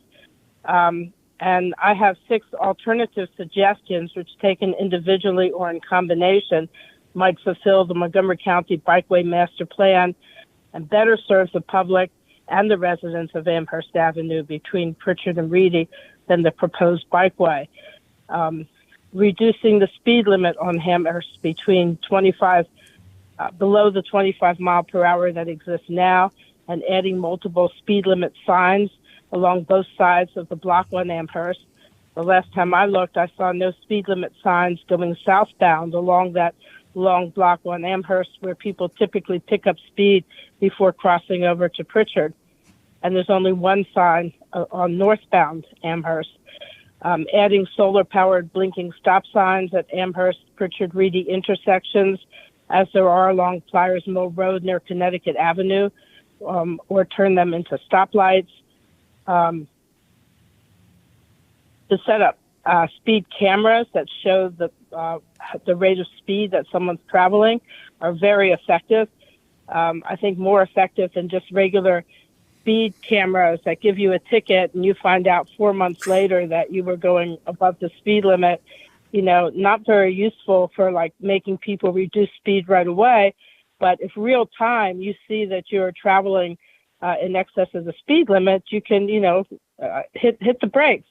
And that makes much more sense that I can see in trying to manage speed. Making the block of Amherst, like many other shared bike lanes in the county, by painting bike markings on the street and prominently posting shared lane signs. Add a protected, well-marked, well-lit pedestrian crosswalk in the middle of Amherst between Reedy and Pritchard, which is useful because people, are walking toward Metro, and it would be used. Adding speed humps, rumble strips, and/or concrete road deviations, such as are on Pliers Mill near Georgia, along Amherst to deter speeding. And I'd like to point out that these more modest suggestions also echo the findings and recommendations of the recent Montgomery County Planning Department's predictive safety analysis released on July 21st, 2022. Speed management, pedestrian crossings, intersection control, signal timing, and other countermeasures, including rumble strips and better lighting. These are our recommendations that are in the report, and it seems to me that any of these less drastic solutions should be tried and tested to consideration or implementation of the more extreme options of the proposal before you today. The bikeway traffic is really meager. I'm assuming DOT did a study of the bike traffic. I rarely see a bike going up and down the street there. Maybe it's kind of like a build it and they will come, attitude about this. But I just think that you're not trying to address this overwhelming bike traffic. So it seems like to put a pause on this recommendation and try these less invasive ways of making that one block, safer would be less disruptive to the residents that live there, and also provide both bike and pedestrian safety. So thank you very much for the opportunity to give you the input from our civic association. Thank you for your testimony. Is Andrew Bizaga in the audience? No. Okay, that concludes the testimony. I have one initial question, which is this option 5 that you're recommending? I didn't see option numbers in reference to the testimony we heard today. For the record, this is Angel Chang from MCDOT. And yes, the option 5 is what we presented for Pritchard and Reedy in the I'm presentation. so glad because that testimony was so convincing. We get confused up here easily, so that's good to know. I'll take questions from other commissioners or comments or. I have some questions. Thank you for your presentation. And it's my first time to hear a presentation from the Department of Transportation, so I'm happy to see you all because many of our projects, new construction, bike lanes, need your input, insight, and engineering. So thank you for being here today. My primary questions deal with utilization. I'm excited for the bike lanes. And hearing that this bike lane is only 1.1 mile, I think its origination point is going to be Arcola Avenue, but I believe Amherst is longer than 1.1 mile and it dead ends into a park. So one is, why is the bike lane going to be that short and not all the way down Amherst Avenue? I don't think it's all the way down the whole avenue. And then in terms of utilization, has there been a study as to, how many bikes use Amherst Avenue now and whether or not there's going to be a substantial likelihood of the people in the surrounding communities that they will use this bike path?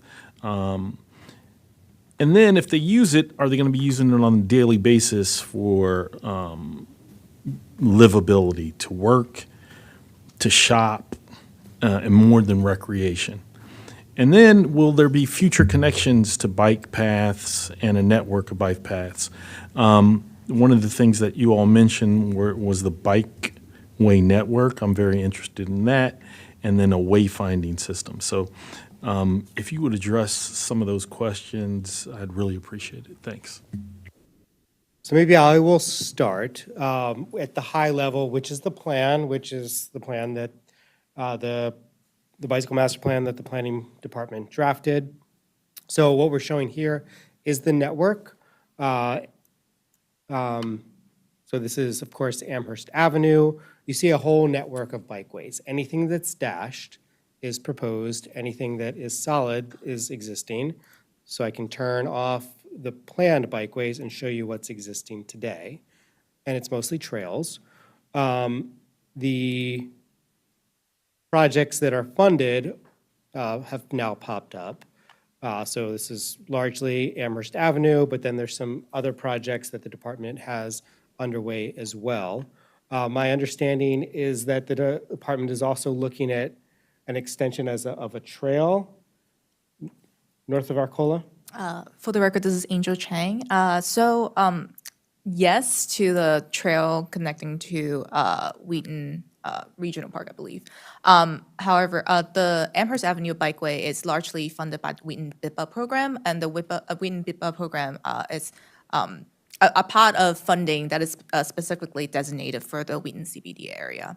And so anywhere north of, I believe, is Elkins is actually outside of the Wheaton CBD area. And we actually extended the limit of this project from where it first in conception to really make it make it more, make more sense to have cyclists be able to connect to Arcola Avenue instead of stopping short at Elkins Avenue. And so, the project limit of this for Amherst Avenue largely cover the Wheaton CBD area, which is the primary goal of providing bicycle facility for the Wheaton CBD area. And you're also correct in terms of Amherst continues on southbound of south of Wyndham Lane, which is a largely residential area, and with, again, it is outside of the Wheaton CBD area. However, the Amherst Avenue south of Wyndham Lane also calls for I believe it's a shero. So it's a different type of treatment for proposed bicycle facility. So that will require a different look. And then another factor that goes into it is the current construction costs for this project is at $4 million, and we want to make sure that we will be able to fund it and construct it, and then have enough fund left over in the Wheaton BIPA program to do other project as well. So we want to make sure that this project will be buildable and livable. And projections on ridership? Projections are something that are very difficult to do for, as we talked about with pedestrians last week, it's also difficult to do for bicyclists. We did some very high-level projections when we developed the plan. I wouldn't put too much into them, but Amherst Avenue connecting Wheaton to ultimately to downtown Silver Spring and to Glenmont and a lot of destinations in between would likely be one of the higher used bikeways in the county once the full network is built out. So has there been a study with regards to the current bike population, the people riding their bikes now, and whether or not the demographics support it and the likelihood that they would use it on a daily basis? One of the things that the citizens are concerned about is they live there, right? The people who testified today, losing their daily ability to park because they live there. And one of the trade-offs in putting in bike lanes and eliminating parking for people who currently utilize it is whether or not it's going to be useful. I like bike lanes, and I think bike lanes are a great idea, but if they're not going to be sufficiently used to the detriment of the surrounding community, I'm interested and curious to know whether or not that trade-off is going to be worth it. This is Angel Chang again. So we don't have a full-fledged study in terms of usage. However, we do collect bike counts every year, actually since 2018? Is that correct? This part? Yeah, 2018. Sorry, Steve Zender with Stantec Consulting. We do have traffic counts. I don't have the numbers offhand. The existing bicycle counts I recall were low. But we do have counts from over the past few years, but we haven't done an actual targeted study. My next question is with regards to the designs. On slide 33, there was a photo, and I was wondering where that photo was taken and whether or not you would consider that bike lane and its use a success. It looked attractive. And the designs that you're proposing, have they been tested and proven, or are they original designs that you theorize would work?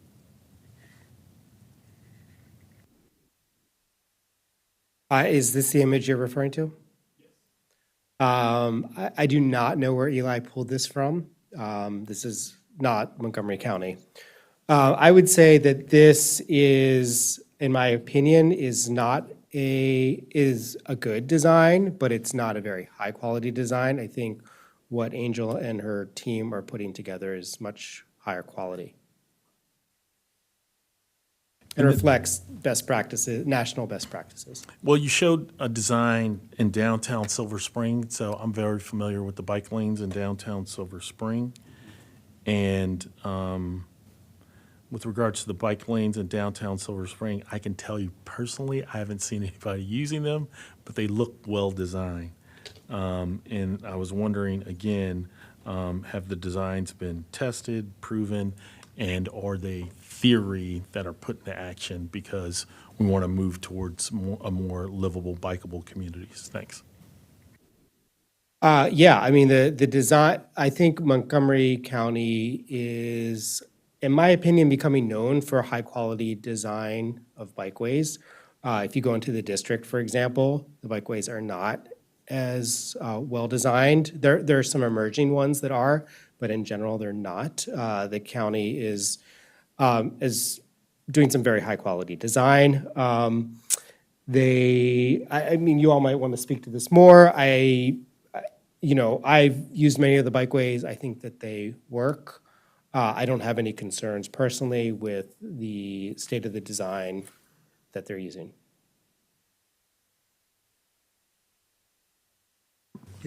I can just also, Steve Zender with Stantec, I can also just add there that the image that was just up there, the two-way cycle track, that is the design that's in Silver Spring on 2nd Avenue.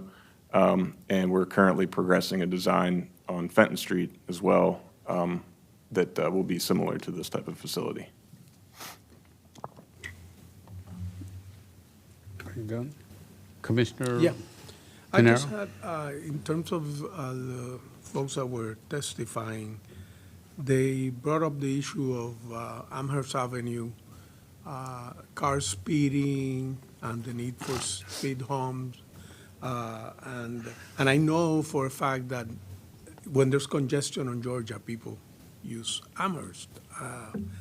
And whether that is something that you've thought about, whether there's anything that can be done to slow down the traffic on Amherst. Could that be combined with the bike lane in any way? Yeah, Angel Chang from MCDOT again. Of course, and I think one of the things that we're proposing here is to narrow down the travel lane. I think there's excessive amount of pavement that is existing currently that allows people speeding up and down Amherst Avenue. So by proposing a more narrow travel lane in both directions will definitely help that. In addition, we are also what Dave has recommended to tightening some of the curb radius will also further improve the people turning in and out on Amherst Avenue. So that would definitely help with the speeding as well. We are also restriping all the crosswalk on this road so that to highlight pedestrians who are using this road. So I think that will also improve safety for both pedestrians and cyclists also. Okay. Just following up, I know that, commissioners here have asked whether, I know people are using it, bikers. Now, is there a possibility that other people, maybe like people on scooters or people on, let's say, even motorcycles may use these bike lanes? That's not allowed? No, but people on scooters or people on, skateboards or people on rollerblades, is that considered part of the use of these bike lanes or no? Or is that prohibited? People on scooters can certainly use them. You see it today. There's a lot of scooter usage. So multiple user types. It's the facilities have been traditionally designed for bicycling. Yeah. And we still call them bikeways, but they are used by multiple different mobility devices. Okay, thank you. Commissioner. Okay, I'll make this very quick. As quick as I can. We were ahead until now. Wayfinding at the terminus at Arcola, will the part of the wayfinding direct people to Wheaton Regional Park? Is that part of the wayfinding at the moment?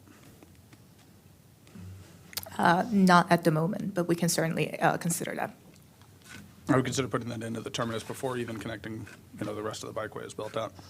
I want to encourage the poured in place concrete in the wider streets. Any of the flexi posts are a bad idea. They don't make for very good bike lanes. Anything like that. I like the turning radius improvements that we discussed. I'd really like to see something improved there. Like I said, the faster somebody can turn into slip lane, the more likely they are to hit you. Do I speak from experience? I do. Take the parking. You've got the cross sections up. Can you go to the next one that you had where there's a 4-foot sidewalk? I think it was the next one. Take the parking. We're improving bicycles at the detriment of the pedestrian experience, I think. Take the parking. Improve the pedestrian experience. Do the two-way cycle track, expand it as much as possible. Take the parking. Whoa. That's my opinion. Take the parking.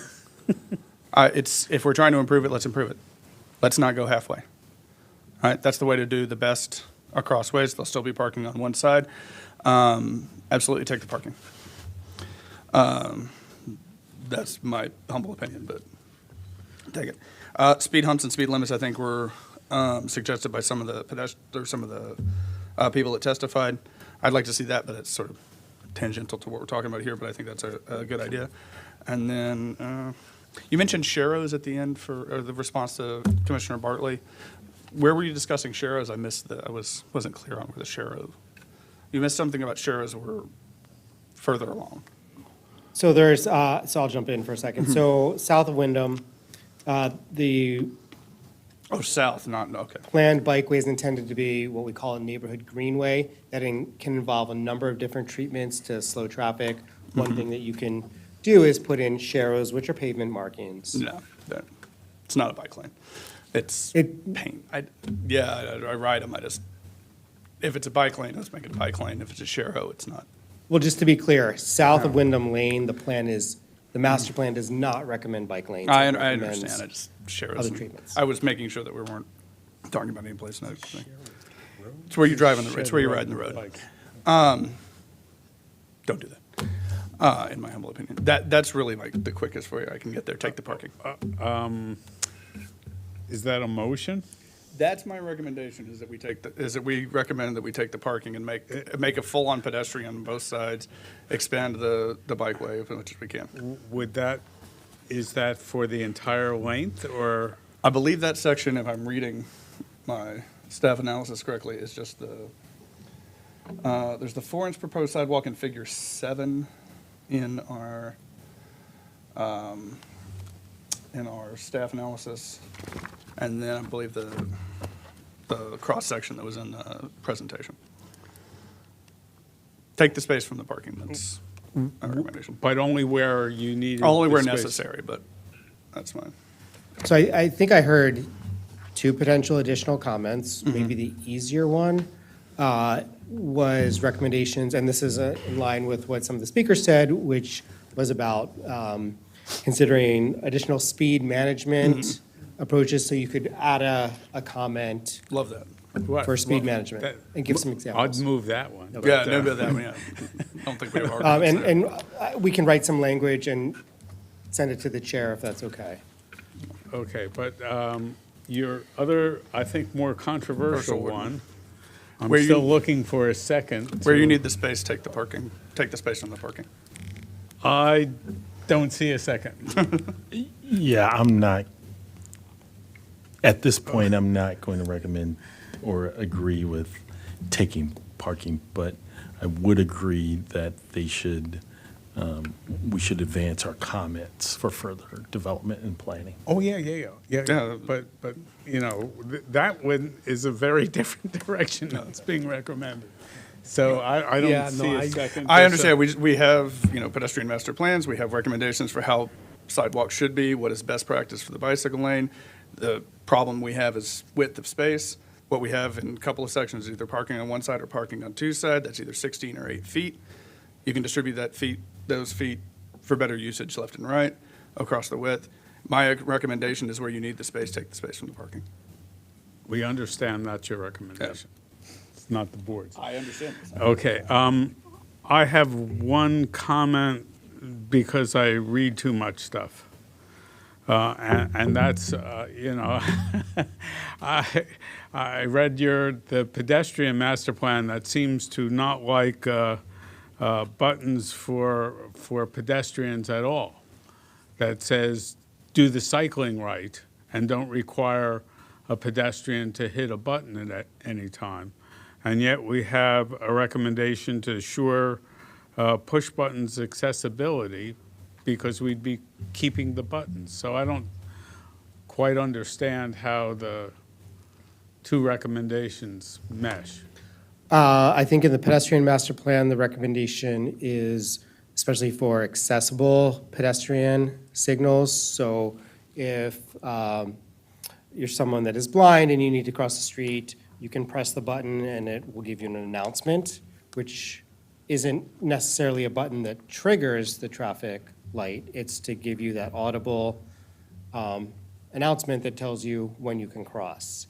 And so those absolutely need to be accessible. Okay, so that's the type of button, not the signal modification. That's button. what I think my recollection is the pedestrian master plan is referring to.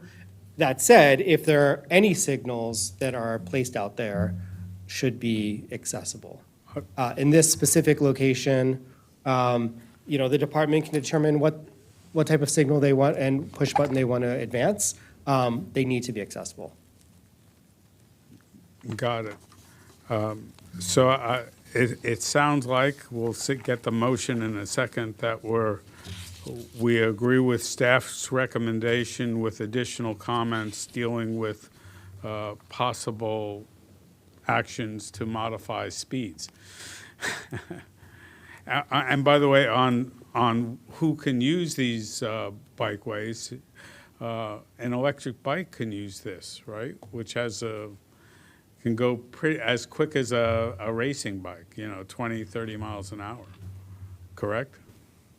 I'm going to need some help here. Eli would have had this, but I think there's upper limits on this speed that electric bike can use and ride in the bike lane, but I can get back to you on that. Mine does not go 30 miles per hour. Yeah. Well, I think they go 20. Mine does not either. Some can go pretty quick, but mine does not. You both have electric bikes? Yeah, I have an electric bike, and I want to ride it from Lee Hill Road to downtown Silver Spring, but my wife forbids me, and so I'll need some good bike lanes. We're working on them. I'm usually Angel's hauling working on them. kids. I don't know what that does to my speed, but I can't tell you how long ago it was, but I bought the first electric bike for the planning board. Actually, the staff used it a little bit. I don't know what happened to it, but I'm that old. I would like to use it. Well, it doesn't exist anymore. I don't know where it is. Okay, I sort of sense a motion coming forward in support of this staff position with the modifications for speed controls. yeah. I'll move that we approve and transmit the comments to Montgomery County DOT as we discussed with the speed and speed controls. Okay, that. very comprehensive report, very comprehensive discussion, and we thank everybody who's worked on this project. Enormous detail. So with that, we have a motion and a second. Excuse me? Oh, there wasn't a Yes, second? I thought he seconded. turn on your mic. See, what? No, I have it on. Yeah, it's on. See, we heard the motion in the second. Okay, all those in favor say aye. Aye. 4-0, congratulations. Please go forward and do good work. Thank you. Wow.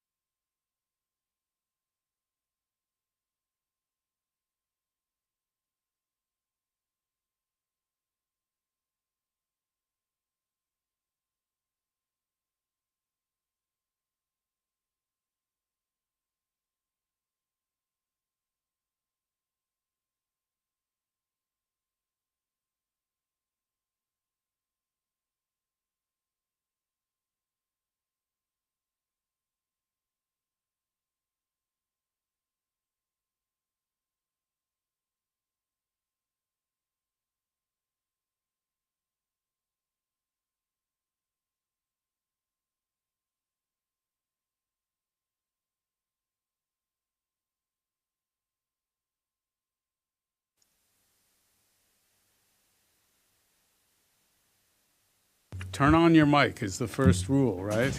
I missed the first rule. Good afternoon. This is the Planning Board session on May 4th. We did go through Star Wars Day and all that already, so we're on item 15, Clarksburg Chase Pre-Preliminary Plan number 7, 2023-0020. This is a public hearing for which we have no speakers, and we have a staff recommendation for approval with conditions, but we'll hear from staff first. All right. Good afternoon. I'm Jonathan Casey with the Up County Planning. Everything you just said is correct. We do have the applicant here with us, who I believe will be speaking on one item at least. Just to reiterate, this is Clarksburg Chase Pre-Preliminary Plan 7, 2023, 0020. So this is a pre-preliminary plan, a little bit different than what you've seen before. I think this board may have seen one pre-preliminary plan before. And just as a reminder, this is a very specific item. Staff is looking at the questions that the applicant has requested. They've requested binding advice on 3 items. And these are the 3 items. Primarily the general layout and configuration of the development, confirmation of the impervious cover, and confirmation of the pedestrian and bicycle improvements along the site.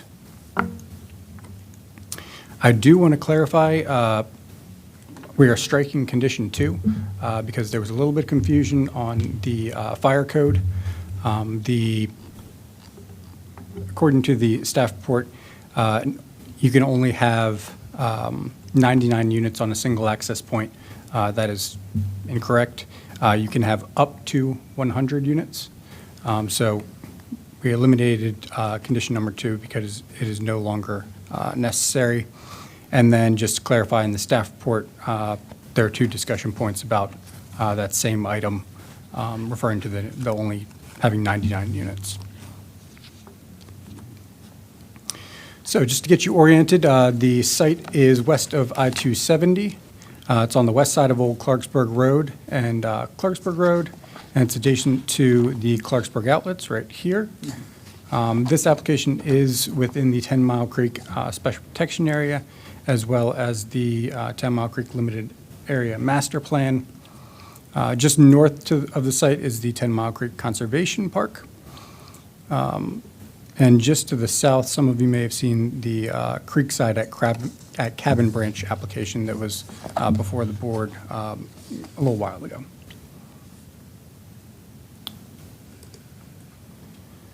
So this is the site as it exists today. It's 136.18 acres. It's made up of 5 unrecorded parcels.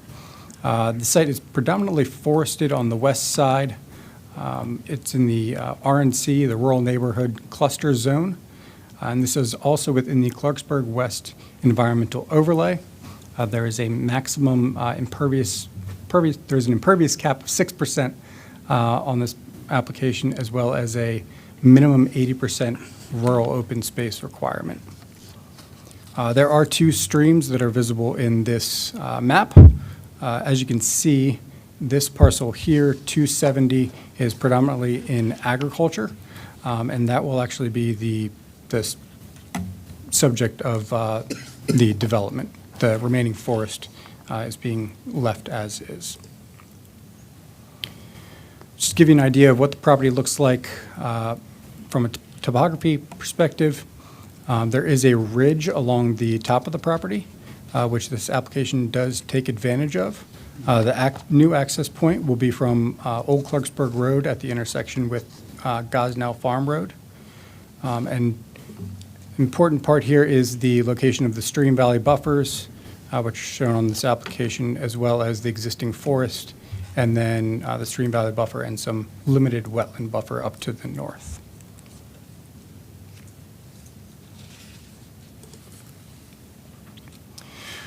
So this application is for 101 dwelling units, including a minimum of 12.5 MPDUs.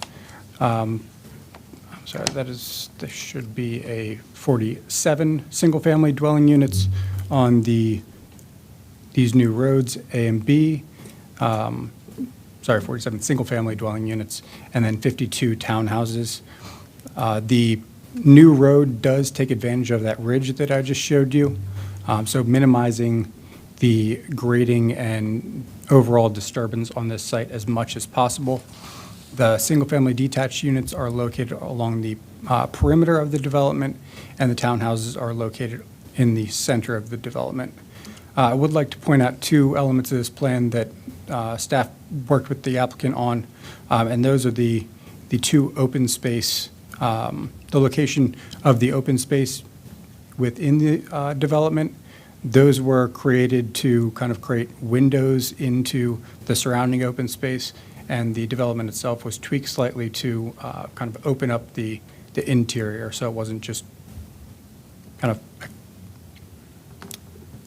And again, there are 99 units off the new road? Yes, so that is exactly what I was going to get into. There are 99 units plus this existing single-family property right here. There is an existing house there. It is not part of this application, but they are providing access to that house. It is, because it's landlocked right now, as part of creating a subdivision, you cannot landlock another property. And so they are actually providing an access point from the terminus of Road B to that existing dwelling. So you get a total of 100. And then there are two additional units located on Clarksburg Road.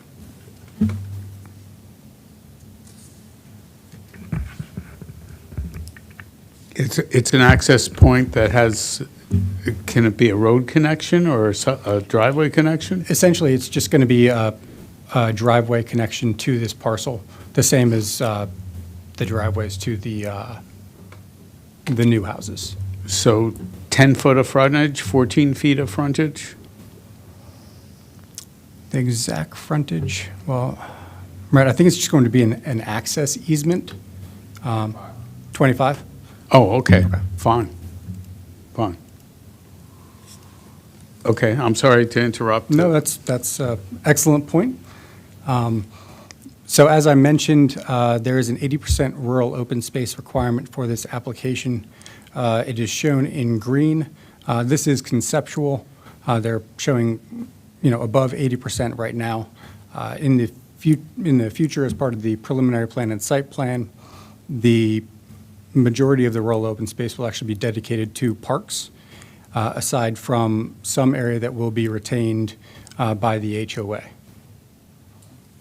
So this is just a conceptual map of that rural open space. And conceptually, Parks Department is willing to accept that property?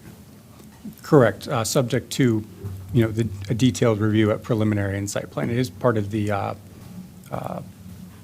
Clarksburg Master Plan recommends it for dedication to parks. Okay. And actually, they are providing some parking within this development for access to the parks. And then as far as the 6% impervious, the current configuration is below that impervious area. Okay, so just get into the actual binding decision items. As far as the layout and the use goes, staff is in agreement with the applicant as far as the general layout of the subdivision, as well as the road configuration.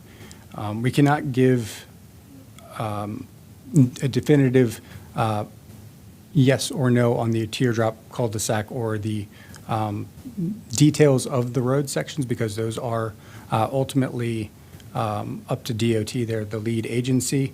But preliminarily, staff is supporting the teardrop style cul-de-sac as well as the existing road configuration.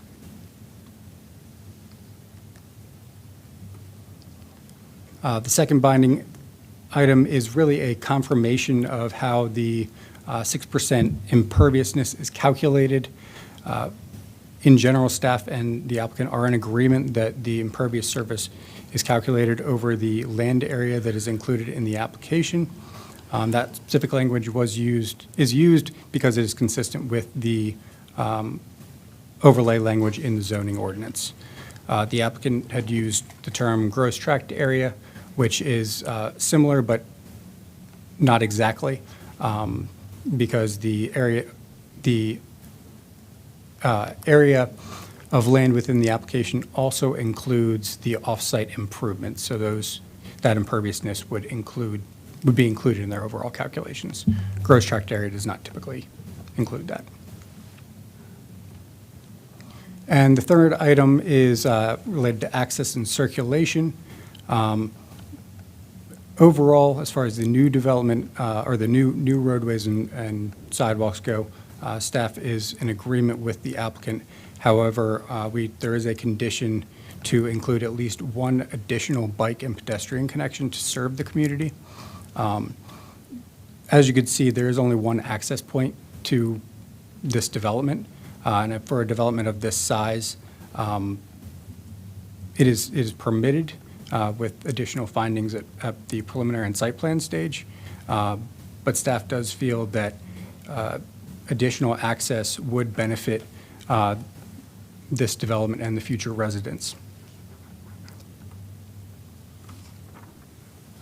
So, Chris, if you'd like to discuss the shared use path.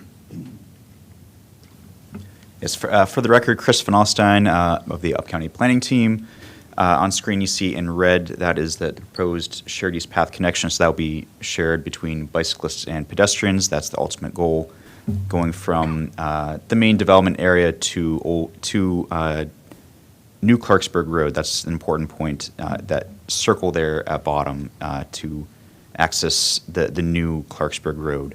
The idea is, you can see on screen, is to provide an additional non-vehicular connection to the Cabin Branch community in particular, and as you see on screen, that small subset, the bottom left, the future Clarksburg Elementary School. So what we really want to do here is to be able to make the most direct and efficient path for bicyclists and pedestrians to Clarksburg Elementary, as well as the larger Clarksburg, Cabin Branch Clarksburg community. So that is the goal here. This would be an added condition that would go through one of the two lots that front old Clarksburg Road. An important note is this would have a couple complications that will include a crossing of Old Clarksburg Road, which is essentially a country road. There are no bike or pedestrian facilities there.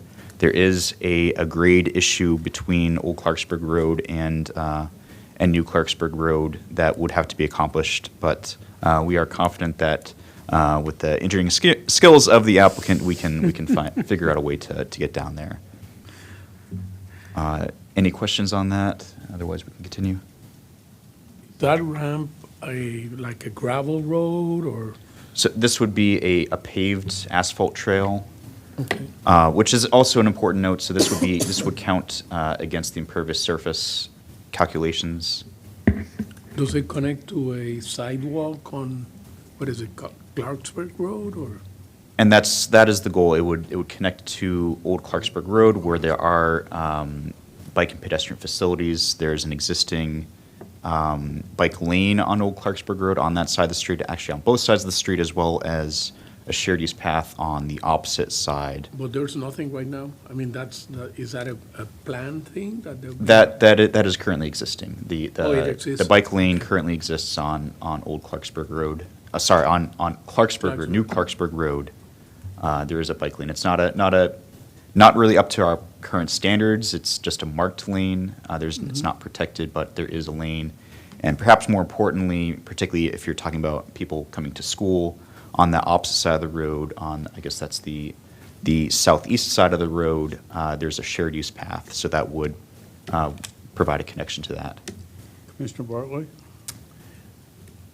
I like how you've provided on slide 13 a partial real-time satellite map, and if you could do that in the future where you have the proposed development superimposed over a real-time satellite map, it'd be very helpful for my understanding.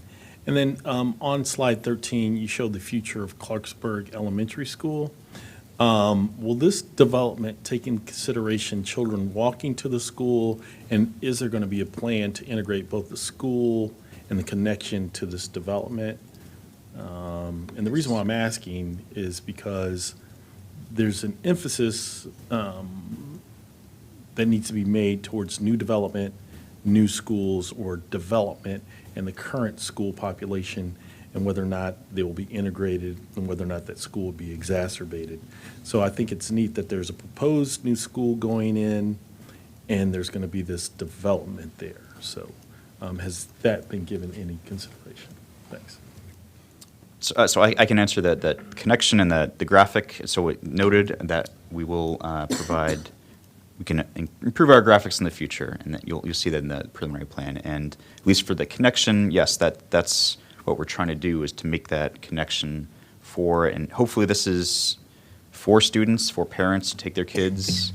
They may be, for the most part, too young to go by themselves, but I do hope that you will see kids using this facility. For the larger picture, I don't know if you want to.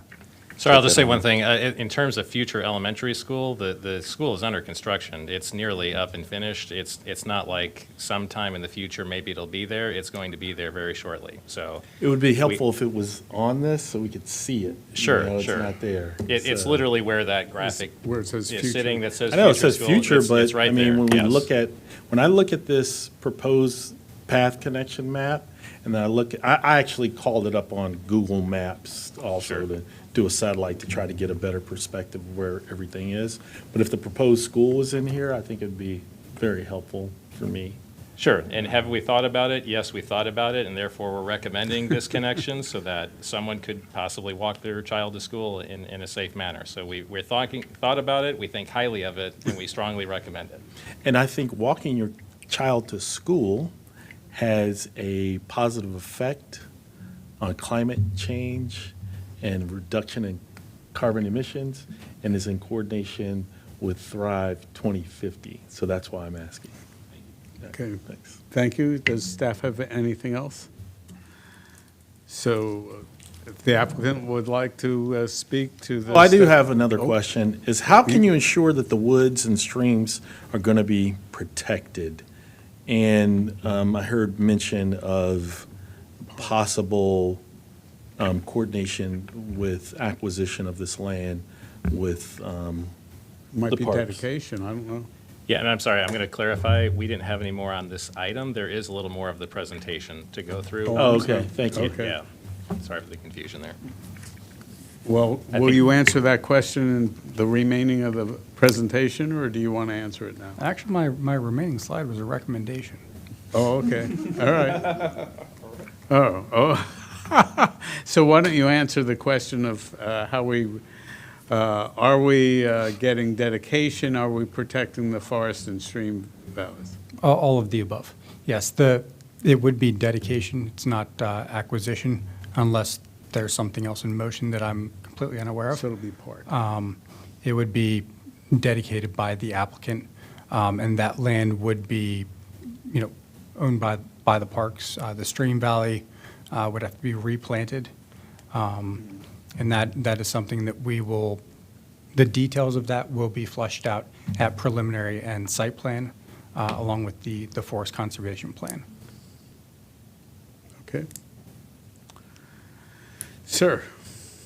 Yes, good afternoon. For the record, I'm Bob Harris with Lord Shirley Brewer. On my right is Max Potember with Lenore Homes. We're here to make a presentation. I'll make it a little more brief than I thought because I see that we're impinging on your dinner at 4:15, which I never all want right. to be there. Don't but worry about that. It is what it is. I want to thank the staff for their work with us on this. Oh, and I meant to say congratulations to Commissioners Bartley and Hedrick. I had not had a chance to appear before you. Thank you for serving and doing what you do. So I'm excited about this project because it's more or less the final development site in Clarksburg, definitely on the west side of 270. And I've been working on projects there since the master plan was adopted in '94, almost 30 years ago, and it's kind of fun to see build-out approaching. Been a great experience. Almost 12,000 housing units added up there. It's provided housing for a very diverse sector of the county, one of the more diverse areas that I've experienced in new housing, and it's kind of indicative of the new Montgomery County. As staff, Mr. Casey indicated, we made a number of changes to the plan as we were working with staff throughout it. It does follow the pattern of development that was established by the Creekside Pulte project just to the south of this. And, you know, it has a huge amount of open space. Can you bring up that first slide there, Max? To answer one of the questions that just came up, this slide here indicates in a little more detail than staff's plan what's going on. The light green, olive green, whatever color you want to call it there, is going to be open space owned by the HOA. All of the other green area is going to be dedicated without cost to the Parks Department, and the Parks will own it and control it. The crosshatched green area there is Stream Valley area that, if you remember from the original aerial photograph, showed that that was partly farm fields. That is going to be afforested so that the stream is protected. And again, once it's afforested, then it would be dedicated to the Parks Department, and they would own the new forest area and everything else. It's going to have natural surface trails throughout it that will connect to other trails along the 10 Mile Creek area. It's just going to be a wonderful place, I have to say. We agree with the staff conditions and appreciate their work on it, but with one exception, and we had more detailed information, I think, than staff was able to access when they were making their recommendations. And it's a comment with respect to this second access point for bicycle pedestrian facilities. We don't believe that it accurately reflects physical conditions and other aspects that are important here. I want to go into that in a little bit of detail. Pull up the next slide, if you will. The project is going to be connecting to both pedestrian and bicycle connections that already exist along 121. As a correction, there are no bicycle or pedestrian facilities along Old 121. It's a prescriptive road, 22 feet wide, it's private property when you get off the pavement, basically, and there are no sidewalks there. There are very nice bicycle and pedestrian improvements along New 121, not Old Clarksburg Road, the divided road that you see there with the traffic circles. We're connecting to that magnificent bicycle system and pedestrian system that links all of Cabin Branch to this project, and we're doing that along our roads, internally, and then to the system that is along New Maryland 121. It will provide access that is pretty much above any other pedestrian bicycle access in the Up County to the stores in the retail center there. This aerial doesn't show it, but there's a drugstore and a convenience store there where that kind of white rectangle is there on the north side of Clarksburg Road. The school has been mentioned. This shows the school site. That will have very good access via our connection to New 121 and the existing facilities that are along there. But bring up the next photograph, if you would, please. Oh, actually, let me back up.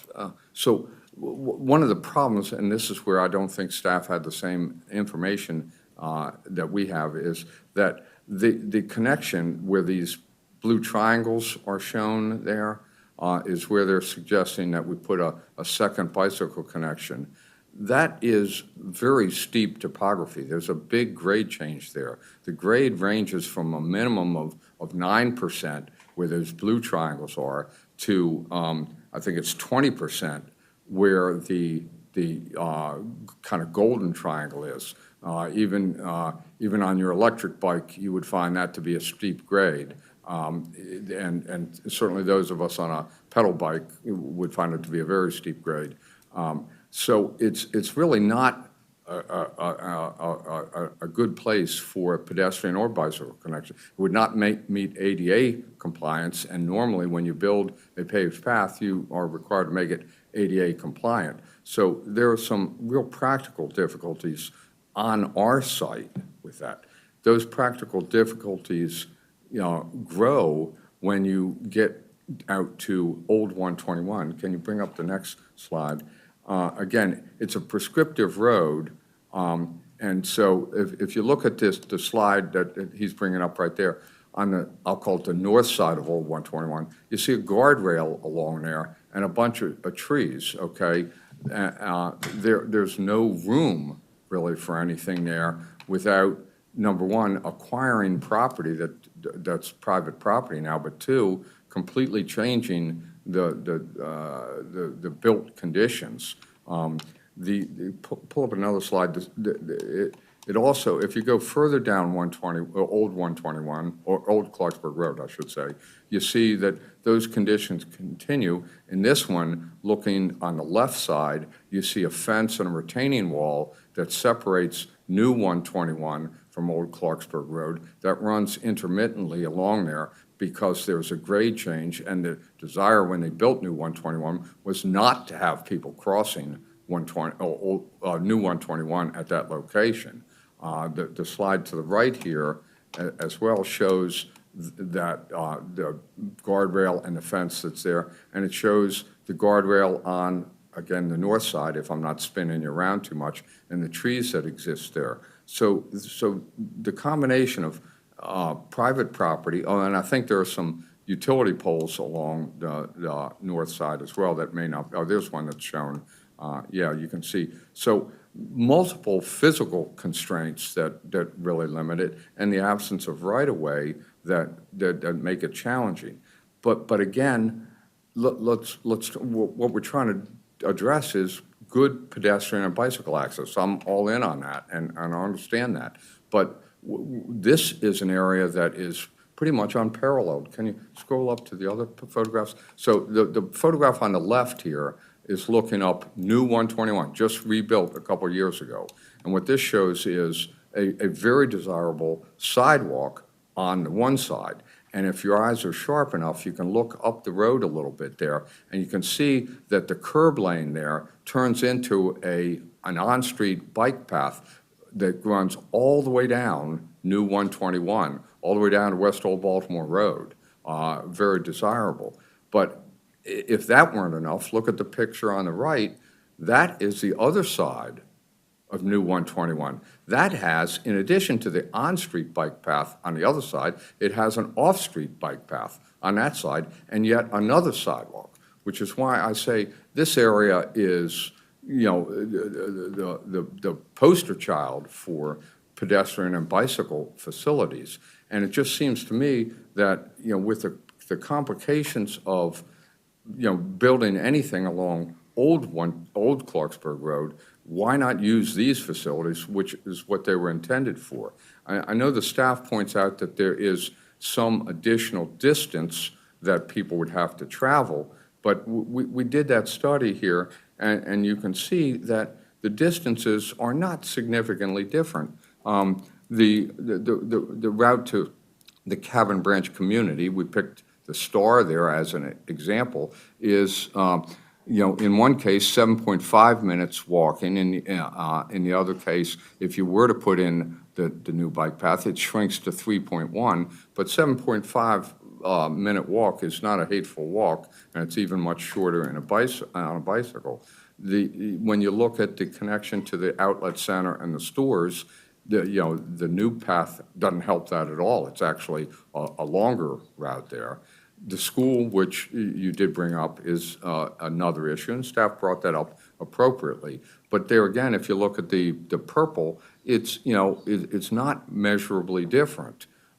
So, if my kid were walking to school, I would want him walking along that, the super sidewalk and super bike path that's on 121, not along something shoehorned in along Old 121.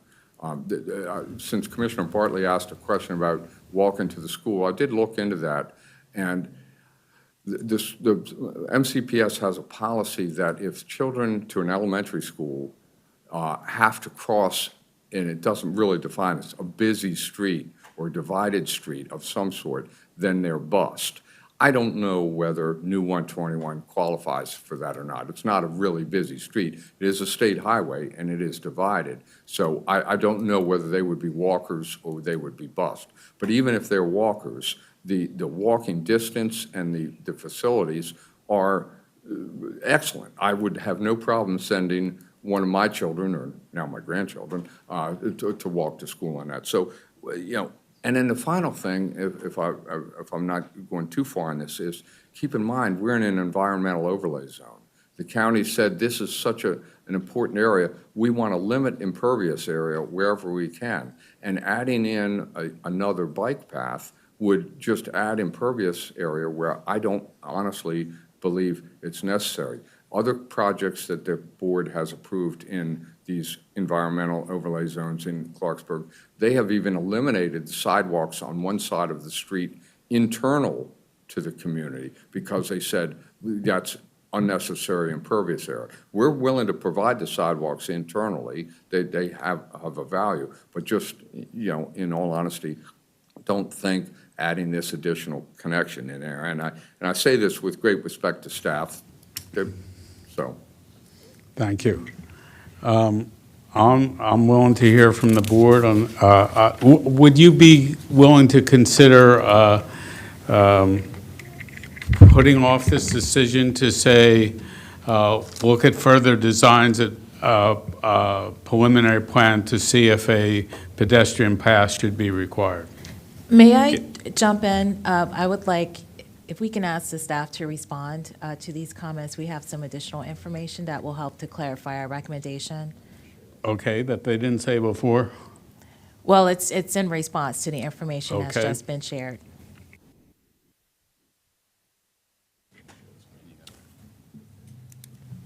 I'll just say quickly that while they're pulling this up, there's 2 points that we're trying to show you. There were a lot of images. I think that was a little confusing for the board. So this is the point that we're asking the applicant to tie into Old Clarksburg Road. If you can kind of direct them towards the property. It's right there. And then we'll show you next that there's not a significant grade there. We don't see that as being the challenge. There is a slight challenge here. We think while it's tight, that we can still achieve a connection here. If you can click on the circle and look back at this location. Yep, now look back. There is a little grade there, but we think that while it's tight, that there could be room to work with the grade to get to the existing infrastructure that's here at the circle to tie into, to then continue on. If you want to swing over and look towards the elementary school now, you can see, the other way there. So heading back that direction, someone can navigate the existing pedestrian facilities here. So these are the 2 points really of all the images that you were shown when we're trying to get the path, the connection in. The first one being the tie-in to I'm losing the name, Old Clarksburg. Clarksburg Road, thank you, and then New Clarksburg Road here. These are really the 2 points that I'm a little bit are relevant to the confused. discussion. Are you talking about doing that bike path to connect to the new 121 or to the old Clarksburg? First, you need to get to Old so that you can get to New. So There will be a way of connecting old to new. Correct, yes, that you would cross. Okay. And then have to navigate this small portion of grade here to get to the existing facilities on New Clarksburg Road. So break the barrier. You need a break in the. Or maybe not. Maybe it's you know, on this northeast side and then use, you know, again, working down the grade to get to the existing grade. I mean, it doesn't have to mean that you hit the barrier and then fall off the ledge. We could, you know, tie into the north side of this site and then work around the wall. I'm not, you know, you may not have to break anything, but. Okay. Does Lennar own that piece of property where the grade across the road connecting them to the community? So that would all be SHA state right away. It's in the right of way. Chris, excuse me, I think I need to correct you on that. I believe, number one, on the north side of the road, Lennar owns a little bit of it where they have frontage, but they don't own the other. So there would be gaps where nobody, private property owners own it, and somebody would have to condemn that property, okay? On the south side, I'll call it, or the right side on this picture, Chris, I believe that land is owned by the Gosnells that built the retail center where the convenience store and stuff is. I don't believe it's in state highway right-of-way. I looked online this morning, and I couldn't quite tell, so I could stand corrected, but the last I saw, it was part of Gosnell's property. So I think there are gaps in ownership that prevent this. Okay, staff, are there gaps in ownership?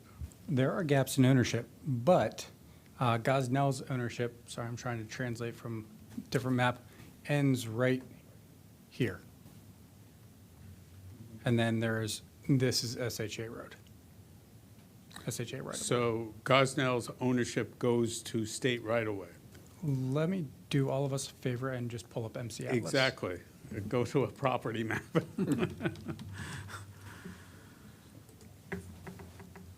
That is possible. Again, I couldn't quite tell myself.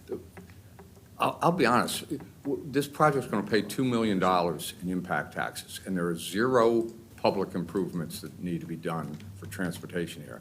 I would rather see the county take that $2 million and build the Amherst Road Street Bikeway or something else where there's a much more important bikeway use than doing this, in all honesty.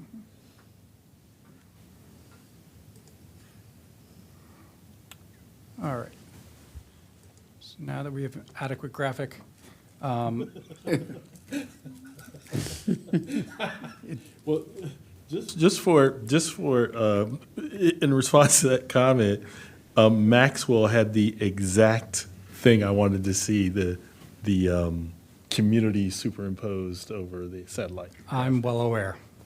I took note. You get a gold star. I'm a little jealous, not gonna lie. This right here, That's Gosnell. exactly. Who owns that? That piece there is Gosnell. Mm-hmm. Yeah, that piece there that's highlighted right now, that is the Gosnell property, but immediately next to that, Okay. southwest, Jonathan. Yeah. That is state highway right away. So your property does go directly to the road that they want you to connect to? On that side, yes, I stand corrected on that. There are gaps on the north side, though. Gaps on the north side. Yeah, you see where We the, only need one connection. see where that house is right there? Yeah. Left of the circle? There is no right-of-way there. That person owns to the edge of the street. So, Mr. Harris is correct. So this is the existing right-of-way. As part of this application, they would obviously be dedicating a little bit more here, but there is no. Yeah, but I don't think we're asking for an adjoining property owner to provide the connection. We're asking you to provide the connection on the property that touches the SHA right-of-way, unless I'm mistaken. So I don't think there's a gap on So either side. only to go to so the condition would be to go from their property to directly to state right-of-way? Right, we're not asking them to go secure rights from an adjoining property owner to implement the path. We're asking them to implement the path from their property to the SHA right-of-way. Okay. Let's say that so they're not confused. And then you can connect them. I haven't looked at that in detail enough to know whether that's physically possible connection. It still leaves the grade of 20% on the path. And Patrick, you did pull up a photo. I didn't see 20% there in that photo, I'll be honest with you. Let me suggest this, Mr. Chairman. You suggested that since we're shooting from the hip a little bit, or at least I'll confess I have some lack of information. If you were to recommend approval of this, and we will study it in more detail at the time of preliminary plan, I think that would avoid making a mistake today saying that it has to be done. We're not unreasonable. We just, want to make good public infrastructure decisions. And we've got the impervious cover problem too. So we'll accept the condition somewhat modified to go from their property to the state highway and say, subject to feasibility at preliminary plan. That's acceptable. Yeah, we'll talk about this more at the preliminary plan. See what I mean? You're all Yeah. okay? Yeah, we're okay with that. We're, Okay. trying to get you to dinner and trying to be reasonable. I'm trying to do your plan, I'm not trying to do the dinner. I'm just being If practical. I was trying to do dinner, I would have done dinner. I am trying to do I'll dinner. look for a motion. Do we need three motions for the layout and uses calculation for impervious? It's a pre-preliminary plan. I think just one motion on, as long as there's consensus among the board on the binding advice for those three, and it sounds like there is. So I one think so, motion yeah. would be appropriate. All right, then I'll move that we approve the Clarksburg Chase pre-preliminary plan, number 7, 2023-002, with the conditions and the consensus of the board on layout and uses calculation purpose versus an access, the bike and pedestrian. Do I hear a second? Second. All those in favor say aye. Aye. Aye, 4-0. Okay. Well, Thank you very much. Thank you. We are adjourned until 6 o'clock. We have a public hearing then, so we will come back then.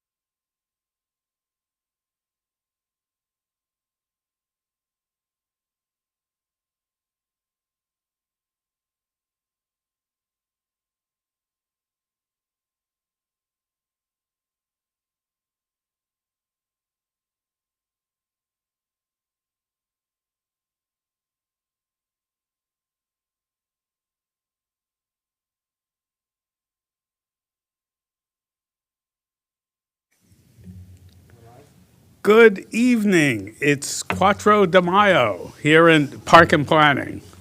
We're anxiously waiting tomorrow, even though we love today. And you can feel the excitement in the room as we are on item 9, Fairland Briggs Cheney Master Plan Public Hearing. With that, I'll turn it over to Mr. Larson, who will give us some introduction, and then we'll hear from the public.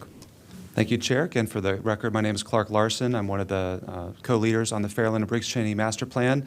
Sitting next to me is Marlene Jackson. We were working on this plan together.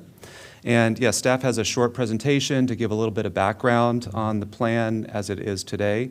I'll do a brief review of the written testimony that was received up until this afternoon, and then I will turn it back over to you to start the public hearing. This map up on the screen shows the location of the master plan area in the county. You can see it highlighted in red. So we're deeply in the east part of the Montgomery County here. To recap a bit of the schedule that's come before, back in the fall of 21 through spring of 2022, we engaged with the community through a series of listening sessions. It was also our opportunity to get the word out and raise interest and awareness that the master plan was being updated. We then moved into a phase for visioning workshops through the spring and summer of 2022. We held a series of visioning workshops, both in person and virtual, as well as a park event at the Fairland Recreational Park that was part festival and part workshop. And we provided updates to the planning board and the community throughout these two processes. Starting in fall of 22, we really started to get down into developing preliminary recommendations and the working draft in earnest, and provided the community with an opportunity to weigh in on some of those ideas at the time. We also held a placemaking festival at the Briggs Cheney Park and Ride lot in October of 2022. That was in conjunction with the master plan, but also sort of for its own sake, to think about how to retrofit a place such as the Park and Ride lot, and an opportunity to engage the community further, thinking about the amenities and improvements that could take place in the community. And where we find ourselves now is sharing the draft plan out into the community. Right now, out on the street is the public hearing draft. That's what we will be seeking comment on tonight, and we've received written testimony on. We're holding the public hearing tonight. And then after you choose to set a date to close the public record, we'll engage in a series of work sessions to talk with you through the testimony and any further revisions that you would like to make as a planning board before the plan is ultimately transmitted to the county council. We wanted to ensure that everyone knows that this plan is mindful of the Thrive 2050 goals, and so you can see here on the screen reiterating in the plan those goals that are embraced by Thrive. And so we have written the plan to be organized in this way and tried to address each and every one of these goals through a series of recommendations, and this was our whole approach in developing the plan. To further set the location, set the stage here, we are updating a portion of the 1997 Fairland Master Plan. The image on the left shows in dark black the area that was addressed in the master plan area itself. On the right, with the black outline, is the area that we're considering now for this master plan update. So you can see it's a smaller area. The area in yellow, if it shows up on your screen, is our study area, which comprises a good bit of that original 1997 plan area. But the study area allowed us to look at the demographics and the conditions and the issues that surrounded the master plan that we were aware of at the time. So this plan really is only pertaining to properties and transportation facilities and other aspects of the environment and housing within the plan area. Although, as you'll see in a few other slides, we're venturing beyond the plan area in some of our ideas as well. The master plan vision seeks to answer the question of what the Fairland and Briggs Cheney community will be like in 20 years. And it states that we envision an evolving and connected suburban corridor with compact activity centers that support a healthy local economy and multicultural community that is socially connected and environmentally resilient. I still didn't fix that typo. I think that's a typo there. How we will get there, and this is sort of a summary, an overview of the recommendations in the plan, is to attain enhanced BRT, support compact development, establish more connected trails and pathways, stand up an innovative food system in the plan area and possibly beyond, and support a resilient environment. We have 5 key recommendations that are really sort of summaries of many of the more detailed recommendations in the plan. So the first key recommendation is to establish community gateways and activity centers as compact mixed-use centers focused on frequent transit service, safe pedestrian movement, expanded housing and shopping choices, greater tree canopy and cool surfaces at summer hotspots, attractive community gathering spaces, and cultural and historic landmarks. There's a lot in there because it's trying to capture a lot of different ideas that are found throughout the plan, but that's one of the overarching recommendations that we have. Also, the plan seeks to prioritize US 29, also known as Columbia Pike, as a transit-first corridor that provides frequent and convenient regional connections from the plan area to areas surrounding. To complete a continuous network of trails and paths connecting activity centers, neighborhoods, parks, and community facilities, both within and beyond the plan area. Number 4 is to establish a resilience hub in East County as a community center for daily community needs, a destination during public emergencies. This is something that's really similar to what has already happened in the Scotland community in Montgomery County. We seek to bring a resilience hub into East County as well. And as I said before, in more general goals, to support a healthy community food system that includes healthy grocery and dining destinations, farmers markets, and community gardens. This map is our concept framework plan in the public hearing draft. It really shows in a more visual sense some of those recommendations that I've already covered. And so the dark red and the light red areas show focus areas where we are focusing our attention for possible additional development allowances, so increased zoning heights and densities. These are our recommendations in the plan. The dotted lines show an inner and outer loop of greenways and bike and pedestrian paths that are really stitching together some paths that already exist today. We are just hoping to create more continuous connections, both in these outer loops, but also into and out of the community to get to them. As an example of some of the districts that we have, the Main Street Corridor District focuses on along a stretch of Briggs Cheney Road, including a portion of Castle Boulevard and Roby Road, the Auto Sales Park. And so we've organized the plan in a way that there are plan-wide recommendations for a number of themes, as well as recommendations that pertain to the 3 of these districts in the plan. The districts are colored in different colors on the right side. So the red, yellow, and orange represent the various districts in the plan, mainly as organizing principles for various recommendations.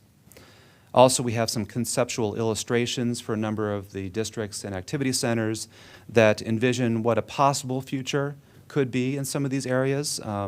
It very well may be that development happens in a different way or it doesn't happen at all in some of these locations, but we wanted to provide an example of the types of potential that we see in some of these areas. So the anticipated next steps following this public hearing is we will be asking you to extend the public comment period through May 19th. That'll give another 2 weeks for folks to provide written comments. And then we've scheduled a series of work sessions to talk through the testimony and to hear from you on any revisions that you'd like to make to the plan, with an anticipation of transmitting the plan to the County Council in late June or early July. And the County Council will have their own opportunity at this similar process to look through the plan before they ultimately consider whether to adopt it by the probably the new year. January, February is in the new year, so that will be anticipated. Just one thing on that slide, how could I close the record on May 19th if our first work session is May 18th? You could, technically, yes, or you could close it on the 18th if you want it a little cleaner. It's up to you. I would think you would want staff to have the time to comment on the testimony we received. So it would be at least a week before that. We'd close it on the 11th. Well, we want to give enough time for people to provide additional written comments after tonight, but it's really up to you how long you want to extend it. I think 2 weeks is a standard, but we will have additional work sessions after May 18th, so we could have a chance to talk about those later items. Right, we could, for the record, Patrick Butler, we could, bring what we have received up to the point of writing a report and publishing that for you, and then at the second work session, we would bring the remainder of the comments, so Okay, fair enough. I think we could do that. Okay, thank you. Sorry for the break. That was a good question. So that concludes our brief presentation of the plan. Hopefully it was helpful in giving an orientation to what's going on. I wanted to run through briefly some summaries of written testimony that you've probably already seen, but for the benefit of the viewers at home and those in the audience to understand what we've received already in writing. So we received testimony from a representative of the Montgomery County Public Schools that's offered a set of minor text revisions, requested some word changes, and alteration to a recommendation for one of their school properties. Written testimony from the White Oak Planning Manager, Mr. Cicero Salas with Montgomery County, who has some clarification questions about what agencies would be responsible for developing the trails and paths loops, so we could have a conversation about that during the work sessions. Also requested a revision on the attention to interchanges at Tech Road and Industrial Drive, Boulevard, one of those, Industrial. We received testimony from a resident, Stephen Ashurst, who requested several plan recommendations to increase safety and comfort on bike and ped travel on Greencastle Road, as well as a continuous shared use path and protected bike lane along Old Columbia Pike between Spencerville Road and East Randolph Road. I think some of that is in the plan, but it might take looking at our recommendations to determine whether that's consistent, whether we need to talk about any changes, as well as a breezeway on the inter-county connector, Maryland 200. We received several pages from the Maryland Department of Planning, very helpful recommendations, pointing out that we could reference the 12 planning visions of the state in the plan and talk about how we're consistent with that. It's actually an oversight on my part, but I think that would be fairly simple to do, should you choose to accept that. And a couple recommendations based on state guidance for housing elements and how to write comprehensive master plans. So there's a number of recommendations there, very, very helpful on their part. Written testimony from a property owner that requests an expansion of the boundary of the master plan area to include a 3.2 acre vacant wooded property at the northeast corner of US 29 and Greencastle Road, owned by the commenter. They suggest it could be purchased by the county as part of an interchange at US 29 and Greencastle Road. You might know from reading the plan that that is a current recommendation in the 97 Fairland Master Plan. We're recommending against an interchange there. So that might be a point of conversation that we have. Written testimony from a resident, Jay Daniel, opposing rezoning of a property on East Randolph Road and providing letters and signatures of opposition from other community members to that rezoning.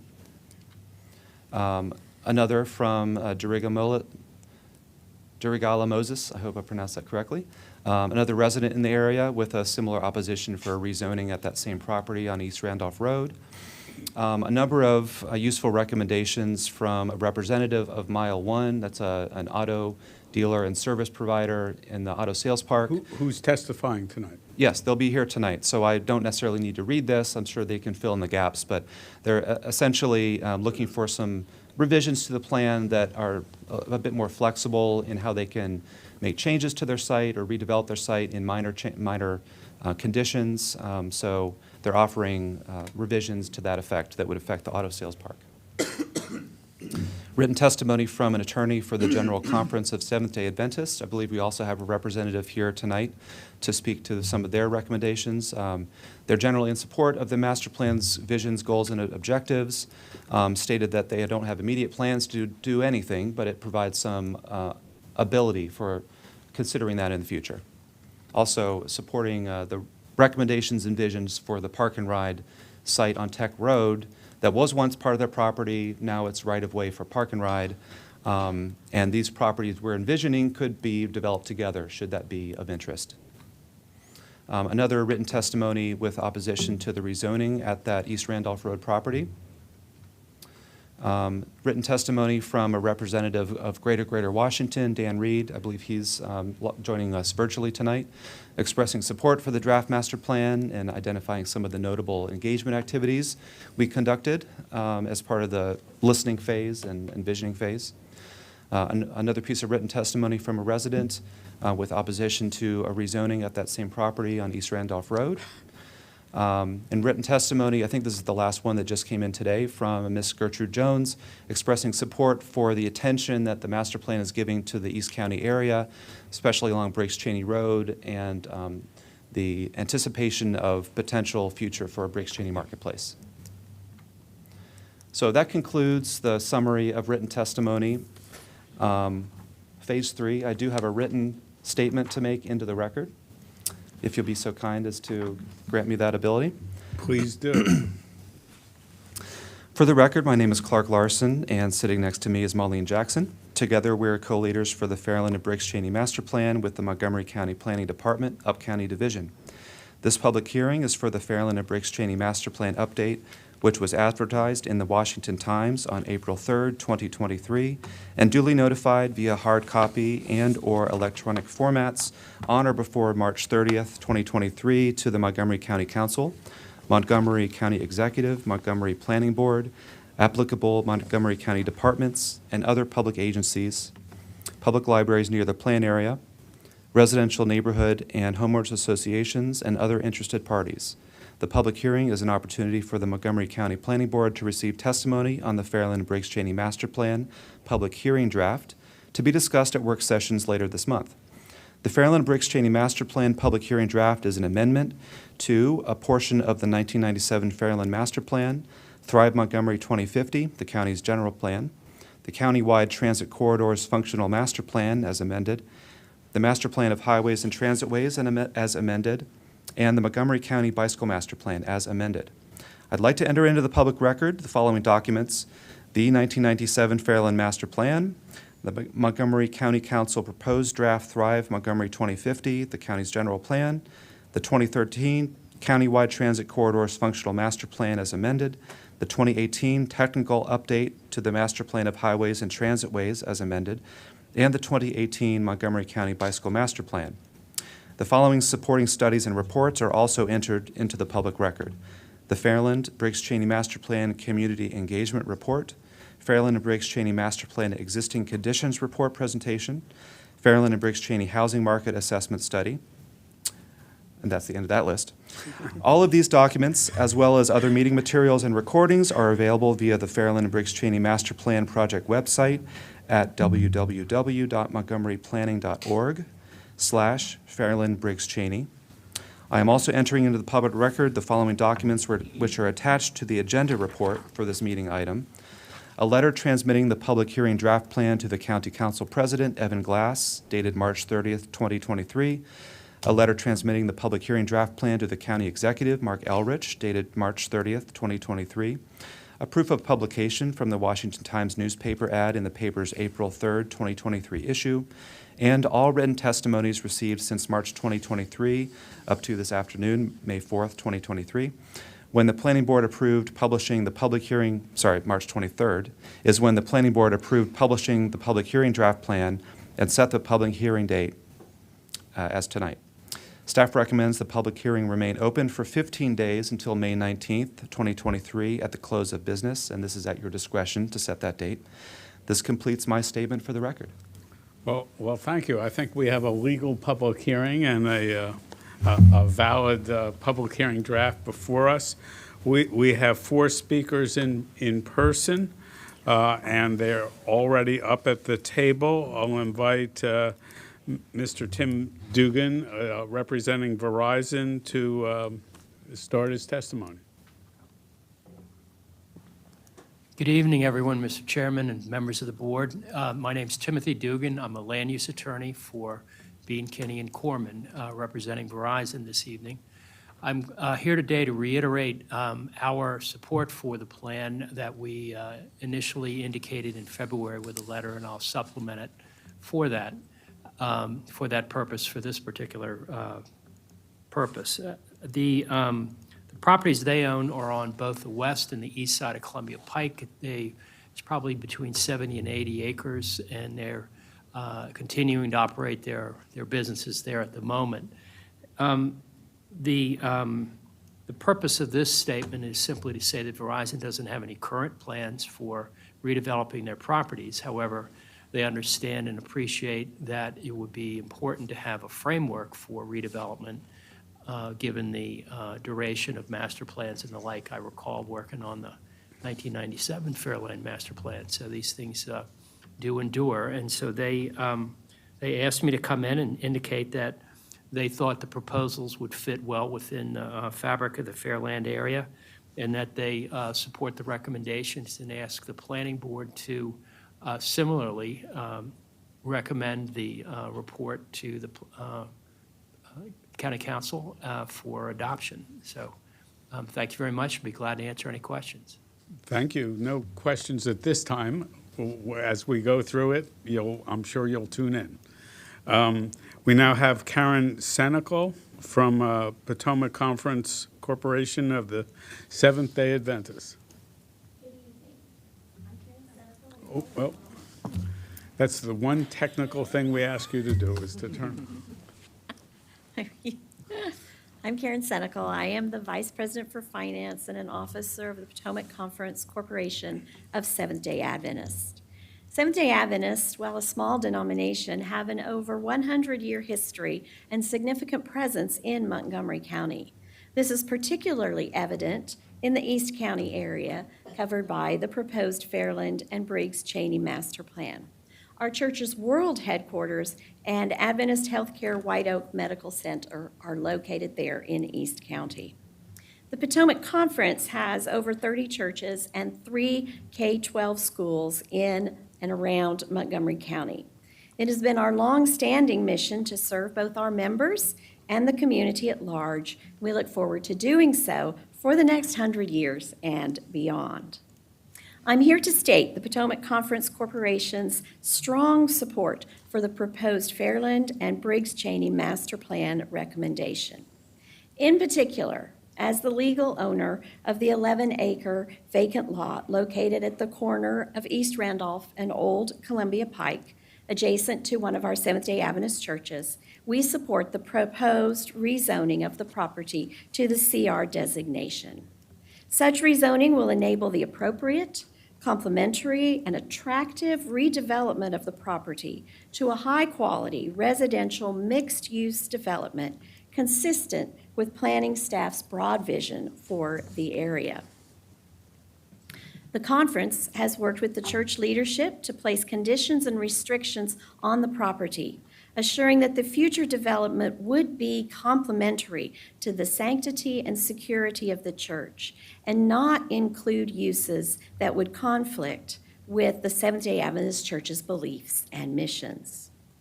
We believe that the Seventh-day Adventist mission is best achieved through outreach and inclusion rather than isolation.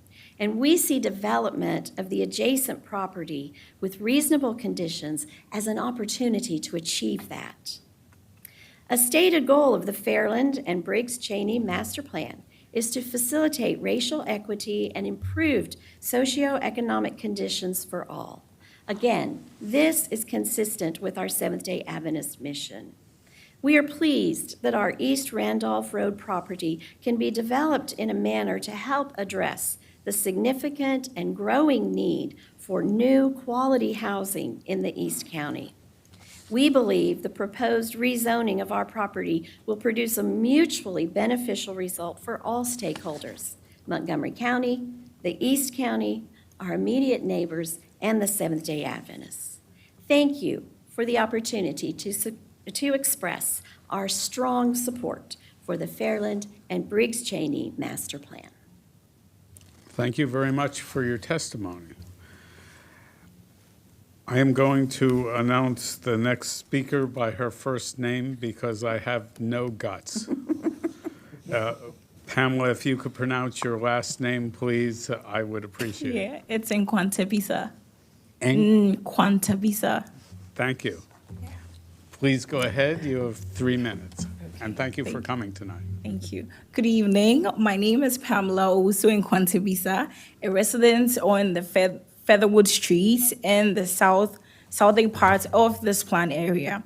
I'm here today to speak for my entire household, a household made up of 4 Africans and our lovely pet.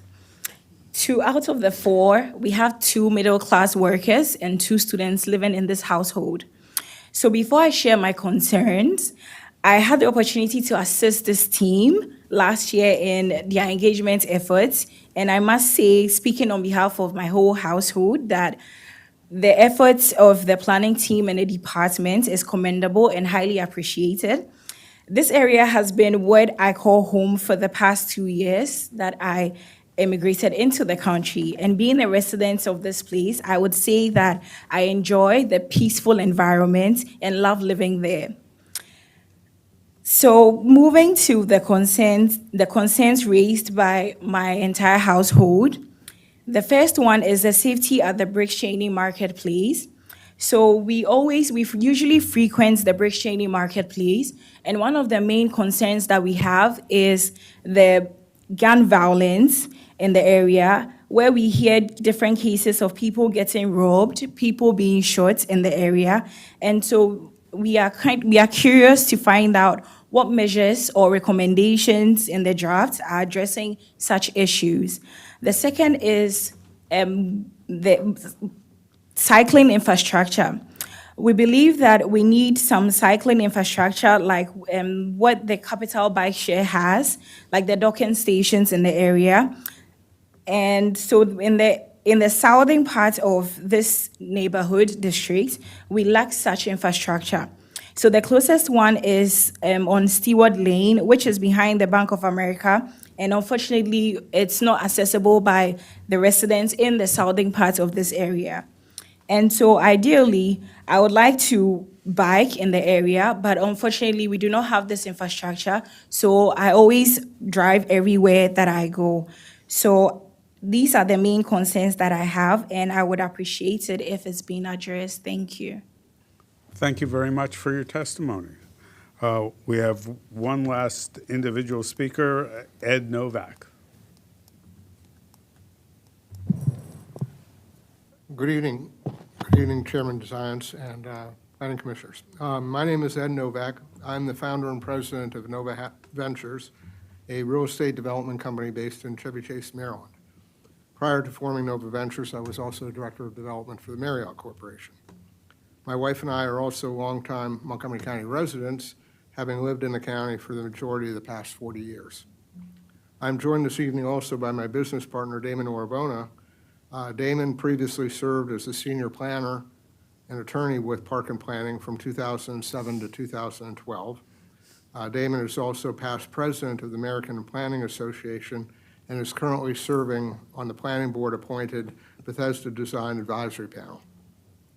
Nova Ventures has completed several successful residential and mixed-use redevelopment projects in Montgomery County. Fenwick Station Apartments in downtown Silver Spring and the Victory Haven Senior Apartments in Damascus are just 2 examples. We are committed to doing even more and to contribute to and improve the economic and social vitality of the county. We strongly support the proposed Fairwind and Briggs Cheney Master Plan. As the plan itself acknowledges, the East County has lagged other areas of Montgomery with respect to new investment and attractive redevelopment. We believe that staff's recommendations, particularly the identification of proposed mixed-use activity centers and the implementation of zoning changes to facilitate their development, are both necessary and critically important to addressing this disparity. If adopted, the recommended master plan and zoning changes will help to bring new private sector investment, infuse vitality, create a better sense of place, improve racial equality, and improve the socioeconomic conditions for all residents. These recommendations and goals are consistent with the vision outlined in Thrive Montgomery 2050. They will also help to address the significant East County and countywide need for new quality housing for all income levels. We specifically support the recommendations regarding the undeveloped parcel at Old Columbia Pike and East Randolph Road.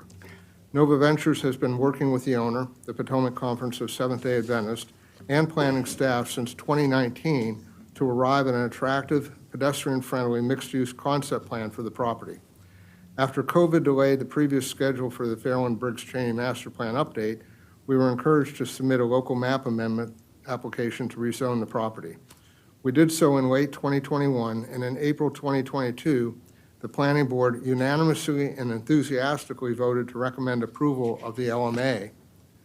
However, because Thrive Montgomery 2050 was not yet approved, and because concerns raised regarding the consistency with the still in effect 25-year-old 1997 master plan, we reluctantly decided to withdraw the LMA application and instead allow the new master plan process to proceed to completion. Staff has now completed their studies, conducted extensive community outreach, and made their final recommendations for the new 2023 master plan in front of you tonight. We are pleased that they include CR zoning for the Seventh-day Adventist site that is consistent with the type of attractive mixed-use development that we initially proposed nearly 4 years ago. In the interim, the county has funded and commenced operation of the Flash Bus Rapid Transit System, and a station is a short walk from the site. This further serves to make the proposed zoning not only appropriate, but necessary to utilize and support this county investment. We understand and appreciate that some members of the community may have concerns and anxiety over any change to the status quo. Change, however, is inevitable. The key to success is anticipating and intelligently guiding change in a proactive way to a positive outcome. We believe this proposed master plan by a highly qualified planning department that conducted extensive community outreach sets the stage for positive changes in the East County. As developers, we wish to assure the Planning Board that we take our role in helping implement this change very seriously. Thank you for your time and consideration. Thank you for your testimony. We don't have any other in-person speakers, so you're free to stay where you are or wherever you're comfortable. We now have people on Teams. The first speaker is Seth Grimes from Washington Area Bicycle Association, better known as WABA. I hope it's better known. Thank you, Chair Zions and planning board members. We're doing our best to get people to know us. WABA is actually over 50 years old. We are a nonprofit organization with over 700 Montgomery County members, and I'm doing my best to boost that number, so please consider yourself invited. We envision a just and sustainable transportation system where walking, biking, and transit are the best ways to get around, and we support and offer brief comments on the public hearing draft of the Fairland and Briggs Cheney Master Plan. We fully endorse the draft master plan transportation goals found in Section 3C and the steps outlined to achieve them. We note and endorse Section 3C3 bicycle and pedestrian network recommendations, including the creation of a continuous trail and path network with public area and HOA connections, the creation of sidewalks or side paths along all public roads, completion of the breezeway network along US 29 and Maryland 200 within the plan area, and expanded capital bike share infrastructure. WABA would be pleased to support applications for federal planning and construction grants suggested in the master plan. We note and endorse short-term capital improvement program priorities, including notably study of the feasibility of road diets on major arterials. Lane narrowing and speed limit reductions are essential steps toward advancing roadway safety for vulnerable road users. The draft master plan is excellent work. Please approve it with any necessary revisions that come to light. Finally, we hope to see planning of similar bicycle and pedestrian network improvements in conjunction with the planning and construction of US 29 bus rapid transit for the full extent of US 29 from the Washington DC border to Howard County and on and along other identified Montgomery County transportation corridors. Thank you for the opportunity to testify. Thank you for your testimony, and I'm just a little bit older than your organization, but that's good news, I think. The next speaker is Mr. Jabara from JJ Construction, and I'm not going to attempt to pronounce your first name. Excuse me? They're not on the call. Okay, we won't learn how to pronounce that name. I'm sorry. Next, we have Dan Reed from Greater Washington. Good evening. Hi. Hi. All right, can you hear me? Yes. Cool. Hi, my name is Dan Reed, and I serve as the Regional Policy Director for Greater Washington. We're a nonprofit that works to advance racial, economic, and environmental justice in land use, transportation, and housing throughout the D.C. area. And we enthusiastically support the draft recommendations in the Fairlawn and Briggs Chaney Master Plan. As the plan notes, previous planning efforts in East County have reflected unease around changes in the area and emphasized keeping things the same. The result is that the East Side has missed out on the development that has enriched so much of Montgomery County over the past 25 years, pushing people and investment out to Howard County and exacerbating racial and socioeconomic disparities in the process. We recognize that this plan reflects the planning department's innovative approach to public engagement, including pop-ups and door knocking, reaching people we don't always hear from. I volunteered to knock doors at apartment complexes for this plan, and what I heard is that people like living here, but they want more things to do nearby, more places to walk, and more affordable quality homes. This plan reflects what they had to say, beginning with its emphasis on bringing jobs and investment back to East County. It recommends making Route 29 a transit-first corridor with bus rapid transit and better ped and bike access. It recommends road diets for fast, busy roads like Fairland Road and an expanded network of side paths and bike lanes to connect people to our substantial park system. It also identifies opportunities to transform suburban strip malls and office parks into walkable, inviting places with more housing options, places to shop, jobs, and more public amenities, like a future campus for Montgomery College. I'm personally excited about this vision for the vacant Verizon campus on Musgrove Road as a mixed-use neighborhood because I grew up nearby. Our family moved to Fairland Green across Musgrove Road in 1999. I lived there for several years. My parents, my brother still live there, and my mother owns a business nearby in Burtonsville. I ran across Route 29 as a teenager to catch the Z8 bus to work or to hang out in downtown Silver Spring. My dad walks these streets 6 miles a day. My brother is starting a career and wants to buy a home of his own. The vision laid out in this plan and the recommendations within it would benefit a lot of people, including my family. On that note, I'd like to add that both we, this org, and my family fully support the proposed development at Conley Square, and we look forward to having a new grocery store and much needed housing. I understand the Adventist Church supports it too, and having been raised Methodist myself, I welcome more neighbors, and I think most people feel the same. It's about time East County got to take part in the prosperity that other parts of Montgomery County take for granted, and this plan is a good start. We're hopeful the planning board approves this plan, and we'll work with the county council to find ways to make these recommendations a reality sooner rather than later. Thanks for your time. Thank you very much for your testimony. Mr. Scott Wallace for Mile 1 Montgomery Auto Park. Good evening. I am Scott Wallace with Miles and Stockbridge. I represent Mile 1 Automotive, which owns multiple dealerships and service center sites in the Montgomery Auto Park. I'll be brief tonight as we have submitted a letter into the record with our specific comments about the master plan update, but I do want to highlight our general comment about the update. Mile 1 has operated at the auto park for decades and is a significant employer in the planning area, as recognized in the update. Mile 1 appreciates the general goals and recommendations to revitalize and improve the Fairland Briggs Chaney corridor, and particularly the recommendations to improve retail options for its employees.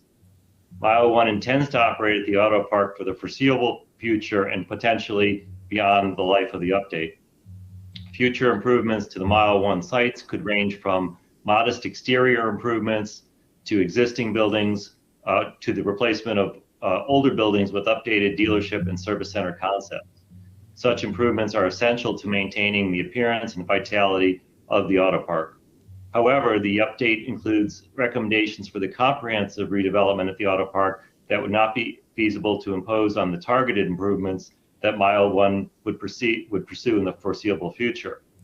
Moreover, even the near-term improvements recommended in the update may not be feasible or practical given the modest scope of Mile 1's likely development at the auto park over the life of the update. Because of the required finding for development plans to substantially conform to the applicable master plan, recommendations in the update that might be appropriate if significant redevelopment is proposed could be an impediment to Mile 1 pursuing more modest improvements to buildings or construction of a new building. Therefore, the update should explicitly state that the recommendations applicable to the comprehensive redevelopment at the auto park do not apply to targeted development projects. And also, the update should state that any requirements for near-term improvements should be commensurate to the scope and the size of the proposed development. We look forward to continuing to work with staff as the planning board draft is refined and hope that we can find the right balance between maintaining the viability and vitality of the auto park with meeting the planning goals you hope to achieve with this master plan. Thank you. Thank you for your testimony. Certainly, we'll go into detail in the work sessions on the site. The next is Mr. Panikar, an individual. Hello, good evening. Thank you, Mr. Chairman, for the opportunity. We welcome the development and the changes in the East County. It's good to have more innovation coming in our way.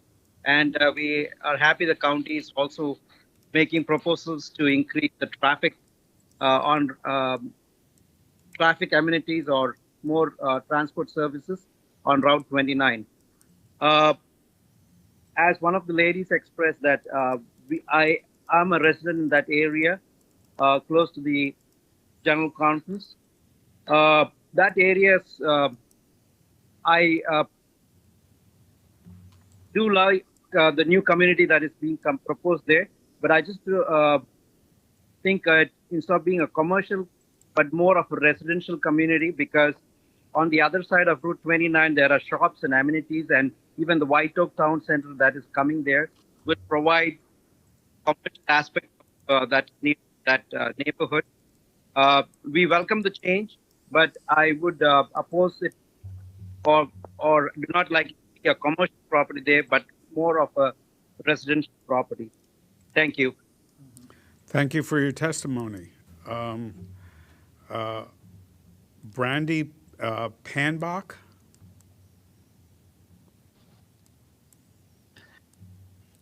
Good evening. Can you hear me? We can. We can see you too. Okay, wonderful. My name is Bernie Pambach, and I'm a resident of Fairland and the Stone and Mills subdivision. And I strongly support the proposed Fairland Briggs Cheney master plan. The master plan envisions an East County that is significantly improved for future and current residents in 30 years' time. Montgomery County desperately needs more market rate and affordable housing for families and seniors, and the proposed plan focuses on increasing housing supply in commercial areas and on major throughways. The proposed housing is crucial to increasing housing supply and preventing further price increases in Montgomery County, and particularly in East County, which is one of the more affordable parts of Montgomery County. The only way to keep homeownership within reach is through building more housing to keep prices from getting even higher. I strongly support the density proposed in the general plan, and I believe it is appropriate given its proximity to major roadways and various bus lines. I strongly encourage the planning board to keep all the proposed density changes in the plan. Also, the focus on an increase in service and quality of BRT will increase access to jobs in other parts of the county for the residents of this area. I also appreciate that the plan focuses on increasing pedestrian and bike pathways, and those connections will increase mobility and improve access for our residents. I believe this plan is a comprehensive vision of an improved East County, and I appreciate all the local events the planning team did to engage the community, even if it only came to one. I strongly urge the planning board and county council to support this proposed plan. Thank you. Thank you very much for your testimony. I understand there might be somebody in the room who would like to speak on the plan as well who did not sign up. Maybe I understood incorrectly, but I just wanted to give you that opportunity. Sure. We had reached out to various community organizations, gave a presentation last night. We just wanted to provide anyone the opportunity had they shown up and not signed up ahead of time. So that I was willing. We didn't know for sure if there was anyone or not. Just I was just seeking that.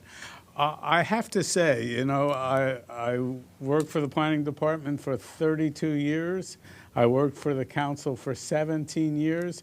I've never heard a more positive public hearing.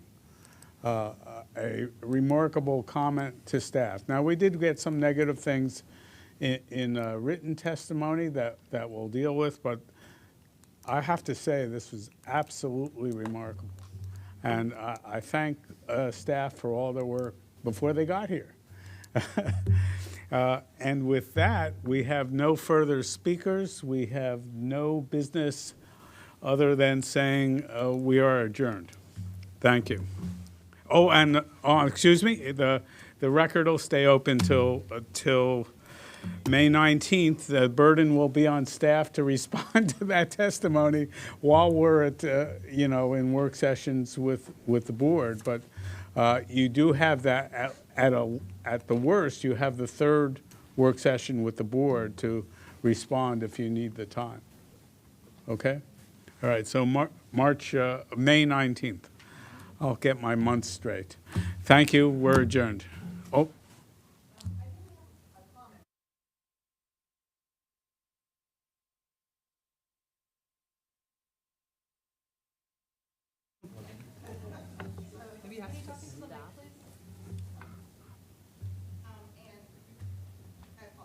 This was someone else's question, so I won't read it here. We want to know. Wait, sorry. I don't know about taking. Got it. Yeah, Okay. it's just a question.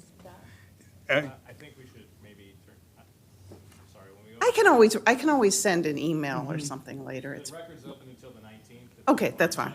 Yeah. Yeah, that's right. Thank you, I tried. Thank you. We're really adjourned.